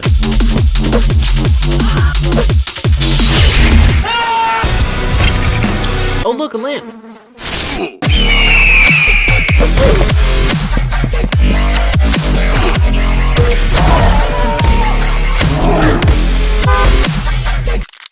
Wow, there we go. The Lego supervillains are now gone and the city is brought back to peace. And it looks like that concludes our Lego superhero journey, so it's time for a speech from Morgan Freeman. A Lego superhero stands as a beacon of justice, defined not by its powers, but by its decisions and deeds.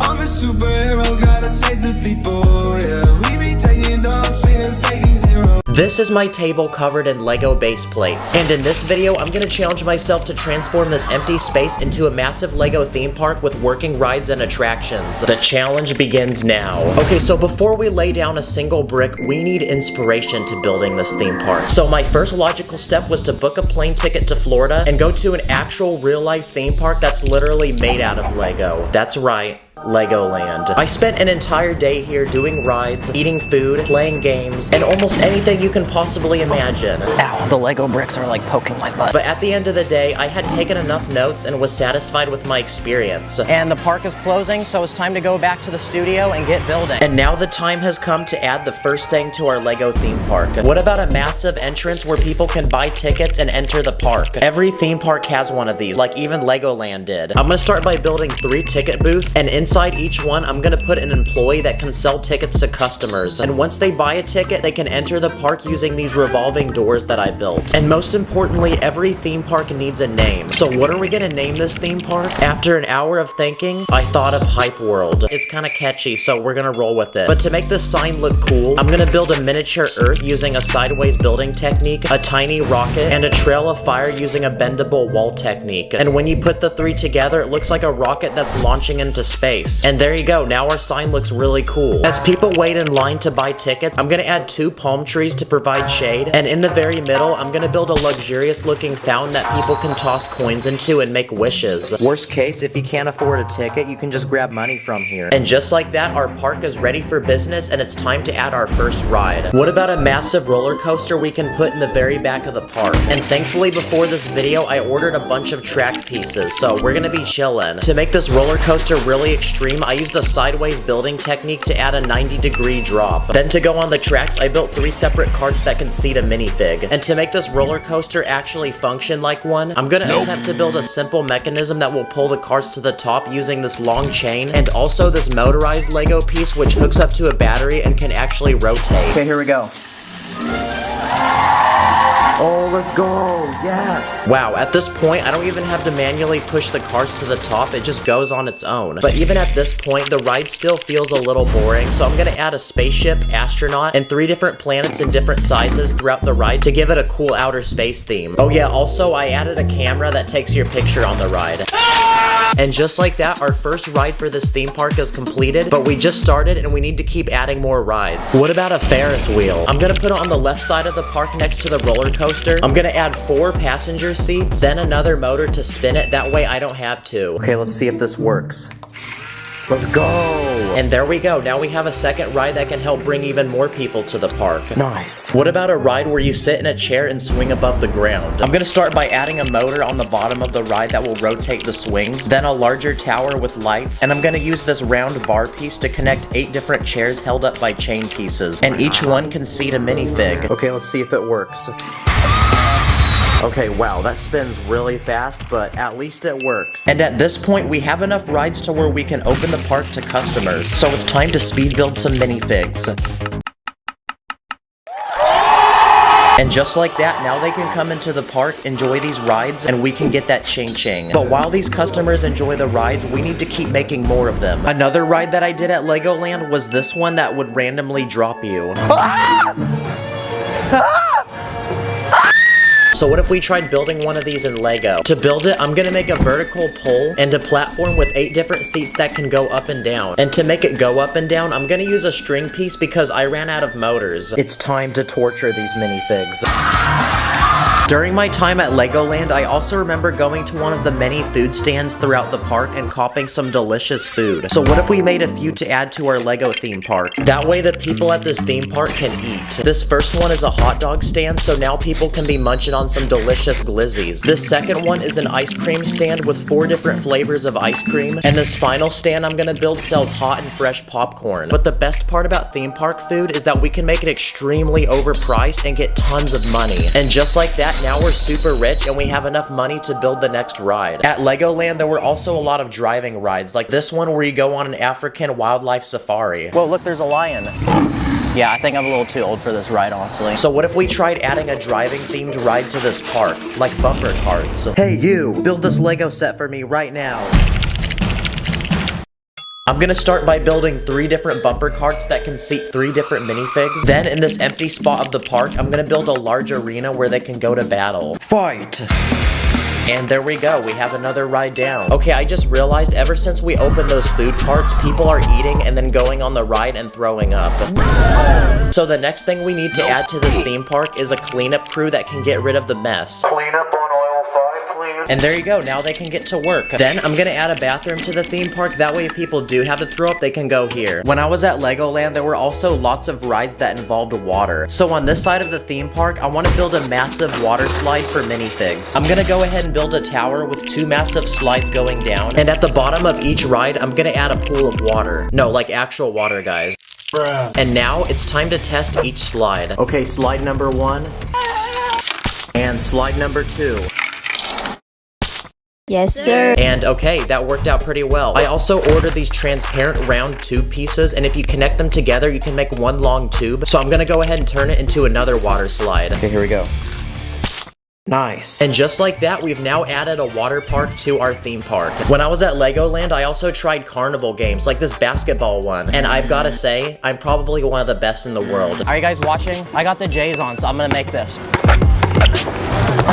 Oh crap, my bad. We have one final empty section of the park left, so what if we fill it with carnival games? Starting with this first one that I've seen at theme parks, and pretty much you have to climb the top of this rotating ladder without falling off. Come on, make it. Let's go. Come on, come on. Yes! Let's go! Well done. Here you go. And next to that, I'm gonna build a basketball game where you can win 4 different prizes, including a PlayStation 5 and 2 basketball hoops. That way people can shoot some buckets. But obviously, it's a carnival game, so the chances of actually winning are extremely low. So unfortunately, this guy won't be getting his PlayStation. And the final carnival game I'm gonna build is the strength tester, where pretty much you hit this plate and you try to see how high you can make this piece go. Okay, and I think the carnival looks complete now. Now at this point, our theme park is almost completed, but it's time for a quick speed round of some final touches to add to it, including garbage bins, a few benches where people can sit down, several trees to add some nature to the park, security officers to make sure nobody commits an illegal building technique, and finally, like a lot of theme parks, I'm gonna add random mascots and people in costumes. And the final thing that every theme park needs is a merch shop. Legoland had one, and when I went inside, it was full of tons of different Lego sets and other Lego merchandise. Hey yo, this backpack low-key got that drip though. Yes, sir. So I'm gonna build a merch shop in this final empty section of the park, and just like that, now we can fill it with merch.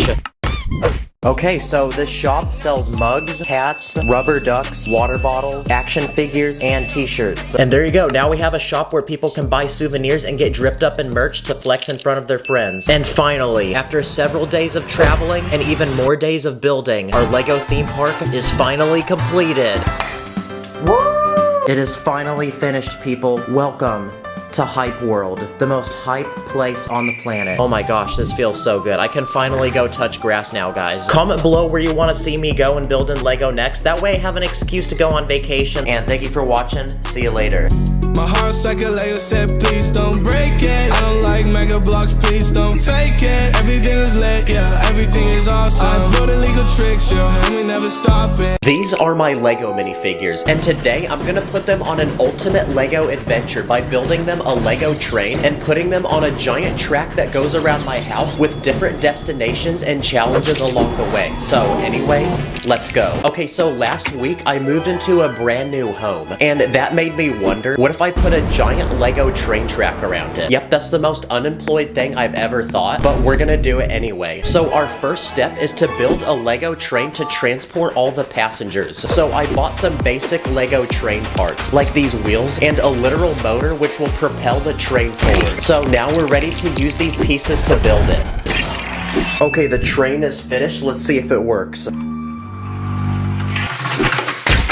Yep, it does. Okay, the train is finished, but the cars inside are completely empty. So first I built economy seating with basically no legroom that cost the cheapest for the poorest Lego minifigures. Then I built an entirely new room dedicated to first class seating for the wealthiest passengers. You literally get a bed, a flat screen TV, and a private chef that will make you any dish you request. Okay, and our train is complete, so we're ready to load our passengers and set them off on their journey. Now we have a train, but what about a track to guide it through my house? And because we're putting it through my house, we're gonna need a lot. So I went online and gave Lego all my money to buy as many as possible. I ordered like 600 or 700 of them.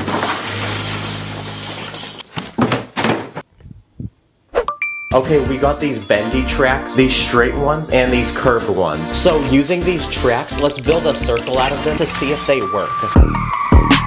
Nice. Yes, they do. This train is finally ready to begin its journey. So I built a track entering my house, and it's time to send it inside. Okay, the train has officially entered, and the first room we'll be visiting on our journey is the laundry room. And the first destination I want to build is a Lego amusement park full of rides. So I built one from 1,000 pieces, and it's completely video game themed. Inside is an arcade full of video games, like this dancing one. There's this huge robot with a sword and gun. There's a store that sells snacks, and there's even live music. But the best part is this futuristic roller coaster, which can fit 3 people at a time. Okay, now we built a roller coaster, but what if we turn my washing machine into a ride? So I built these seats to add inside, and now we can load the riders. Oh my gosh. Hold on tight. Oh, I am not riding this one. Okay, that's our first stop, but I literally plan on building 11 more of them, and this video won't end until the track goes around the entire house. So it's time to add more tracks and progress to the next destination. But on the way, I built a small challenge because I want to see if this train can plow through this wall. Wow, okay, first challenge complete. This next destination is this giant medieval castle made from 4,000 pieces. It's guarded by knights, this tower that drops rocks on people who try entering, and this bee nest. To enter the castle, you need to lower this drawbridge and open this gate behind it. And once you enter, you'll find multiple rooms like this weapon room, this prison to keep criminals, and there's even a secret room hidden underneath the castle with treasure inside. And to rule the castle, I even built this Lego Burger King. The next part of my house we'll be visiting is the kitchen, and because it's a place to eat, my plan is to build an expensive 5-star restaurant. So I built this massive pirate-themed restaurant made from 3,000 pieces. The restaurant is literally built into a pirate ship, and outside you'll even find this giant fish. And once you enter, you'll find multiple levels and plenty of tables for seating all the customers. There's a kitchen to prepare the food with every ingredient and cooking tool, and there's even a VIP lounge for our first-class customers. Nice, the passengers have eaten and we're ready to continue their journey. But on our way through my kitchen is the refrigerator, and I have a perfect idea. What if we build our next stop inside of it? And because my fridge is cold, what's better than building something like a winter-themed village? I built this large log cabin, and inside you'll find multiple levels with fresh cookies, these beds, and a working fireplace that actually lights up. And in front of the cabin, I built this large hill full of snow that people can ski down. Nice, imagine opening this to get a snack and you see this. Okay, we're done exploring the kitchen and we're ready to travel to the next part of the house. But on the way, it looks like this guy got his car stuck. Okay, not anymore. Okay, we've unlocked a new part of the house to explore, and this time it's the bathroom. Yep, it's the smallest room in the house, but our next destination will go in here. And I have an idea, because what if we turn this sink into a literal water park? But first, we need to fill the sink with water so it becomes a swimming pool. Okay, now we're ready to build this water park some rides. So first, I built this slide with a giant drop, and at the end, it launches people in the air. Oh, no way, he actually jumped it. Okay, let's try that again. Nice, there you go. I then built this super tall slide that spins. Let's aim for the toilet. Oh, let's go. Oh, well, that guy's gone. And for the final, most extreme thing to add to this water park, I built this extremely tall diving board for only the bravest and most skilled people. Okay, we've entertained the passengers and we're ready to continue our journey to the next room. But this one is very special because it's actually the room where I film all my videos. And we need to build our next destination here. But this time, it's a very creepy one because it's this haunted mansion made from 3,000 pieces. Outside is this cemetery full of bones. And once you enter, you'll find many rooms and levels with cursed items, like this cursed painting, this guy who didn't escape, this cursed piano. You'll find ghosts, but the scariest part of the house is this working elevator that takes people to the top and drops them. But if you thought this house was creepy, I also built this life-size Lego book, which is actually alive and will try eating you. Yeah, this place is way too creepy, so we need to get out of here and head to the next destination. But on our way, I built this huge Lego spider, and we're gonna see if it can stop the train. Wow, it actually did. Ow, I think it bit me. Okay, we've unlocked the next part of our house to explore, and this time it's the living room. So for this next destination, it's a giant Lego NBA basketball game. Oh, let's go!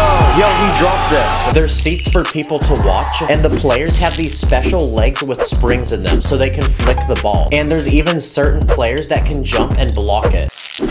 Ooh! Stop playing with me. Go to sleep, little bro. At this point, we've come a long way on our journey, but I still have many more places planned for our passengers to visit. But on our way, we've stumbled across a Lego concert. So I built this stage with lights, and I used this giant speaker. My heart's like a Lego set, please don't break it. I don't like mega blocks, please don't fake it. Okay, we're ready to stop for our next attraction, and this time it's this extreme Lego stunt show. I built these special motorcycles that you can actually wind up and launch. I then built this giant Lego obstacle course with 2 massive loops. This first one has a ring of fire at the end.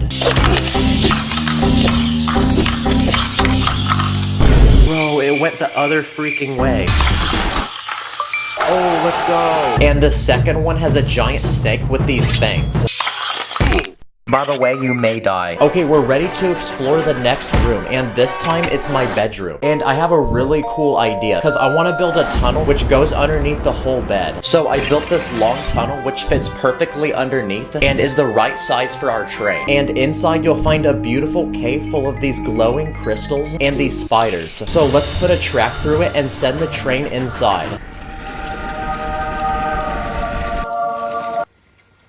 Okay, at this point, we've explored the entire inside of the house, which means what's left to explore is the outside. Yeah, we have plenty of space to build out here, so we got no time to waste. Okay, it's time to make our next stop, and this time it's this peaceful forest with this huge Lego tree house. Here our travelers can feast, and built into the tree is this swing, and these tiny houses connected by bridges. There's this winch to transport supplies to the top, and inside each house are tiny beds for people to sleep. So it's time to give our travelers some rest until the next morning.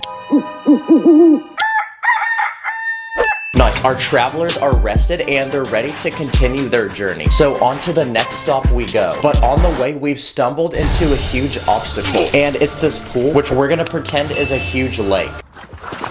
And the only way to move forward is to get across. So what if we built a Lego bridge to get the train to the other side? So I built this thin wooden bridge which goes across the entire pool, but it's extremely weak. So I added some supports underneath the water to hold it up. Another problem is the track going up to the bridge is too steep. So I built this sturdy ramp to guide the train upwards, and I built another ramp to guide the train downwards into the grass. So now that our bridge is complete, let's test it and see if our train can make it across.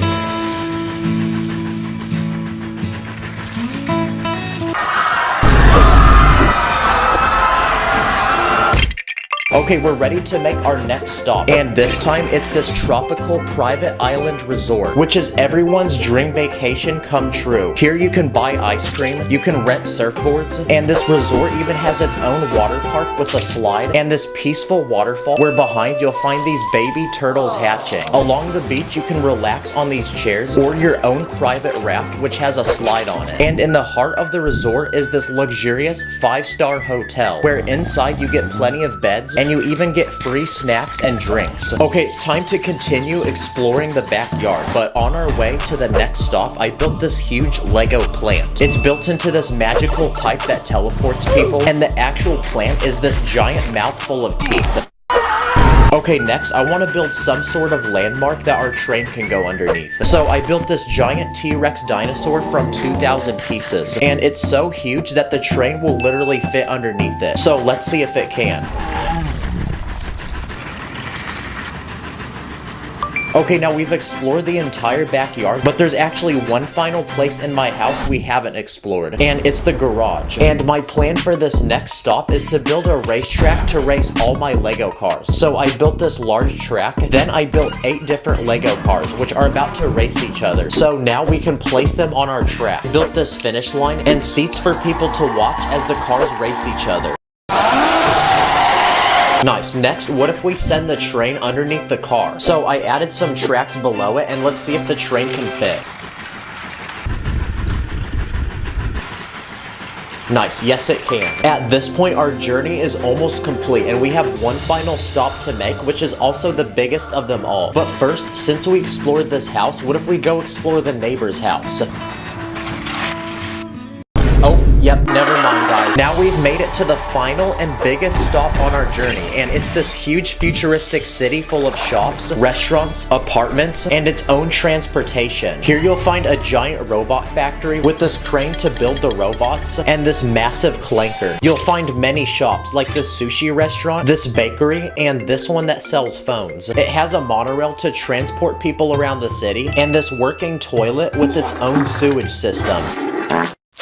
Oh, I am not drinking this water. And the best part is when it gets dark, the entire city even lights up. Holy Lego, this is actually insane. Yes, let's freaking go. That was our final stop, and our journey has finally come to an end because our train has finally returned to where we started. And to celebrate is this grass to touch because this video actually took forever to make. Wow, we actually put a train track through my whole house. This is literally a childhood dream come true. Also, I was gonna say something, but I lost my train of thought. Thank you to everyone who watches these videos and subscribes. This place would not be possible without y'all. This is a new chapter for the channel. I have a lot of bangers planned. Comment what I should do next. Subscribe. Thanks for watching. I feel like a piece of Lego, cause my heart can't let go. Can't disconnect the pieces, can't miss a step, oh no. Garage full of Lego cars like GTA. I've been through the storm, I've been through the rain. Can't step on those bricks, can't deal with the This is a giant chunk of Legoland that goes several bricks deep. And in this video, I'm gonna be turning it into a massive Lego underground survival base. Then at the end, I'm gonna put it through some difficult catastrophes to see if it will survive. Let the challenge begin. Okay, so this dirt chunk is over 40 bricks deep and almost 100 bricks wide. Yeah, we got a lot of building to do. So it's time to dig down and build the first room to our survival base.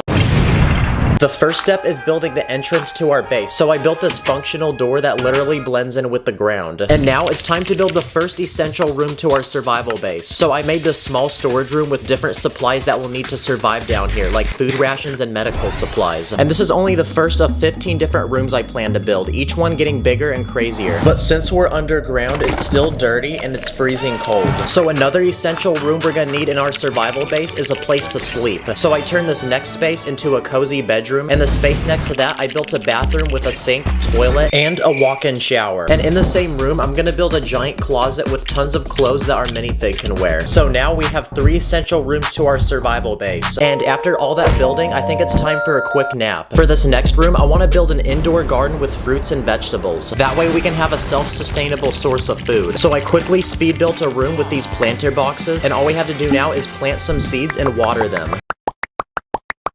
And there we go. Now using indoor lights, we have a thriving garden where we can now grow all sorts of different fruits and vegetables to eat. Another essential room we're gonna need in our survival base is a room to store weapons, because in the case of an emergency, we might need them. So here's a variety of different weapons, from guns to rocket launchers, grenades, all the way to bows. So the next room we're gonna add to our survival base is a giant locker room to put all of them.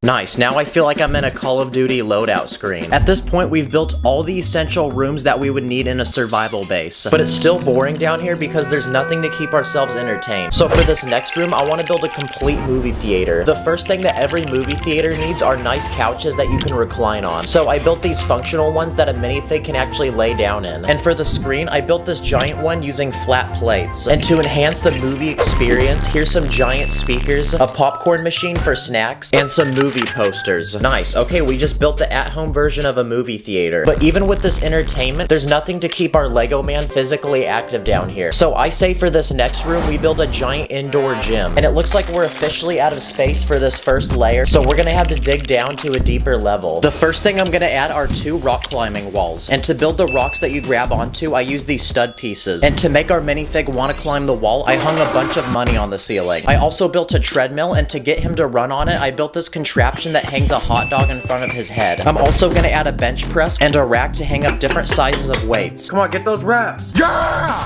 Woo! This is now the biggest room in our survival base, and after a complete workout, his health has increased, and now he's rocking a 6-pack. And after that workout, our muscles are gonna be super swole, so I'm gonna quickly speed build another room with a hot tub with lots of tropical plants to make this place feel relaxing. Another room I want to add to the survival base is a game room with arcade machines, so it's time to clear out some more space. I want to include all the different types of arcade games, so here's a driving simulation game. I also built this arcade game, which is a first-person shooter. And finally, I'm gonna add one of those dancing games with the squares on the floor you're supposed to hit with your feet. And at some of the arcades I've been to, there's also bowling. So I built this tiny bowling lane with pins and a bowling ball for our Lego man. Come on, let's get a strike. Let's go! Perfect! Now earlier, we got food rations and built an indoor garden to grow fruits and vegetables. But for this next room, I want to build a complete kitchen where we can cook up all sorts of delicious meals. I built a pantry to fill with ingredients and a refrigerator that we can also fill. And to help cook the food, here's a blender and also a stove. Let's try to flip it. And to cook for our Lego man, I built this AI robot that will personally prepare and serve any dish we can imagine. Okay, another idea for a room I have is a library, because I think reading's a great way to relax and keep our minds busy while we're trying to survive here. The first thing I built is this rotating couch to sit down in, and lots of books that I built using these flat tile pieces. And while our Lego man starts reading, we're gonna make this room super relaxing, because in the very back, I'm gonna put a giant aquarium with all kinds of aquatic animals. Okay, that's another room down, and at this point, I would actually pay a lot of money to stay in the survival base. For this next room, what if we built an indoor basketball court? So it's time to dig out the biggest room of all. Whoa, Steve from Minecraft? What are you doing down here? Oh, he's digging for diamonds. That makes sense, guys. Okay, we're gonna have to send him back home because we're gonna turn this space into a giant basketball court with 2 basketball hoops, a rack to put basketballs, and finally a scoreboard. But the score's at 0, so let's give our minifig a basketball uniform and run it up.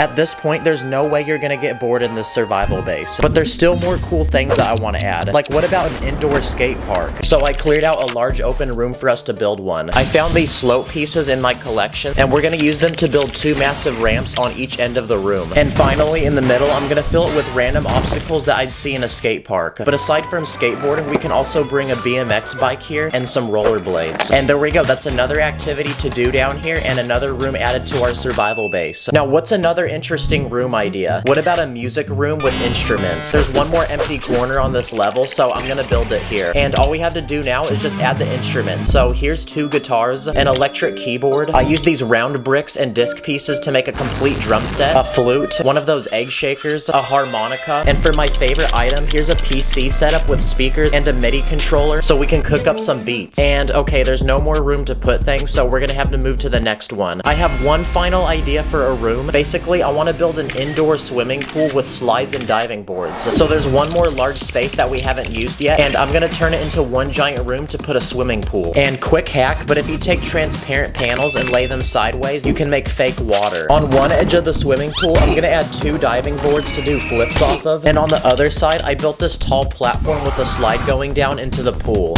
And I built a few more things like this towel rack, another rack to hold a life vest and flippers, and most importantly, a pool floaty. Let's go! Okay guys, that was the final room that I wanted to build. This thing looks like one of those ant colonies. Look at the before and after results, guys. Also, this is a good place to hide from the cops when you do an illegal building technique. But to see if this is a true survival base, I'm going to simulate a series of tests to see if this is truly something that you can survive in. Starting with an earthquake. Okay, it looks like it passed the first test. Wow, there's a lot of stuff that just came off. But this next one's gonna get more advanced because we're gonna see what damage happens when a flood occurs.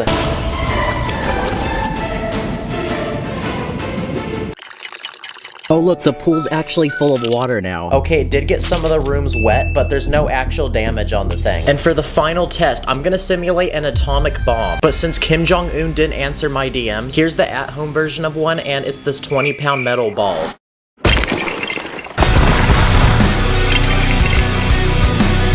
No way, bro is still chilling on the couch. Don't worry guys, I think I can still fix this. Stop the cap. Comment what you want to see me build next. Thanks for watching, I'll see y'all in the next one.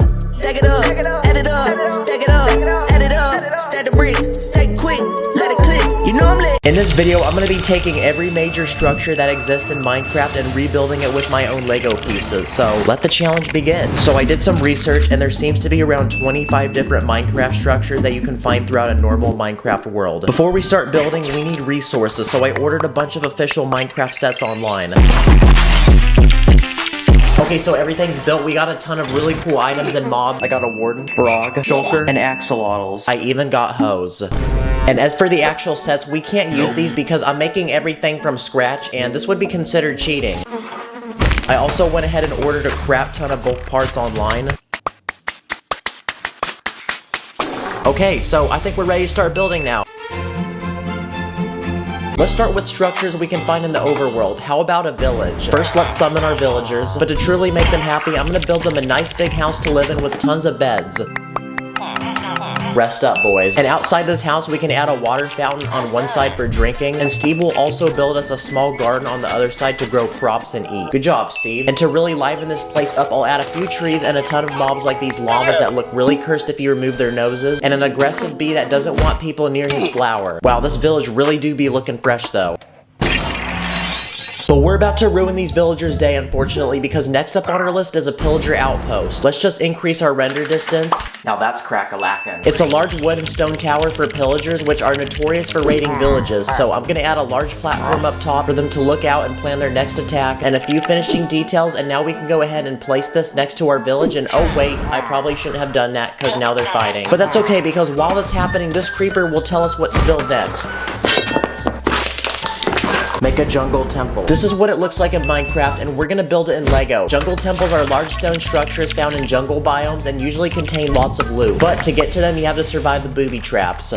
But while he scores that loot, we're gonna finish this temple adding some vegetation to make it look like it hasn't been explored for thousands of years. And now we have another thing to check off on our list. Now let's go somewhere really cold and icy, cause how about we make an igloo? It's pretty much a tiny house made from snow. So we can start forming the walls of this house, and since Steve is a complete noob that can't build a decent looking house, we're gonna move him into this snow house. So let's add some amenities inside, and in you go, Steve. Let's now add a roof and a few mobs outside. That house do be looking icy though. Now it's time to travel from the freezing cold to the middle of the desert, because next up is a pyramid. These are pretty cool to run into because they have two special pillars on the front with interesting patterns and a single entrance. And since desert pyramids are made from sandstone, we're gonna need a lot of tan pieces to make one of these, so after some building, I think we've achieved something similar enough to one in the game. Pyramids also have deep wells with treasure on the bottom, just don't step on the pressure plate. Wait, Steve, what are you doing? Oh my. Another thing you can find in the middle of the desert is a well, which is also one of the few places you can find water. And since they're small, they're easy to make, so just like that, Steve has a place to get water so he can practice his MLG bucket tricks. Oh yeah, the Ender Dragon wanted to remind y'all that this video is sponsored by Dragon City, which is a free mobile game where you can collect over 1,000 dragons with special abilities, breed them, raise them, train them, take them into battle, and build your own dragon empire. This dragon's made out of Lego. If you have friends that play, you can go into PvP battles with them and make your dragon so powerful that you'll make this Ender Dragon right here look like a major L. You'll even find dragons of your favorite YouTubers like Mr. Beast, Lachlan, Dream, and a lot more. There's even daily prizes, new dragons constantly getting added, and exclusive events to win rewards. So I encourage each of you to download Dragon City. It's free and easy to do, and you can always change your mind. So click the link below or scan this QR code, become a Dragon Master, and you'll also be able to secure a free starter pack to flex on all your friends, including 70,000 food and your very own dragon. So anyway, back to building, y'all. Another common overworld structure on our list is a swamp hut, but to make this really feel like a swamp, I'm gonna build a very, very moist landscape. I'm gonna add a tree, lily pad, and the frog we got earlier. Now, swamp huts are tiny wood houses, and on the inside you can usually find a crafting table, cauldron, and a witch. What are you doing in my swamp? That was easy money. Next structure. And our last overworld structure on our list, which is also the largest, is a woodland mansion. This house is so big, I'm going to need 9 base plates to make this. Good thing I bought all those bricks earlier because this is going to require a lot of pieces. I also have Minecraft loaded on my computer for reference. So I started by forming the first floor, which had some interesting patterns on the exterior walls. Then I went ahead and made the second floor, this time adding a ton of windows. I then went ahead and built a giant roof, but left an opening to build one final level because woodland mansions usually have 3 floors. That's looking pretty spicy, so let's add the last bit of our roof. And honestly, this is still looking kind of boring, so I say we add some trees and mobs to go around this mansion and really show how big this thing actually is. This has honestly always been a dream of mine, making a woodland mansion in Lego, and we actually did it. There you go, that finishes all of our overworld builds. Okay, so we just built things you can find overground. Now it's time to build things we can find underground. Let's start with a dungeon, which is a tiny stone room where scary mobs spawn. So I'll go ahead and build a few walls with moss growing on them, add a spawner, and a few chests with loot. And since I hate spiders, it's time to face my fear and include a few of those. Steve, you can go deal with them. Another dark and creepy place you can find underground is an abandoned mine shaft. So to make one in Lego, I'm gonna fill the cave walls with coal, iron, gold, and diamonds so Steve can get dripped up in the finest armor possible. I'm also gonna add wooden supports to keep the cave walls from crashing in, and also a minecart track with a minecart. That way Steve can get around the cave more efficiently. A few more final touches, a chef's kiss, and this place really does look creepy and abandoned. Now, out of all these places we visited, probably the creepiest of all of them is an ancient city. And at the center of the city is a giant portal, so I'm gonna build this in Lego. To get the right detail, I'm gonna use the staggering jumper plate technique, and honestly, that looks pretty satisfying. We can add a few more details, and of course, the one mob you can find in this city, which is a warden. And to celebrate this build, let's feed him a hot dog. Our ancient city do be looking fresh. Now, aside from the dark and creepy things you can find underground, something that's actually really beautiful to find is an amethyst geode, which is a huge glowing purple crystal. I'm gonna make a section of one that's been cut open. And these geodes have multiple layers of minerals and rocks, like a layer of calcite and a layer of basalt. And it looks like that's all of our underground builds done. So we made things you can find overground to underground, but now it's time to make things you can find underwater. Let's start with ocean ruins, and it's pretty much an ancient underwater city. So I'll go ahead and build a large stone tower with a platform up top to add a few drowned. And to make this feel like the ocean, I'll add kelp, a dolphin, pufferfish, and one more drowned. Wait, Steve, you're dying. Take your underwater breathing potion. Take it, Steve! Another thing you can find in the middle of the ocean is a shipwreck, which is pretty much an old rotting wooden ship. So I'll go ahead and make this one look like it's sitting on the bottom of the ocean floor. I'll add some coral, kelp, Steve's pet axolotl, and all shipwrecks have a treasure chest, so I'll add one full of diamonds. Yo, Steve, what are you doing right now, bruh? And for our final underwater build, let's make an ocean monument. We're gonna need a lot of bricks because this is also the largest structure you can find underwater in Minecraft. They kind of look like pyramids and are made out of these prismarite blocks, which have a very unique color. So far, it looks kind of boring, so I'm gonna add some arches near the front entrance and even more arches on the very top. To make this feel like the ocean, we can also add some kelp and the mobs that you can exclusively find in this monument, which are guardians. They're pretty much giant creepy fish. And there you go, that finishes our final underwater build. Okay, now it's time to go to a completely different world in Minecraft, the Nether. But first we need to build a Nether portal, which brings me to another structure we haven't built yet, which is a ruined portal. And it's pretty much a regular Nether portal that's been broken. There you go. But to get to the Nether, we need Steve to fix this first. And there you go, now it's time to go to the Nether. Whoa. I can't believe that actually worked. So there's many things you can find in the Nether, but let's start with the Nether Fortress. It's a large fortification with tons of bridges suspended in the air. So first I made 2 pillars out of Lego, and I'll connect them together by a large platform, where on one side I'll add a blaze spawner, and on the other side I'll add a few wither skeletons, which are exclusive mobs you can find here. Another thing you can find in the Nether is a bastion, which is another fortification but protected by these piglins. But in these fortifications you can usually find gold, so I'll go ahead and add raw gold blocks put into portions of the wall. We can then add our piglins. And generally in these fortresses, you can find a lava lake with a platform full of gold in the middle. And it looks like that finishes our Nether builds. Our final world to visit on our Minecraft journey is the end. But first we need to make a stronghold, which is a secret underground room containing a portal to get there. End portals are usually suspended above a pool of lava, and they're exclusive to these strongholds, so I went ahead and built one in Lego. So to have it suspended, I'm gonna use some transparent bricks. And leading up to the portal, I'm gonna add a staircase with a silverfish spawner. This is that one mob that I find annoying and cute at the same time. Frick this silverfish. And just like that, it's time to travel to the end, so let's place down our Eyes of Ender. And there you go, Steve, in you go. Wow, I'm surprised that also worked. Now, surprisingly, the end world really only has one official structure, and it's an end city. But I just realized making this in Lego might be tricky because there's some crazy gravity-defying physics involved with these buildings. This building is gonna look really pretty with all the purple bricks that I'm about to use. So I started by building a singular giant tower, then wanted to challenge myself to build a few bridges connecting it to other smaller towers, and a few more final touches like improving the roofs, adding lights, adding Enderman, adding Steve, and adding the shulker we got earlier. And it looks like that finishes our one and only end build, which also completes our final structure on our list. Now it's time for the grand finale. Time to put all of the structures I built in this video together.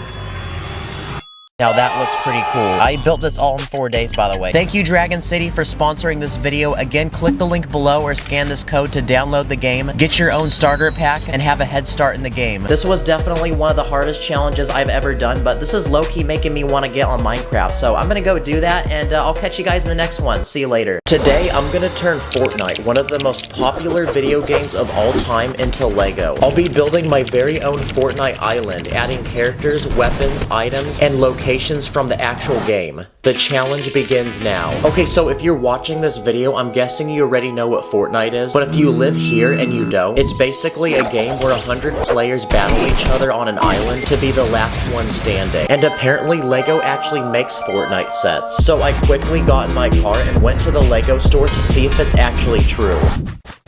Wow, they actually sell them, guys. So let's cop this one, bring it back to my crib, and open it up. Okay, nice. Okay, in this set, you get the actual battle bus from the game that drops off all the players onto the island, and you even get 9 different characters, like this guy who's a banana, this default skin, and this really drippy looking guy. Okay, so far we have 9 different skins, but in every Fortnite match, there's 100 players, which means we need 91 more minifigures to battle each other, and that's a lot of people, so I grabbed all my random minifigs and built the biggest army I could. Okay, I counted it, and it looks like we officially have 100 minifigs. And each one is a random skin I can imagine people would buy if they played this game. Only one of these people will survive, so comment who you think that's gonna be. But before we send them to the island, I built my very own Fortnite item shop with special items they can buy and use in battle. So let's grab Mom's credit card and spend all those V-Bucks. The first thing I built are gliders that the players can use to drop down onto the island, like this shark with the laser on its head, this inflatable boat. I also built this small helicopter, this space shuttle. I even made a glider that uses the backboard of a basketball hoop. I also built custom harvesting tools for collecting materials on the island, like this one which uses a hot dog, and this one which uses an actual dolphin. Yeah, I was running out of ideas, guys. I even built cool custom back blings that the players can use to flex how much money they have to the rest of the lobby. And oh yeah, I forgot there's also emotes.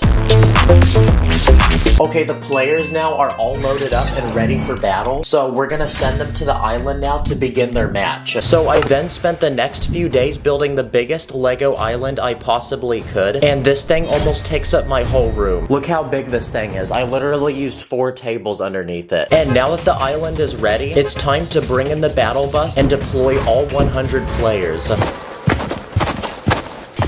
Okay, all 100 players have now landed on the island. Oh, except that guy. I think he forgot to use his glider. Okay, we've built the island and dropped off all 100 players, but the problem is there's literally nothing here. And also the players have no weapons, which means it's time to build the very first location where the players can go to get loot and battle each other. So I built this small, peaceful neighborhood with 3 houses, which make a great place for the players to hide and seek cover. Every location has a name, so how about we name this one Sunny Suburbs. Yeah, I like that. And inside each house, I even built rooms where players can hide, and I added these chests full of loot. So for loot, I found some custom Lego weapons, like this tactical shotgun, this assault rifle, and this silenced pistol. And I even built some of my own Lego items, like this shield potion, this med kit that players can use to restore their health, and I even built this giant floor trap with spikes. And around the neighborhood, I also added these giant trees that players can harvest and use for building materials. Now they can be sweaty tryhards and build battle each other. Someone clip that. And now that we've built our first location, the first few players have been eliminated. So now it's time for the Eye of the Storm to shrink and for the players to proceed to the next spot on the map. Okay, all the remaining players have migrated to the circle. Oh, except for that guy, which means it's time to build the next location for them to fight. So I'm gonna build it right here. And my plan for this next location is to build a giant snow-covered mountain. Okay, the mountain is finished. Now we just gotta add some snow. Nice. And on the very top of the mountain, I built the next place for the players to battle, which is this top secret military base. And to get up to the base quickly, I built the zip line using dental floss I grabbed from my bathroom. Now it's time for our players to get more loot, so I built this Lego supply drop, which is gonna give us a lot of it. So for loot, we have even more weapons, like this scar and this sniper rifle for long-range attacks. And I even built more custom items like this bounce pad, this landmine, and this impulse grenade, which you can use to launch any enemies away from you. And now that our new location is finished, the players are battling and sending each other back to the lobby. But before we build the next location on this map, I'm gonna simulate my very own Fortnite live event. So I built this Lego concert. My heart's like a Lego set, please don't break it. And now that the players are getting all hyped up, I'm gonna build the next spot on this map. So this time I built a small peaceful farm with a barn, a farmhouse, and lots of different items around it, like this campfire which restores health to players, this lake to go fishing, and these mushrooms which give you shield when you eat them. I even built these Lego crops that the players can hide inside of, and to make them I used this illegal building technique. Hey, what are you doing? Huh? What are you doing? Oh, nothing. I'll be watching you. Okay. But now it's time to send in the next supply drop full of loot. So for loot, I built this grenade launcher, bandages, a grapple gun, this launch pad which sends players up into the air, and also this boogie bomb which will force players to dance when you throw it on them. Okay, that's the third location finished, and for this next one, I'm gonna build it right here. So this time, I decided to turn this part of the map into a giant Lego desert, with these two rock formations that players can use as high ground when they're fighting each other. I also built these small cacti that will kill you if you touch them, and these bushes that the really newbie players who can't build can hide inside of. And in the middle of the desert, I left it empty, that way we can build the next place for the players to fight. So this time, I made an abandoned shopping mall. I built 3 different stores inside that the players can use as cover. I also added the shopping cart so players can get around the map quicker. And again, I built more loot. So I made this Lego rocket launcher, this minigun, and this sticky grenade, which will cling onto any surface. Okay, that's the 4th location finished, and now that we're narrowing down to the final few players, the only ones left are only the best, most skilled, try-hard, sweaty players. Okay, we're down to 10 players. Now, in the very middle of the map, there's one final space to build something. So to decide what we build, I made this giant Lego loot llama. So let's open it up and see what's inside. Okay, it says to build tilted towers. Yep, the most iconic location from the game where only the sweatiest, most pro players go. Basically, this location is an entire city, and I'm gonna build a small version of it in the middle of the map. So I built a street with 4 buildings, and on top of each one, I added a chest full of loot. I also built this Lego vending machine, which lets you trade building materials for a weapon of your choice. I also added a few cars that the players can hide behind, and I even built this tiny loot llama. Okay, now that this location is finished, the final few players can drop in to battle each other until only the best, most skilled player is left alive. Okay, there's 2 remaining players, but wait, I'm confused. Where's the other guy? Oh, I think he might be hiding in this bush, guys. Yep, I knew it. That was definitely a 5-year-old on his mom's iPad. Let's freaking go! This guy has taken that W. Well, there you go, guys. I built my very own Lego Fortnite island with 5 different locations. Check the link and submit a video idea. A lot of you guys actually requested this. Anyway, go play Fortnite. I'll see you in the next one.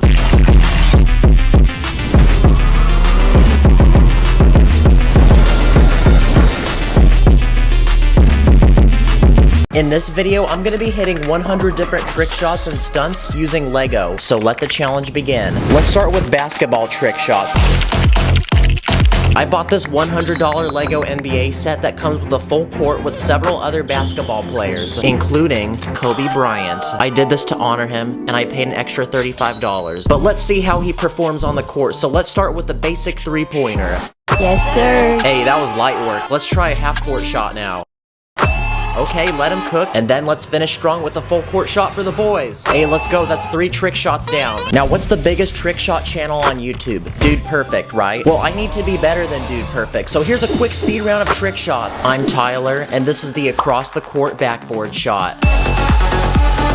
This is the backward shot. This is the jumping backward shot. This is the over a player ball pass. This is the behind the back ball pass. 2 shots at the same time through a ring of fire. On top of a horse, cow, elephant, alligator, car, boat, shopping cart. And finally, the craziest trick shot of all. This is the 3-foot basketball shot.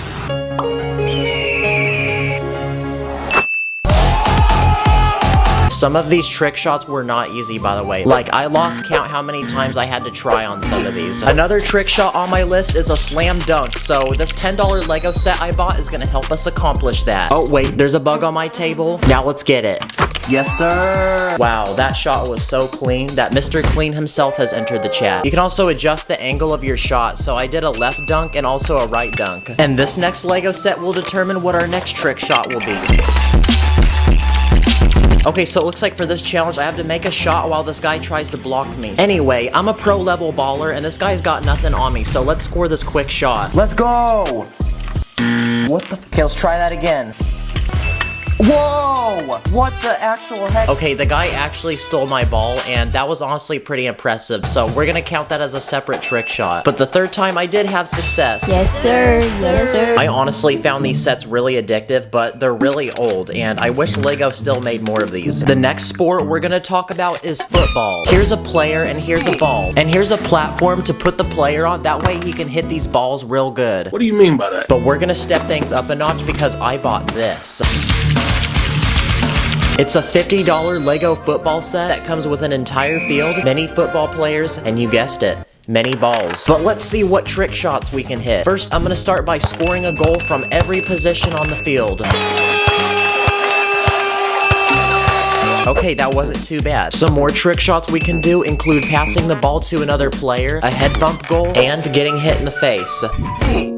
This next challenge I'm gonna set up for myself is some target practice. Let's see if we can hit this target with a football from 1 hot dog away, 2 hot dogs away, 3, 4, 5, 6, 7, 8, 9, and 10 hot dogs. Bruh. Yes! Finally, I can go to sleep. And finally, let's try hitting a goal through this box. That wasn't too bad. Another type of trick shot is flipping things. So what are different things we can flip? Let's start with the classic water bottle flip. Drink your water, boys. Number 2, a single stud. Number 3, a Lego minifig head. What about a guy in a stretcher?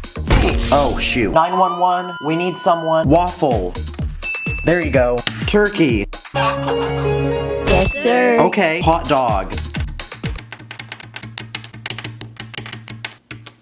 Oh my gosh! And finally, let's try flipping a pizza. Yes! Let me flip this cow real quick.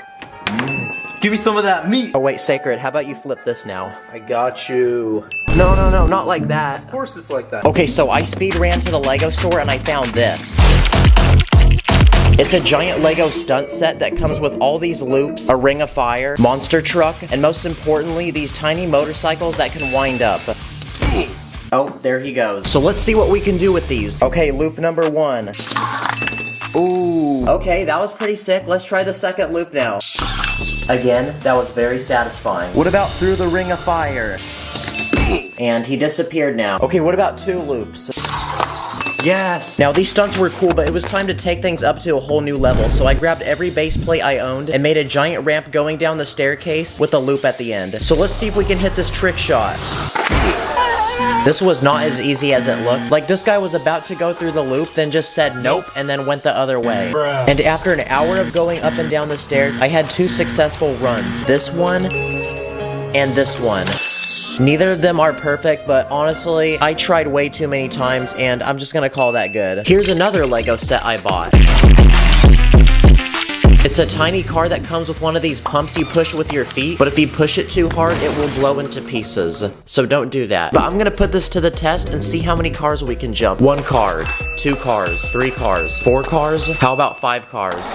Dang, this thing actually goes a lot faster than those motorcycles, and I think the idea of the pump's actually kind of clever. It's time to whip up some more interlocking building bricks. This next Lego set is a snowboard set. It comes with 1 giant ramp and this snowboarder. What the heck is that face? But most importantly, it also comes with this mechanism that makes the snowboard move forward.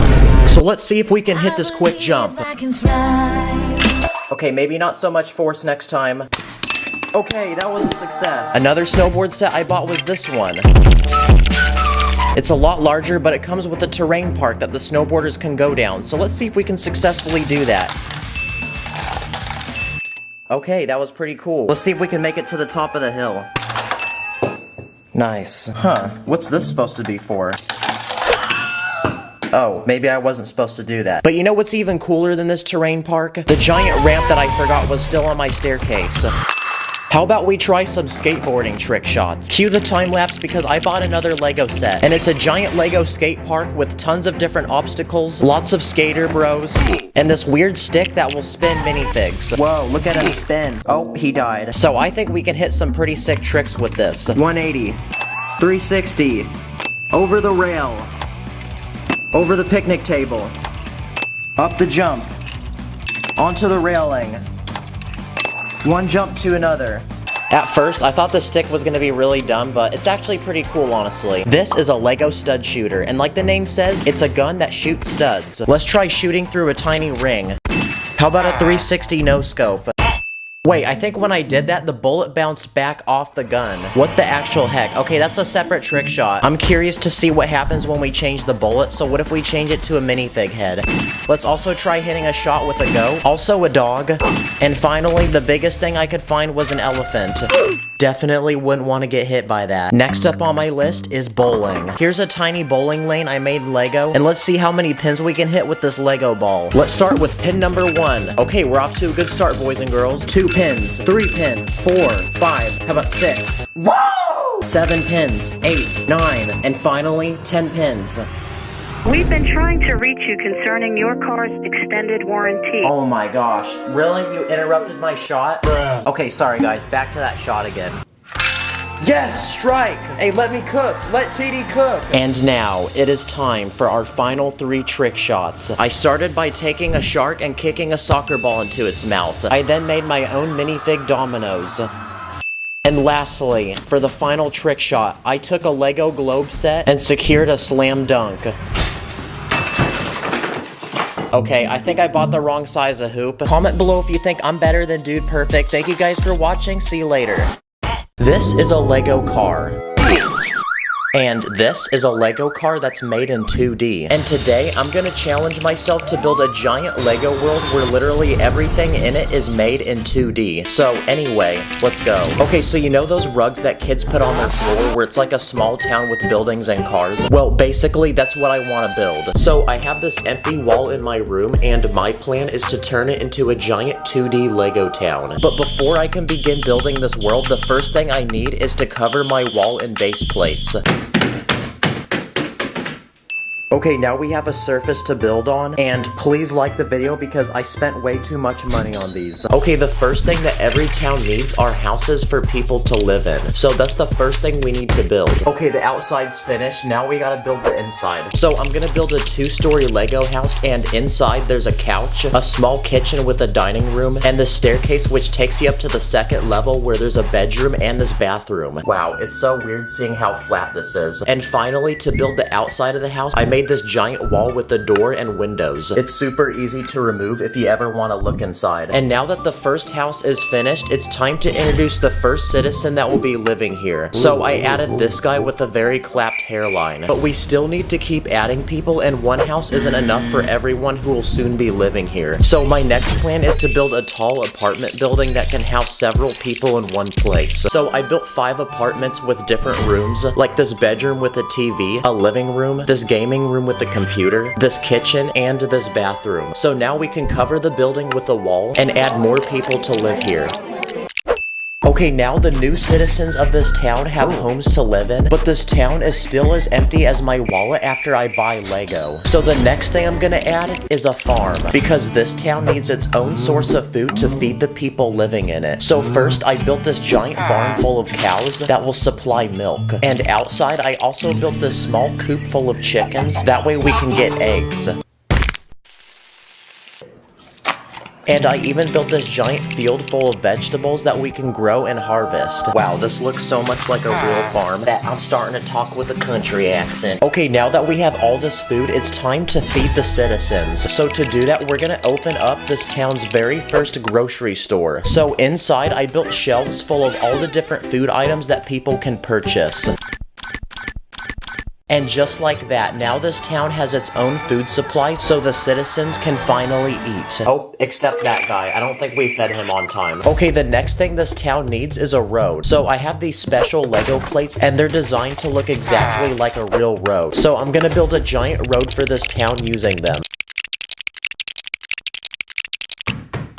Again, don't ask me how much money I spent. And to go on the road, I even built some 2D Lego cars, like this one, which is supposed to be a pickup truck. I also added some stoplights to tell the cars when to go. Okay, for this next challenge, I'm gonna build a Lego police station because every town needs one of those, right? So I built this one with several different levels to add different rooms. So on the first level, I built a computer room so the police officers can scan for criminals. For the second level, I'm gonna build a meeting room where the officers can make important announcements and discuss plans. For the third level, I built this gym where the officers can train and get stronger. So I built this punching dummy, this pull-up bar, these weights, and at the end of their workout, they can celebrate by eating some donuts. And on the final top level, I built a small prison with cells to put all the criminals. Free my boy. Okay, and now our Lego police station is finished, and oh yeah, I also built this police car. But now we can move on to the next Lego build, and this time I'm gonna build a fire station. So I built this one with a giant golden bell on the very top to alert people when there's a fire. I also built this small 2D fire truck. And the final emergency service that this town needs is a hospital. So I built one across the street from the police station, and inside I built a surgery room where minifigs can get any new body part put in. And not gonna lie, that sounds really creepy, but that's how I imagine minifigs actually have surgery. So basically plastic surgery. And on the second level, I built a baby delivery room where pregnant mothers can give birth. I even built my own Lego gender reveal. Okay, finally this is starting to look like a real town, and why does this honestly look like something I'd see on Google Satellite View? Okay, the next thing I plan to build for this town is a Lego school. That way the people living here don't become dumb, but become smart. So first I built the outside of the school, and when you remove this wall, you can see the inside, where I built this classroom with desk for the students, a small shelf full of books, and a desk for the teacher, and up front there's a smart board so the students can watch educational videos. And outside the school, I built a small playground with 2 swings that I built using these chains. Okay, we built a school on this block, but now on this block, I'm gonna build a Lego park. So first, I built this long sidewalk that will go through the park so people can walk or ride their bike. And in the actual park, I built some trees like this one, which has apples growing on it. It looks like something out of a Dr. Seuss book. I also built a small picnic bench where 2 people are going on a small date with each other. I also built this basketball hoop, and I even built this tiny skateboard park. Okay, and now I'm out of space to build, so on to the next block. There's not much space, so what if I built a small fast food restaurant? And my plan is to build a Lego McDonald's. So I built my own custom McDonald's logo, and inside I built a small workstation to make the burgers with every ingredient. I even invented my own TD Bricks McDonald's collab meal. So you get a burger, some fries, a shake, and a cookie. Okay, now let me get one. Okay, this town is almost finished, but next I'm gonna let my subscribers tell me what to build. This first person told me to build a bank, so I'm gonna build one on this small empty block, and inside I built this vault where we can put all the money.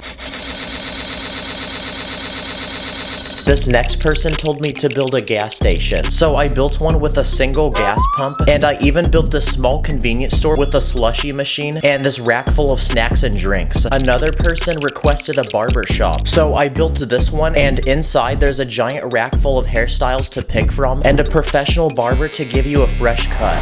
This person told me to build a forest, so I built one using lots of trees, and I even added some animals, and I even built this pond for ducks and fish. Someone told me to build an airport, so I made this one with an airstrip and an air traffic control tower, and I even built this tiny plane to transport passengers. And for the final request, someone told me to build a house. Wait, why are the cops here? Okay, now it's time to add the final but biggest thing to this town, and my plan is to build a giant shopping mall. So inside, I built a long hallway with 6 empty rooms, and I'm about to turn each one into its own separate store. Okay, this first one is a shoe store. Next, I built one of those expensive designer clothing stores that's named something that I can't pronounce. Usually that's how you can tell if it's expensive. Every mall also needs a tech store, so I even built a tiny Apple store. I also built a Lego store and Lego. I also built a bubble tea shop with blenders to make the drinks, and those iPads that will flip towards you and make you pay a $50 tip. And for the final store, I built a GameStop, where you can buy video game CDs, controllers, and gaming systems, or you can even trade your entire collection of games for 50 cents. Oh yeah, of in-store credit too. Yes! Let's freaking go. Now this Lego town is finished.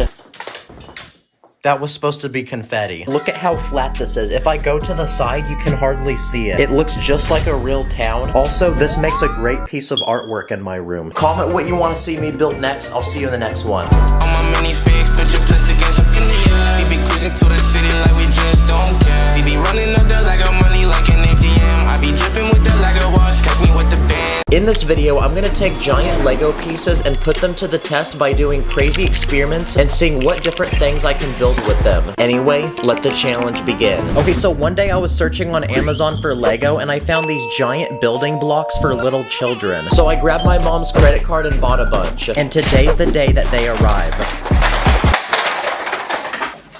Yeah, I think I bought a little too many, because these are over 1,000 blocks. By the way, these aren't actually made by Lego, but I mean, come on guys, it literally looks just like it. And compared to a normal Lego brick, these are like 100 times the size. But throughout the video, I'm gonna see what different things I could build with these bricks. First, I wanna try to build the tallest Lego tower I possibly can. And this is gonna take up a lot of space, so I'm gonna need to build this outside. Okay, last brick. Let's go! Okay, this is the tallest I could get it. My ladder literally doesn't go any higher. Saker, what do you think about it? It looks really good. Could I get like a selfie with it? Yeah, sure. Wow. This thing's like double his height. Wait, what are you doing? Wait, what are you doing? It's falling! I spent like 5 hours building that. Another idea that I have is to use these bricks to build a giant Lego ball. This looks like the giant boulder from Indiana Jones. But now we're gonna see if this thing can actually roll. Oh, let's go! Okay, let's roll it down the stairs.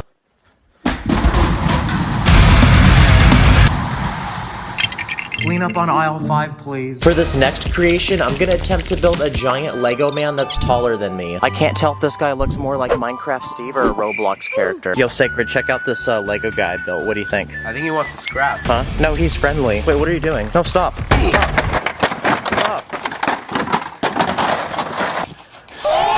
Some other Lego items that I built include this apple tree, this duck, and a crocodile. This one's crikey. Okay guys, Tyler's taking a nap right now, so I'm thinking of pranking him by building a Lego house around him.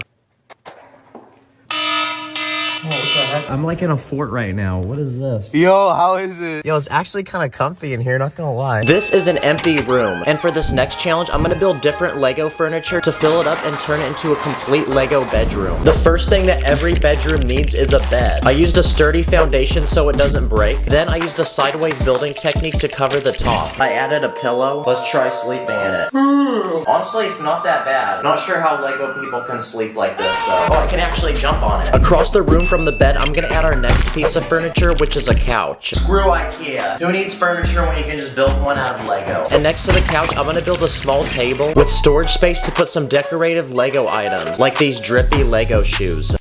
And finally, in this last empty space, I'm gonna put a big desk with a chair where you can sit down and use a computer. Okay, this room now has all the essentials. This can literally become an Airbnb right now. We got the bed, couch, and then we got the desk where we can run up some games, like Honkai Star Rail, which is the sponsor of this video. It's a space fantasy video game from the makers of Genshin Impact, and it's been awarded the best mobile game on Google Play and the App Store. It's even been promoted at the Giant Sphere in Vegas. But the best part is that there's a hype new update where you can explore explore the beautiful world of Penacony. Here you can unlock new quests, follow exciting new stories, unsolve new mysteries, and battle your way to that W. There's also new unlockable characters like this one named Sparkle, which is a powerful fighter who's able to restore skill points to her allies. And there's even more exciting new things to this update, like new game modes, new stories, new enemies, and NPCs. But you don't want to be an NPC not playing this game, so click the link below to download the game and use my code to secure 50 Stellar Jade, which is a valuable in-game currency to flex on all your friends. Do you have what it takes to be a true gamer? Grab your mom's iPad and journey your way to Penacony to take those dubs.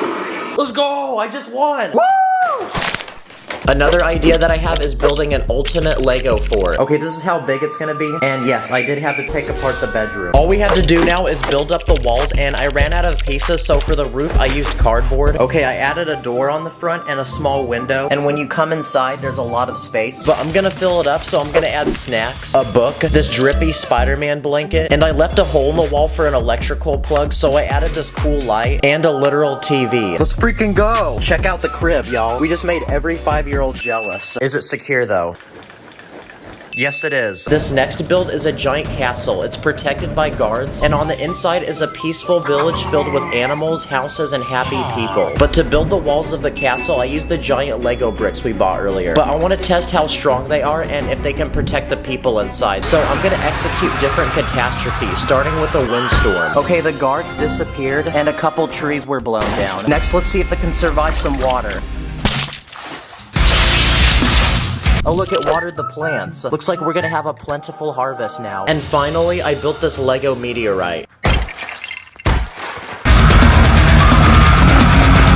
Oh my gosh, this castle is built different. Oh no, it made this lady's head come off. Yo, Sacred, what do you think about my Lego build? Kinda cool. I think I'm gonna go hang out with Emmett. Alright, peace. Hey, what are you doing? I forgot my phone. Oh, sorry.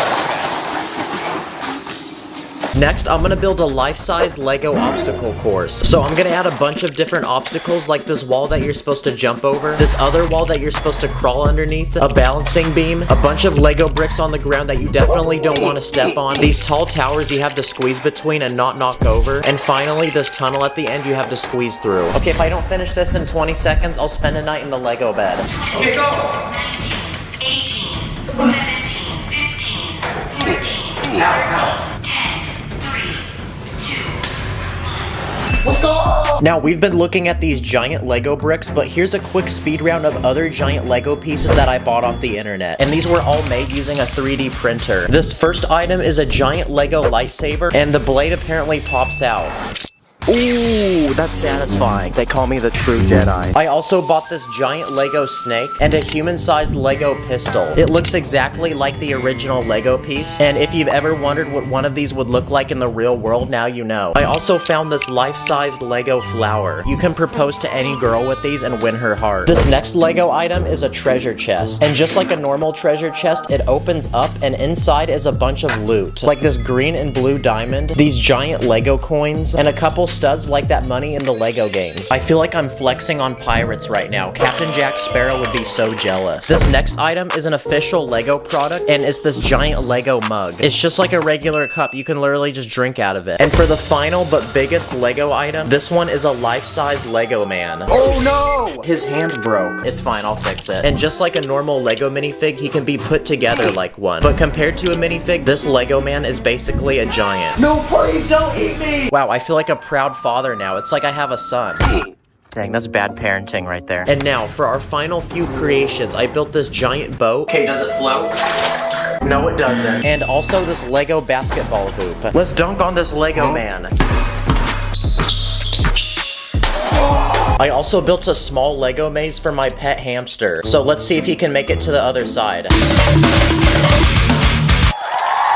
Okay, very nice. And for this final Lego creation, I want to build a working car. I have this working go-kart, so my game plan is to cover the entire thing with Lego bricks. And after a couple hours, it was finished. I put a giant spoiler on the back to make it look fast. Okay, let's see if it can go. Oh, let's go! I feel like I just got my car customized from Los Santos Customs in GTA. Also, I feel like that one weird neighbor's kid. All the girls want to hop in this car now. No one wants to, I promise you. Anyway, I'm gonna go donate these Lego bricks to a daycare center or something. Subscribe or I'm gonna bully you. And thanks for watching. Run up the studs, I'm a true Jedi. Connect the bricks like it's the Wi-Fi. I am the top dog. They call me titties, stacking so quick they cannot see me. This is a Lego president, and today I'm gonna build different things in Lego to protect him, like guards, weapons, vehicles, and a giant fortress with several rooms. Then I'm gonna attack it to see if the president will survive. Anyway, let's go. Okay, the first step in protecting our president is to give him his own personal team of security. So I built him 6 personal bodyguards to always be by his side and assist him at all times. And each of these bodyguards are highly trained in combat and are capable of defending any enemy attack. And to safely transport the president around Lego City, I built him his own personal black SUV with tinted windows to hide his identity, a professional driver to take him to any important meeting, and in the back of the car, I built a private area for the president to sit with a table to put food and a TV. But even with bodyguards and a personal car to get around, our president is still visible in plain sight and is prone to a sniper attack. So it's time to begin building a defensive base to protect him. So our first step is to build the land for it to go. Okay, the map has been loaded. Okay, step 1 complete. Now the first thing that every base needs is a giant wall to surround it. And we're gonna need a lot of pieces to build it, so I put a massive debt in my bank account and bought a ton of bricks. Okay, now we can finally begin building the wall of the base. To make the walls as strong as possible, they're 2 bricks thick and every brick is overlapping. I also made the wall 3 times the height of a minifig to keep anyone from getting inside. And finally, I have these very pointy bricks, so I'm gonna use them as spikes to put on top of the wall. Okay, now the time has come to test how strong the wall is.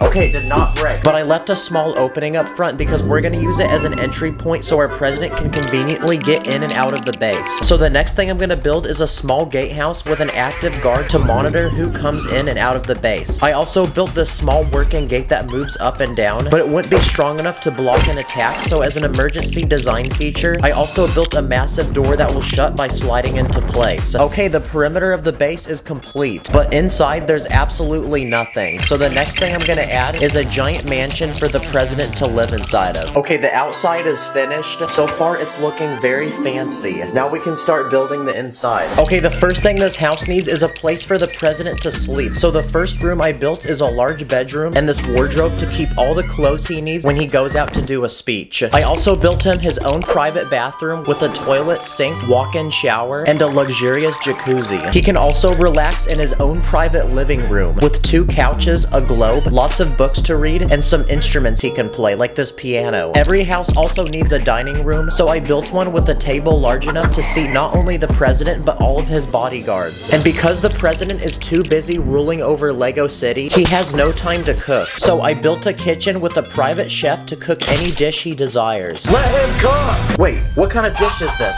It's bloody raw! And most importantly, the president needs his own place to work so he can rule over Lego City. So I built him his own private office with a giant desk, a statue of himself, golden framed paintings, and a grandfather clock. But my favorite feature about this room is the giant bookshelf, which actually rotates and turns into a secret entranceway into a giant room. So I'm gonna transform the space into a secret room to hide government files, ancient artifacts, and a nuclear bomb. So basically, the only person allowed in this room is the president himself. Okay, the first floor of our house is complete, but before we move to the next level, I want to upgrade the level of security to this base. So I searched the internet and bought 10 of these custom Lego bodyguards. But compared to the first bodyguards, these ones have armor and come with lots of different guns. That guy's hat is dripping right now. And using my own pieces, I built some custom Lego high-tech military weapons, like a laser cannon, a grappling gun, night vision goggles, nanotechnology. It's there, you just can't see it. I also built a flamethrower, a landmine, a spy balloon to spy on other countries, a satellite to send up to space. I also built this Lego drone with a camera, and to operate the drone, I built some Lego VR headsets. It fits perfectly on a minifig's head. Bro's got the Lego Apple Vision Pros. And finally, a bazooka. Okay, who hired this guy? Okay, the next thing our base needs is a watchtower to scope out for any ops. So I'm gonna go ahead and build not only 1, but 4 of them on each corner of the base. Each one armed with a highly trained sniper who's ready to take down anyone who steps foot across the wall. Yep, just like that. To get to the top, you enter through this door on the bottom, then you climb a ladder and enter through this hatch. And okay, the guards are in position. Okay, it's time to expand the house by building the next level. So I added some staircases, that way the president can go upstairs. And now we can start building. Okay, the outside is finished, but the inside is looking as empty as a homeless person's bank account. So it's time to build the rooms. Something that every president needs is a meeting room to discuss important topics with other world leaders. Like if a legal building technique should be banned from Lego City. So I built one with a large conference table with sheets of paper so people can take notes. Next to the meeting room, I built another meeting room, but this one is very special because it's an announcement room for the president to give important speeches for the people of Lego City. Mr. President, we just got news that Lego City is declaring war on Legoland. What should we do? There's lots of seats so people can attend the speeches, paparazzis, and I even built some professional cameras to record his speeches and put them on live television or Twitch. I also built an office with 6 different computers and highly trained specialists to send messages or collect important information for the president. And finally, for all the guests that are visiting the president, I built an exclusive lounge room for them. I built a butler to serve ice cream, a dance floor, and a private rapper. Feeling like a minifig, 'cause I'm on my element. We be sticking to the end. If you second, let it click. Okay, that completes the second floor, so now we can finish the house by building it a roof. Okay, looks good. Okay, there's one final thing I want to do to protect the president, and that's build him his very own private military. So I searched Amazon for custom Lego military vehicles and bought the coolest ones I could find. This first one is a tactical helicopter with rockets, and we can use this to transport the president around Lego City to all of his important meetings. I also built a tiny jeep to transport supplies in and out of the base, this giant truck with an adjustable rocket launcher on the back, and finally I built this armored vehicle with off-road tires and a giant tank cannon on the top. Okay, our base is almost complete, but there's a few more finishing touches I want to add. So surrounding the base, I put lots of grass with trees. Let's go! Okay, the base is finally done. This thing looks crazy, but we can't celebrate yet because I'm about to go to war with the president, so prepare for me to attack. For this first attack, I'm gonna shoot down the base with this automatic airsoft gun that shoots plastic bullets.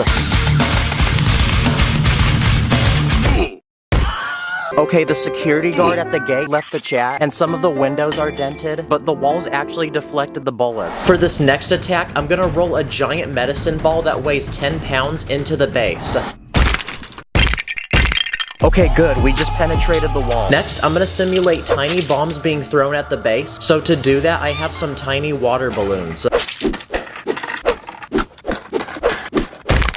Okay, that put a giant dent in the roof, so I have one final plan to attack. And for the final but biggest attack, I'm gonna simulate an atomic bomb being dropped on the base. And to do that, I'm gonna be using one giant water balloon.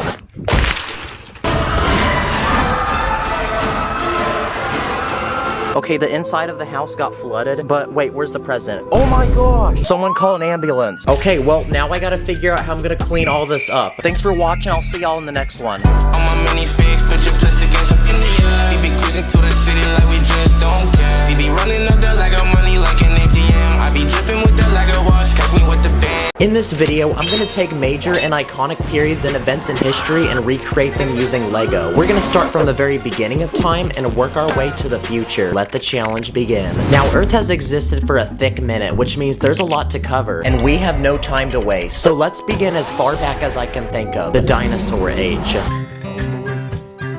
Here's a pterodactyl, which is a flying dinosaur, a triceratops, which is a vegetarian dinosaur, and a T-Rex, which is the most dangerous and deadly dinosaur. I'm gonna also build them a tiny habitat to live in with a few trees and water. All we have to do now is make this feel like a National Geographic documentary. The female dinosaur watches over the eggs. But sadly, dinosaurs took a massive L and went extinct, so it's time to introduce the earliest humans to exist. Ooga booga! But they only knew basic things like how to hunt, make a fire, make clothing, make tools, and make basic shelters, so I'm gonna go ahead and build one out of stone. Wow, this house looks so ancient. Hey, Sacred, I think I found your mom's house. Wait, I found your mom. She's right here. But over the following years, humans grew smarter and continued to populate the earth, forming massive civilizations that exist to this day. Let's start with Egypt, which began over 5,000 years ago. It was known for pyramids, pharaohs, and elaborate palaces, which I'm gonna recreate in Lego, so I'm gonna add some hieroglyphs to the wall, a golden throne to seat a pharaoh, a queen, 2 servants to defend the palace and serve food, and finally a snake charmer. Oh yeah, I never mentioned I added a booby trap. While Egypt was one of the first civilizations to exist, China was another major civilization, known for their paper, silk, gunpowder, noodles, the Great Wall of China to protect their territory, and Kung Fu, an ancient sport that taught self-defense and combat. I'm gonna build a dojo in Lego with 2 students and a very wise sensei to train them. Fight! On the opposite side of the world in the continent of South America was the Mayan civilization, so I'm gonna build it in Lego. Yes! They actually invented popcorn, burritos, and chocolate. Chocolate was so popular that the Mayans actually used it as money. This is how Mayan people used to flex. Meanwhile, the Indian civilization invented yoga, the number system, and toilets. They look like this. So let's attempt to build one in Lego. But does it work? Yes, it does. There was also the Greek civilization, and they invented the Olympics, a series of competitive athletic events like there was foot racing, horse racing, boxing, wrestling, long jump, javelin, and discus. But the most powerful of all civilizations was the Roman Empire. They were known for their magnificent architecture, advanced government, and the strongest military in the world with highly trained soldiers and advanced weaponry like catapults. But in the year 476, Rome was attacked by barbaric tribes and collapsed. But shortly after, a new society would take its place. Now we enter medieval times. I just got a special package in the mail, and it has some important people we're gonna need. Alright, come out, boys. Now, medieval Europe was a 1,000-year period known for kings who ruled the land, knights who protected the land, and peasants who worked the land. There were also castles, which were massive fortifications used to protect the king. So I'm gonna go ahead and build one in Lego, adding a few watchtowers, a jester to entertain guests, then we can add our knights, and most importantly, every castle needs a king. So here he is, and we don't have a name for him, so I'm just gonna call him the Burger King. Yes, sir. Now, despite all the castles, knights, and kings, Europe was actually very poor during this time period because peasants made 85% of the population. Some people had to steal to make money and survive, and these people were known as Vikings. They were warriors that explored the sea to conquer and plunder coastal towns. And to travel, they used these boats called longboats, which were double-ended, meaning they could move in either direction. So they were extremely maneuverable and very effective for battle. And no, Vikings did not own dragons, guys. Now, after 1,000 years of medieval times, we enter a new chapter of history where music, art, and literature began to flourish across Europe. This became known as the Renaissance. There were several influential people during this time, like Wolfgang Amadeus Mozart, and he was known as one of the forefathers of classical music. Yo, this is fire. When's his next album dropping? And this is William Shakespeare, who was known for writing famous poems. And this is Leonardo da Vinci, who was a famous painter and created the Mona Lisa, which is one of the most famous paintings to this day. Perfection. Europe was also making major discoveries during this time. This is Christopher Columbus, who was an explorer that traveled across the Pacific Ocean and discovered the continent of North America. And with such a discovery, people from across the world were coming here to make a new home, explore, trade, or to steal. And the people to do that were pirates. So the next thing I'm gonna build is an old Lego set I found on the internet from 1989. And it's a massive pirate ship. It costed me $300. Pirates were known to travel by sea and plunder major trade routes going to North America for gold, weapons, food, and resources. Runneth thy pocket. They were also known for attacking coastal towns, so I went ahead and built a tiny fort on an island, armed with cannons and French soldiers. So we're gonna let them go to battle, and we're gonna see who wins. Okay, well, it looks like the pirates took that W. And while pirates were robbing people, others were exploring the inmost regions of North America. This was known as the Wild West, a time when pioneers searched the western region of the continent for its land and natural resources. It was known for cowboys, outlaws, Native Americans, and western towns, which I'm gonna recreate in Lego. I'm gonna start by constructing a salon, which was a town building that provided meals and entertainment to people. Next to it, I'm gonna add a drinking station for horses, and every western town had a jail, so I'm gonna go ahead and build one, that way we can lock up any criminals. 1800s. At this time, the world was quickly advancing in science and technology, and this became the Industrial Revolution. There were a lot of things invented during this time. For example, the first train was invented in 1804. That train low-key looking sus though. The first camera was invented in 1816, and this allowed people to document important people, places, and events. Dynamite was invented in 1866. In 1876 was the typewriter, and this allowed people to write way quicker. The same year, the phone was invented, and it made communicating way easier. The light bulb was invented in 1879, so that's pretty lit. The first car was invented in 1886, and at the time, people used horses to get around, so this pretty much eliminated that. The first plane successfully flew in 1903 and allowed people to travel by air. But shortly after the Industrial Revolution came a period of global wars.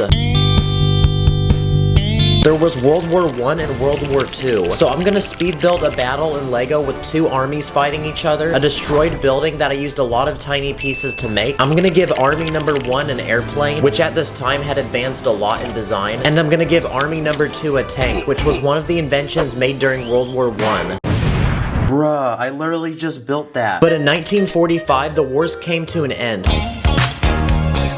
At this point, the world was advancing more rapidly than ever. We were literally sending people to space. In 1969, Neil Armstrong became the first person to set foot on the moon. Music was rapidly evolving, with new styles being introduced like rock, electronic music, pop, and hip-hop. Television was also getting really popular, which gave rise to the Hollywood industry and the production of major movies. In 1989, the internet was invented, and this allowed people to talk, learn, entertain, and work from home. Hey yo, what's he watching right now? Then came microwaves, robots, credit cards, skateboards, printers, video games, Lego, iPhones, social media, and drones. And just like that, we have reached the present day. But to be honest, after seeing all that cool history, the present day kind of feels boring. But we're only stopping here for a quick snack because we're left with one final time period to visit on our journey, and it's the future. Now, what do people think of when they think of the future? Some people think we'll be able to fly. Others think we might be able to teleport. We might be able to clone humans, become invisible, or eliminate aging so we never die. Or, I mean, some people just think the world's gonna be destroyed.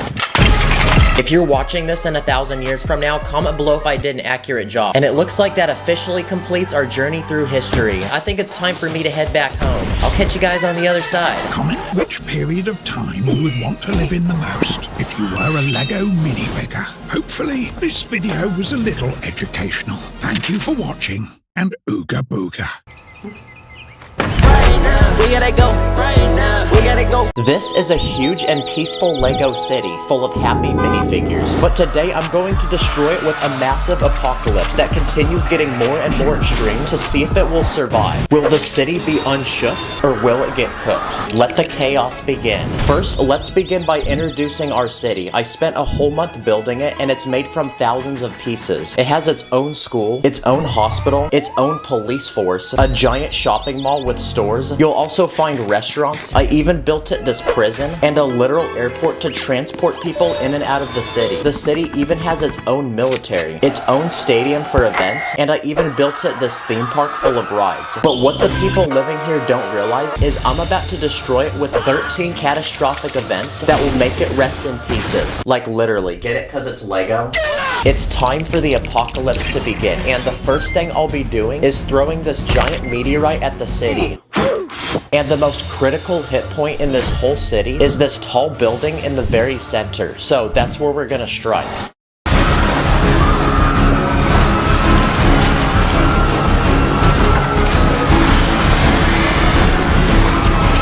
Oh crap, the whole building got destroyed. But look at this guy's nonchalantly sitting like nothing happened. Yeah, we were not prepared for that. And that's only one of the many disasters that are about to come. So before the next one, I'm going to build a highly fortified survival base for the citizens of this city to flee and seek protection. Okay, the outside of the base is finished. I built these super thick walls so it can take any impact. And to enter the base, I built these sliding doors in the front. First, we need to build beds so the people living here can sleep. So I built these 3-level beds. That way we can fit as many people down here as possible. They get a small mattress and this tiny pillow. Next, this base also needs food. So I built a cafeteria with these tables and I built a huge supply of canned food and bottled water. I also built a gym so people can still stay active down here. I built these treadmills and these bench presses. And finally, the people who live down here will need a bathroom. So I built one where people can shower and use these toilets. Oh, I forgot to build walls. Nice. Okay, we're out of room to build, so the last thing this base needs is a roof. So I built a super thick one to support as much weight as possible.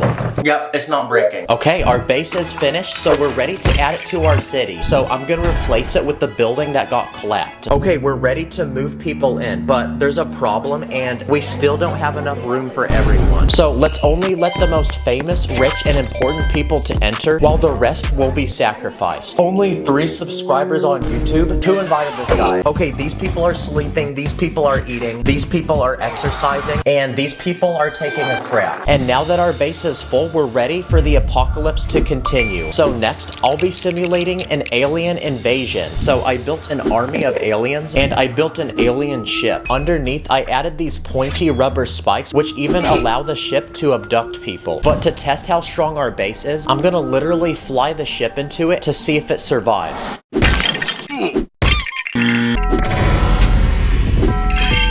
Wow, this base is not breaking. Next, let's try attacking the base with different Lego weapons, starting with this tiny Lego gun.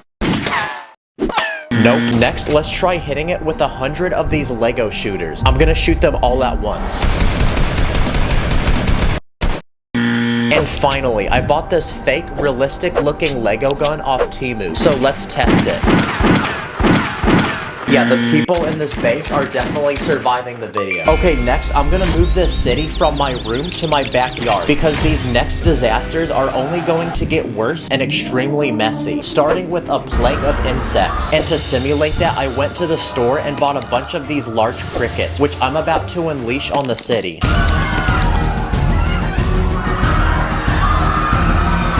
I put some in this movie theater. And I even put some in this plane. Wow, they're actually pretty friendly. As a matter of fact, they're actually kind of cute. Yeah, that literally did nothing. So this time, let's try unleashing my dog on the city. And using some chicken, I'm gonna have him walk through the city and see what he destroys. Okay, come here. No, you gotta walk through it, not around it. Here, walk through it. Come on. Solomon, right here. Come here. Yeah, he's not gonna walk through it, but he did destroy a couple of these houses. Okay, for these next disasters, I have this wheel, which we're gonna spin, and it's gonna pick a random one for us. Okay, let's hope we don't get a bad one.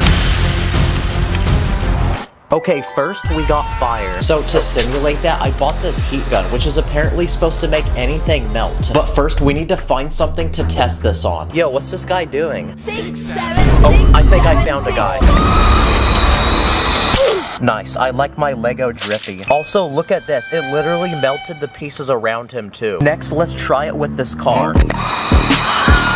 Oh, let's go. The guy inside survived. Yeah, if we want to burn the whole city, it's gonna literally take days. So, on to the next disaster. Okay, next we got a blizzard. And because I live in Texas, there's no snow here, which means we're gonna have to make it ourselves. So I bought this special machine off Amazon, which can apparently produce literal fake snow. So what happens when I turn it on?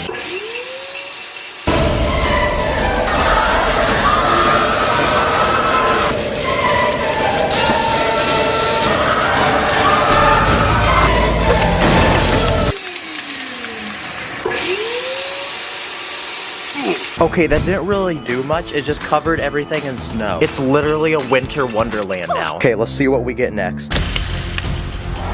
Okay, we got hail, so basically ice that falls from the sky. So to simulate that, I'm gonna drop a bunch of tiny ice cubes down on the city.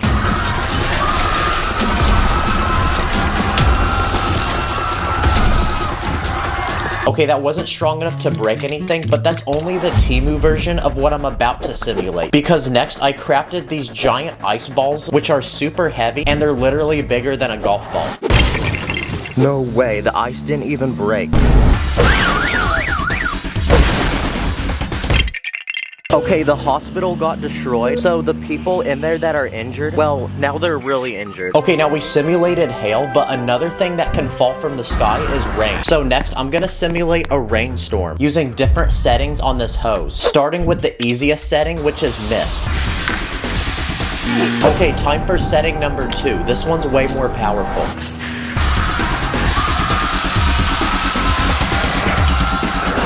Wow, the entire stadium got flooded. It's okay, we can still score.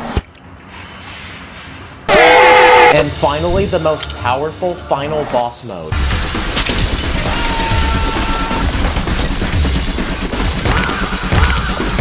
Okay, the military base got completely collapsed. Okay, next, I'm gonna drop random items down on the city to see what kind of damage we can make, starting with literal jello. Wow, it literally just bounced off the Lego. I have no clue how I'm gonna clean this. Okay, next, I make these giant water balloons, and we're gonna see what these do.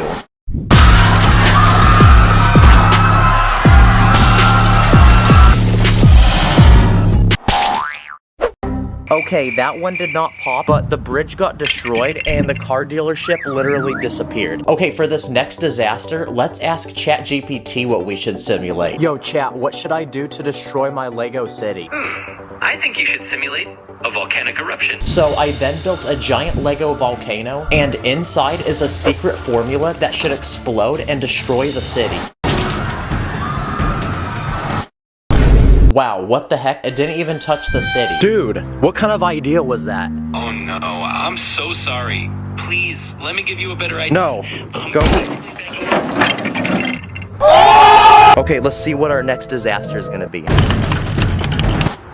Okay, we got a windstorm. So to simulate it, I bought the biggest fan I possibly could. So let's turn it on and see what happens. Wow, literally nothing, which means we need something more powerful, so I then bought this leaf blower.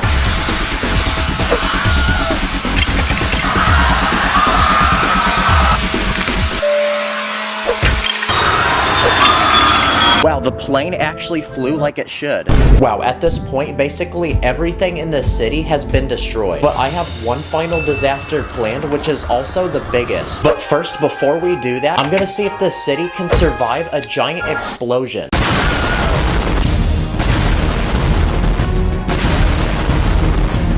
Okay, this building fell, and this guy now is homeless. And now, for the final biggest disaster, I'm going to simulate a massive tsunami wave, which means we need as much water as possible, so I filled my entire garbage bin with it. This is so much water. Look how big the city is, and look how much water is here.